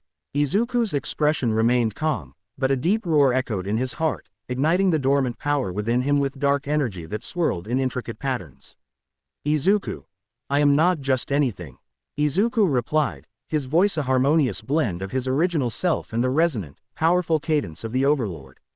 Izuku. I am an overlord, a ruler forged in the fires of despair. You've lived in the shadows too long, AFO. It's time for you to see how weak you truly are against a demon of hell. A thunderous roar, Izuku released ground beneath them into a churning mass of hellfire and brimstone. The very earth cracked, and the air shimmered with intensity as he goes into his full demon mode. His horns grew bigger, his wings also grew bigger. His fingers turned into claws. His feet became demon feet, not hooves or Stolos feet. His eyes became radiostatic. The skull of a deer head appeared behind Izuku. Everyone present wide their eyes when they saw Izuku changing into something so macabre and terrifying. Even Izumi, who was far away with the rest, felt afraid of Izuku. Ejiro, Shoto, Shoka, Katsumi, Tenya and Momo. They managed to rescue Katsuki and washed the gasoline off him. Back to the fight. Tendrils of destructive energy shot forth, lashing out at AFO with unfathomable force. AFO barely had time to react. He raised his hands to counter some of the energy, the dark tendrils colliding with his quirks. But Izuku was relentless. He pressed forward, embodying the wrath of an overlord unchained. Izuku, your power is nothing against the will of hell. Izuku shouted, charging toward AFO, flames erupting from his hands. With each step, the ground trembled, the skies darkened further as if the universe itself acknowledged the emergence of a true force of nature. All for One sneered, attempting to retaliate with a barrage of stolen quirks. His blasts illuminated the air, but they dispersed upon contact with Izuku's demonic energy, leaving him unscathed. AFO. Fool. You think you can overpower me? AFO bellowed, frustration creeping into his voice, but in truth, he was terrified. He never encountered a demon in his long life. The difference between a tyrant and an overlord's strength was clearly visible. Izuku raised his arms into a massive spear of pure darkness. As he hurled the spear towards All for One with a deafening crack. The attack struck with cataclysmic force, engulfed a blinding explosion. The echo of the blast resonated that had come before settled. AFO lay defeated, gasped as he struggled to comprehend the overwhelming design of. Izuku stood tall above him, an indomitable figure against the backdrop of a shattered world. Izuku, you've underestimated me for too long. Izuku said, his voice steady despite the enormity of what had just transpired. Izuku, this is the end of your reign. Understand this. I am not a hero nor a villain. I am the embodiment of the darkness that fuels true strength. The sky hangs, casting an eerie glow over the scene. All for One, defeated and broken, his mask cracked and his eyes filled with disbelief. The dark tyrant, once feared across the world, gasps for breath, his body barely holding on to life after their titanic clash. AFO. How could you defeat me? AFO voice dripping with venom. AFO. You were never supposed to defeat me. Izuku steps forward, the ground trembling beneath his feet as remnants of his power pulse outward. His voice is calm, almost serene, yet it carries an overwhelming authority. Izuku. You underestimated not just me but the spirit of those who fight for what is right. Each soul you've tormented adds to my strength. Into this confrontation, Izuku had shed the burdens of uncertainty and fear. He had embraced his destiny, harnessed darker powers drawn from. He embodied his demonic powers, a force unknown to mankind.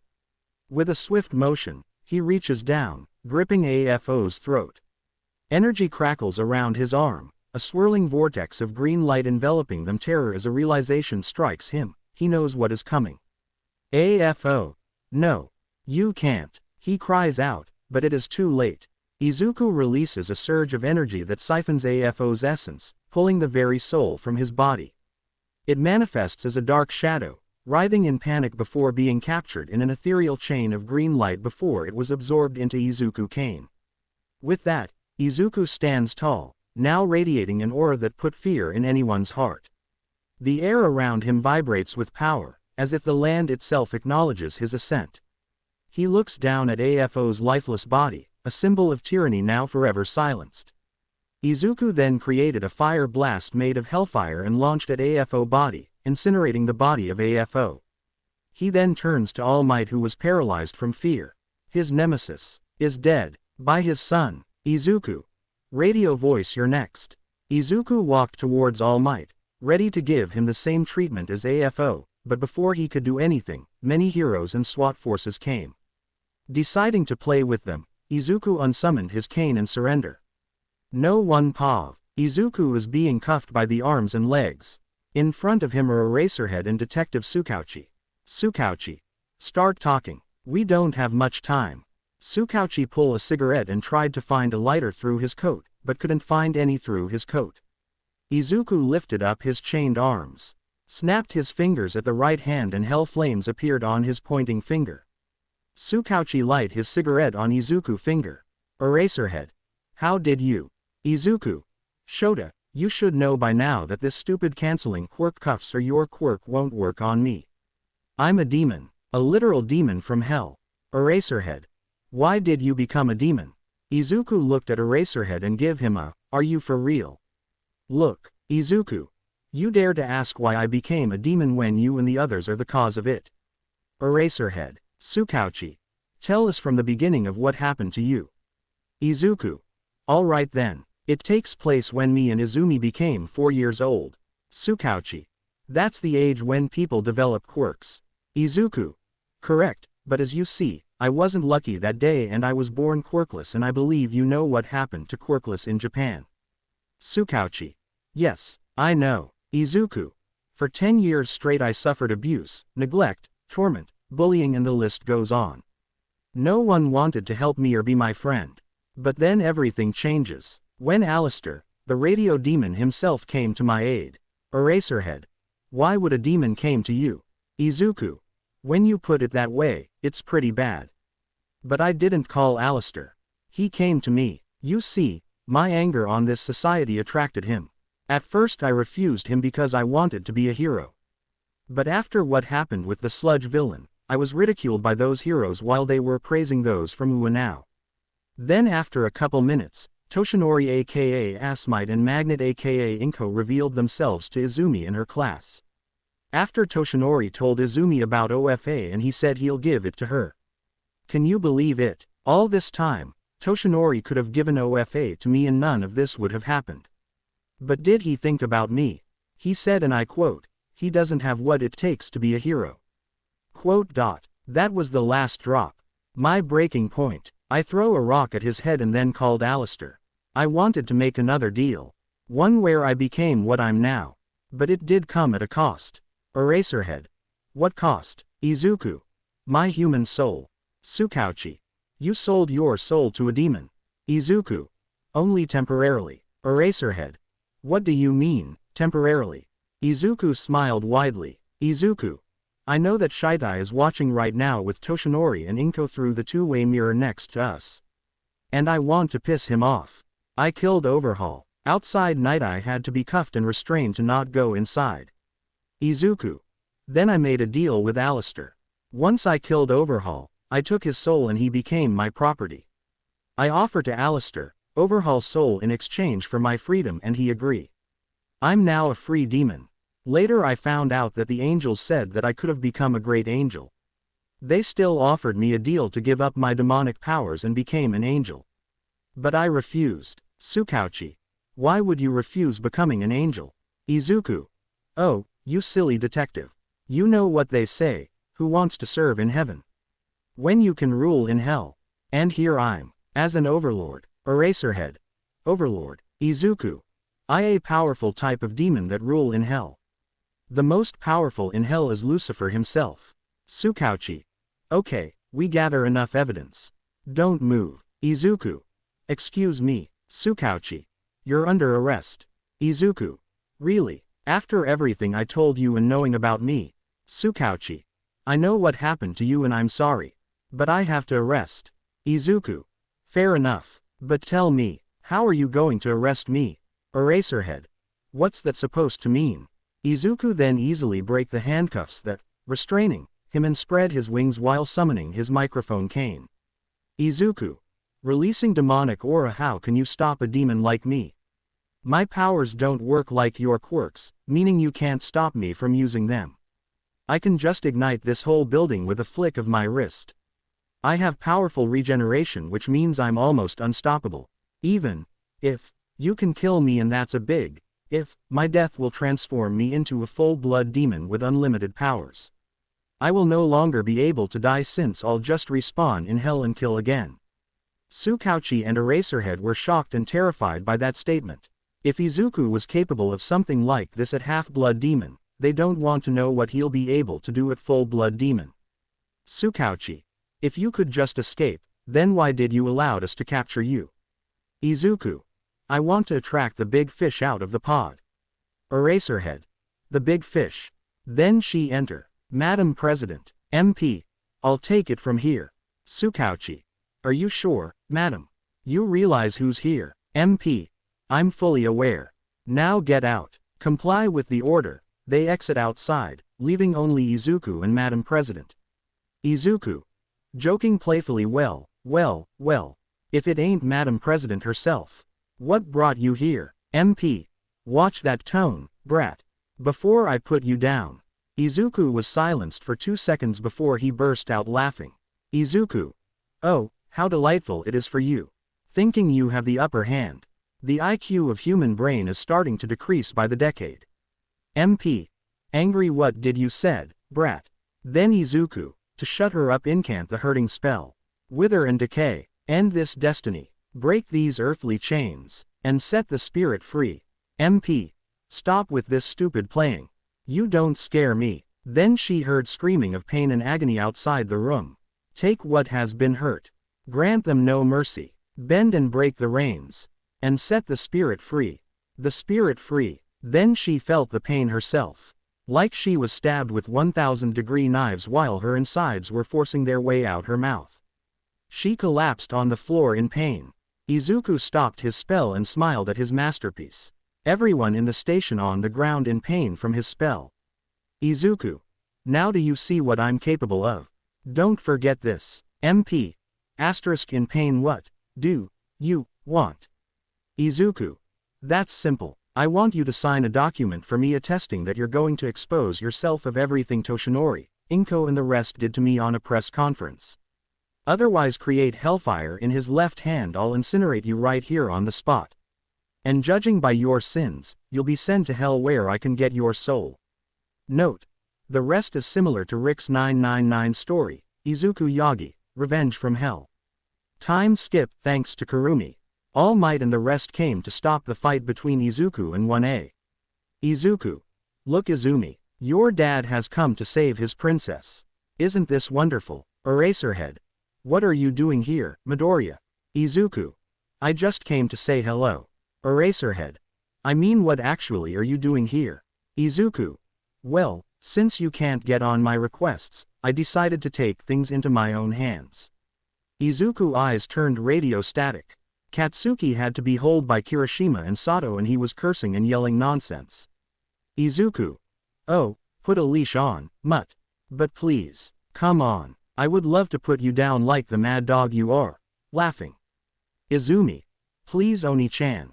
We never meant to hurt you. We just wanted to make sure you were giving up on your dream. Izuku. I don't want to hear anything from someone who live on a borrowed time. Everyone was confused by that statement. Borrowed time. What does it mean? Eraserhead. What do you mean, borrowed time? Then Izuku started to laugh at them. Shoto. Do you think this is funny? Izuku. Of course it is. You idiots have no idea and that's make it hilarious. Tsukauchi. What do you mean? Izuku. I'm talking about OFA. It's killing Izumi. All Izuku. What? Izuku. OFA was never meant to be held by a person who already has a quirk. It never was meant for that. Eraserhead. If OFA wasn't meant to be used by a quirk person, how do you explain All Might? Izuku. Easy. This idiot buffoon is quirkless. He never had a quirk in the first place. Now Izumi merely has 5 to 7 years to live because she used OFA. Unless she keep using, she'll have less years. Everyone panicked. Kirishima. Quick, we need to save Izumi. Mina. We need to give OFA back to All Might. Izuku. You could try to give it back, for someone else to take the curse, find a quirkless person or whatever plan you want to try. But it won't work. OFA purpose is to defeat AFO and the moment I killed Hin, OFA lost its purpose. It can't be transferred anymore, sealing Izumi fate. Inko. Tsukauchi, is everything true? Tsukauchi. I didn't detect any lie from him. Izuku. You see, Izumi. You and your class finally made your names be remembered as the creators of the Green Demon, but you, my dear, will be remembered as Izumi Yagi, last user of OFA. It's fitting for you. Smile. Izumi began to hyperventilating, trying to process those information. In the end, she collapsed from the shock. All Izuku, Izumi. Inko quickly took Izumi to infirmary. Izuku. Oh, how wonderful. A mother took care of her child. Almost make one sentimental. I guess some can get accustomed to it. Katsuki, in rage, broke free and tackled Izuku on the ground, who had no intention to stop Katsuki. Katsuki. You fucking Deku. That's your sister. Izuku. You forget one thing. Step-sister. Eraserhead came to stop them. Eraserhead. Bakugo, stop. Katsuki.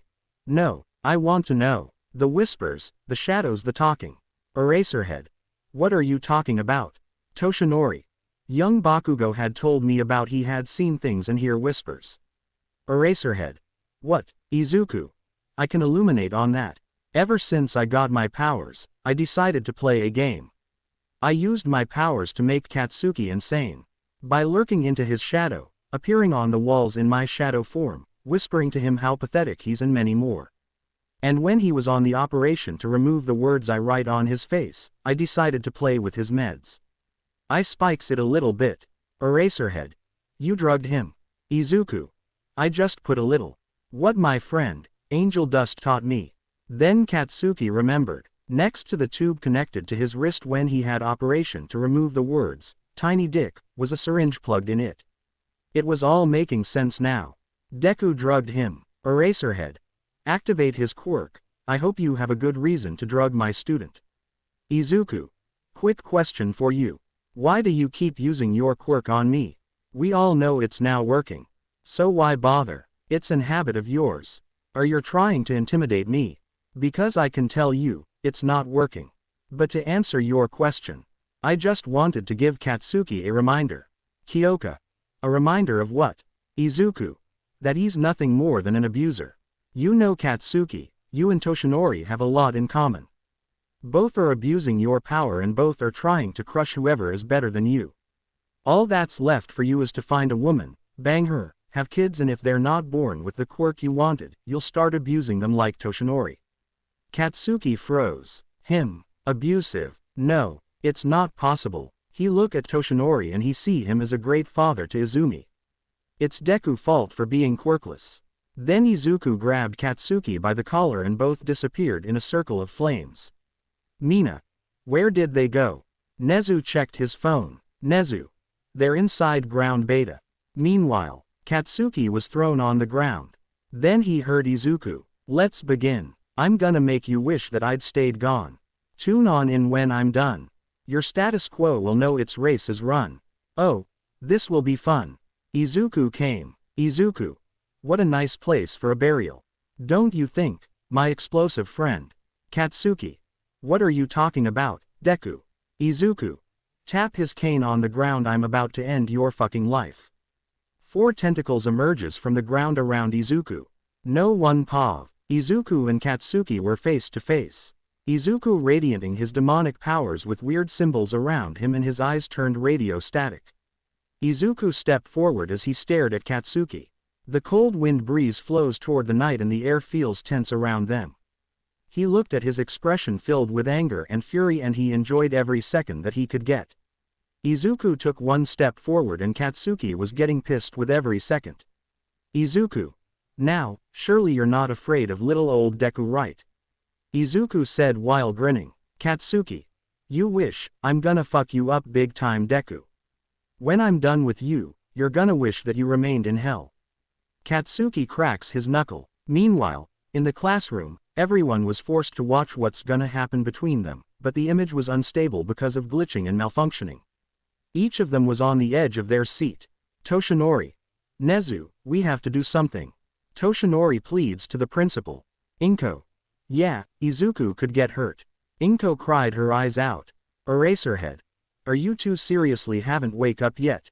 Eraserhead said behind them. Both of the Yagis turned their head to see Eraserhead, who was watching both of them.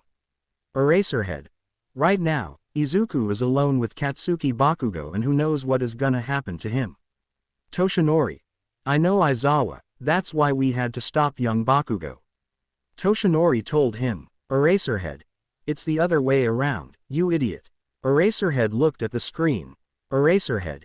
Izuku isn't trapped with Bakugo. It's the other way around. As both of them stared at each other, Izuku raised his hand and points it at Katsuki, and suddenly a flame spiraled on Katsuki's side and a briefcase appeared on the ground. Katsuki looked at the case that was laying on his side and he recognized it. It was his hero's suitcase. Izuku. Hurry up and put it on you. Katsuki. What's the meaning of this, Deku? Izuku. I want you to fight at full power. I don't want excuses when I'll bury you 6 feet underground. Katsuki. Getting cocky, Deku. Katsuki looked to see if there was a trap, but to his surprise, it wasn't. He put his suit while still glaring at Izuku, who just smiled. Izuku. Oh yeah, I got a little surprise for you, my friend. Snap fingers. Then a bunch of heads appeared next to Katsuki. Katsuki widened his eyes. There were the heads of his classmates from Aldera. Among those heads he saw the heads of Kamui Woods, Death Arms, AFO and Iida. That's my brother head. Bendy. Oh yeah, apparently, he killed him before the training camp. It's a shame I didn't see the scene. Meanwhile, 1A and the rest of the teachers were watching through the malfunctioning monitors. Toshinori. I'll stop this nonsense right now. He goes for the door, but then a wall of ink appeared, blocking the door. Then from the ground, a puddle of ink appeared and Bendy emerges from the ground. Note. From my story, Izuku Bendy, and I call him Bendy because it's more easy to not confusing them. Bendy.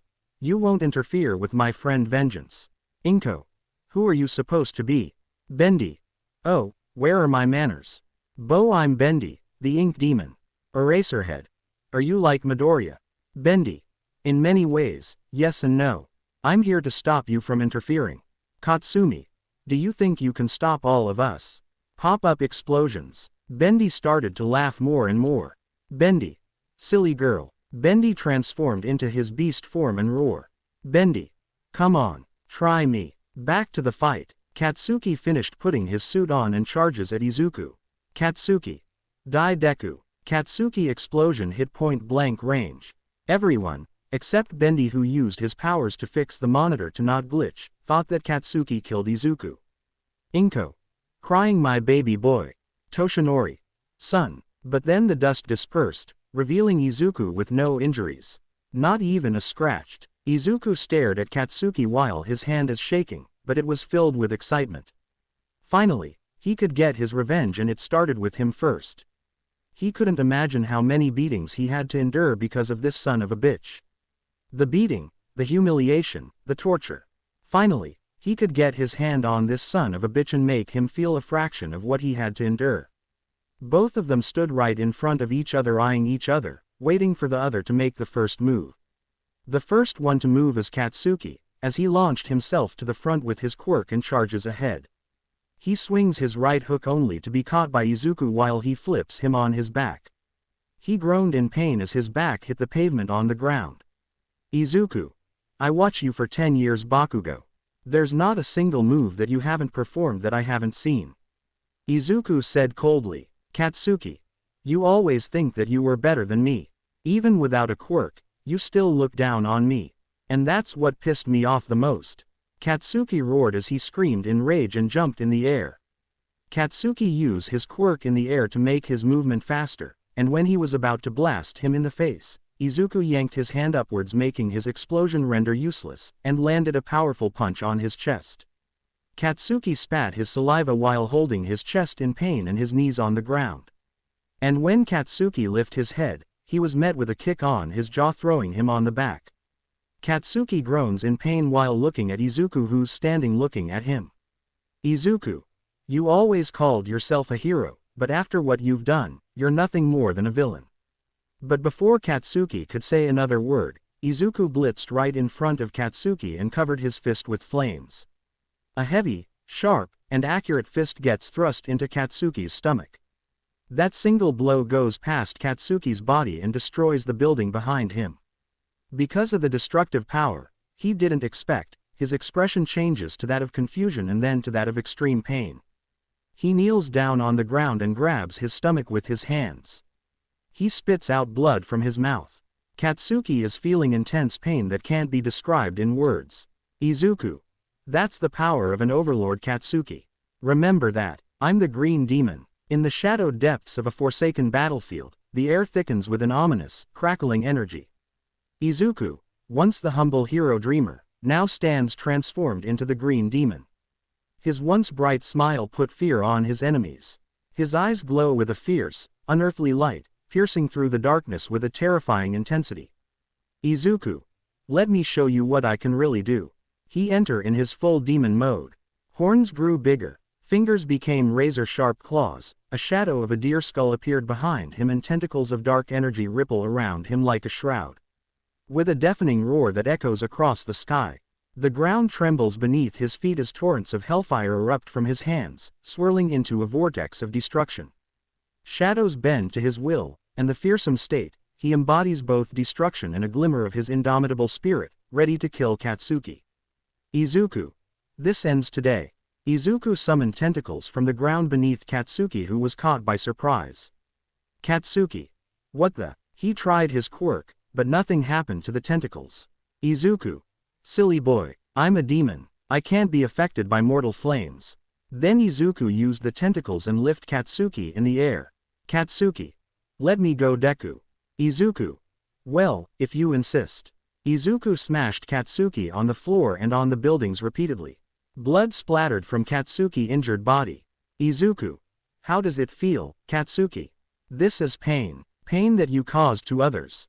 You're just an imbecile with an ego complex. How this society had kept feeding you with a platinum spoon filled with malice and greed, turning you into a brat who always throws a tantrum when someone is better than him and who never tasted defeat and dirt on your tongue. Katsuki weakly get up. He was bleeding from his forehead, he was missing several teeth from his mouth.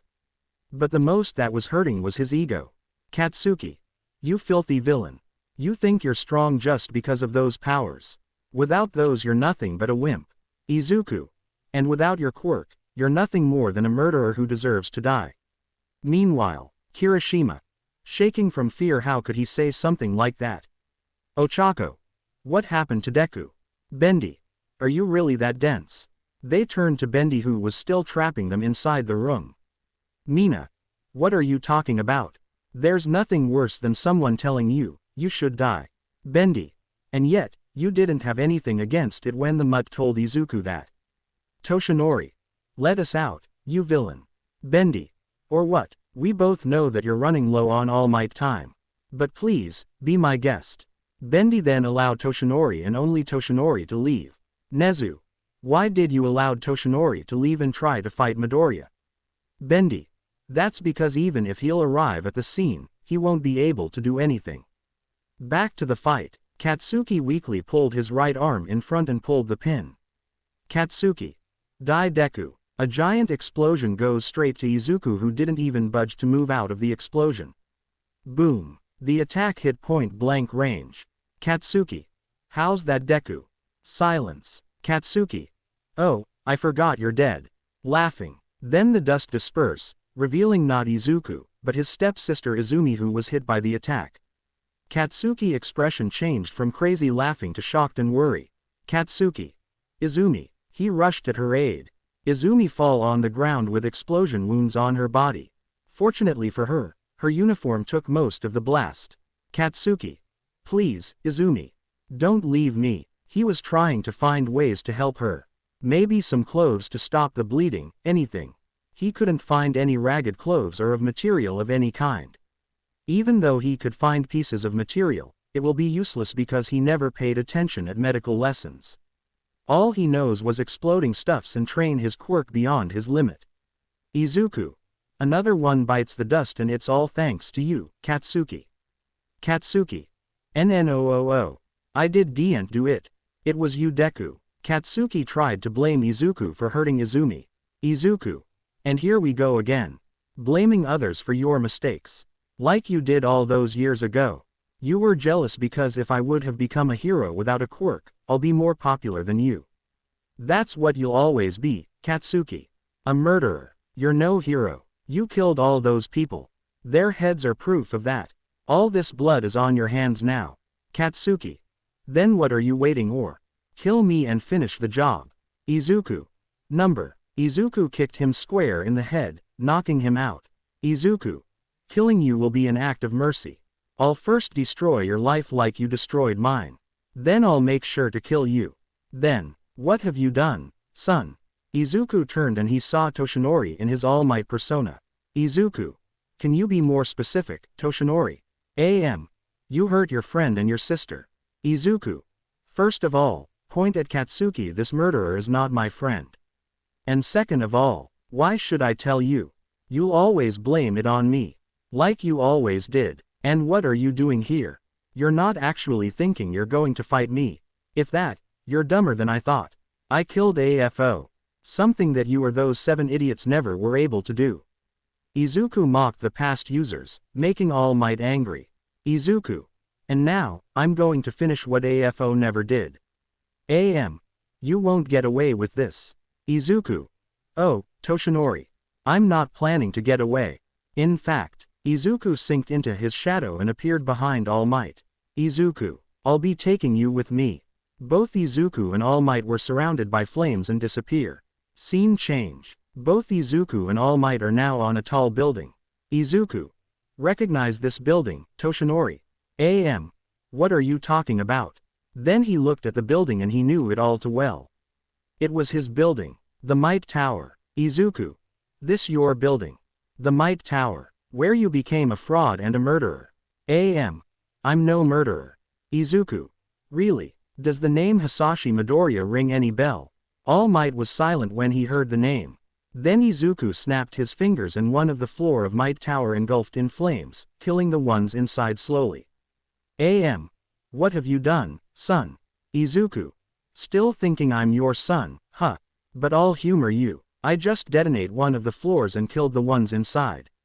And I know all who are inside your building. Rapists, murderers, and the list goes on.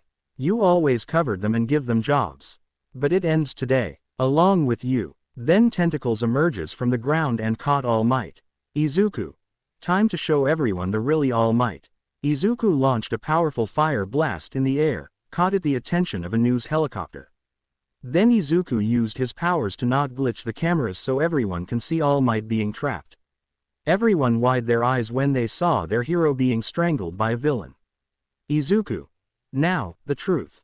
Izuku used his flames on All Might wound, forcing him to revert back to his skinny form. Toshinori felt the pain of the flames. But what's worse was his true form was revealed by his son. Izuku. Goodbye, Toshinori Yagi. Izuku dropped Toshinori from the rooftop and was falling. To be continued. I hope you guys enjoyed this video and make sure to like and subscribe to the channel. Now we will see you in the next video.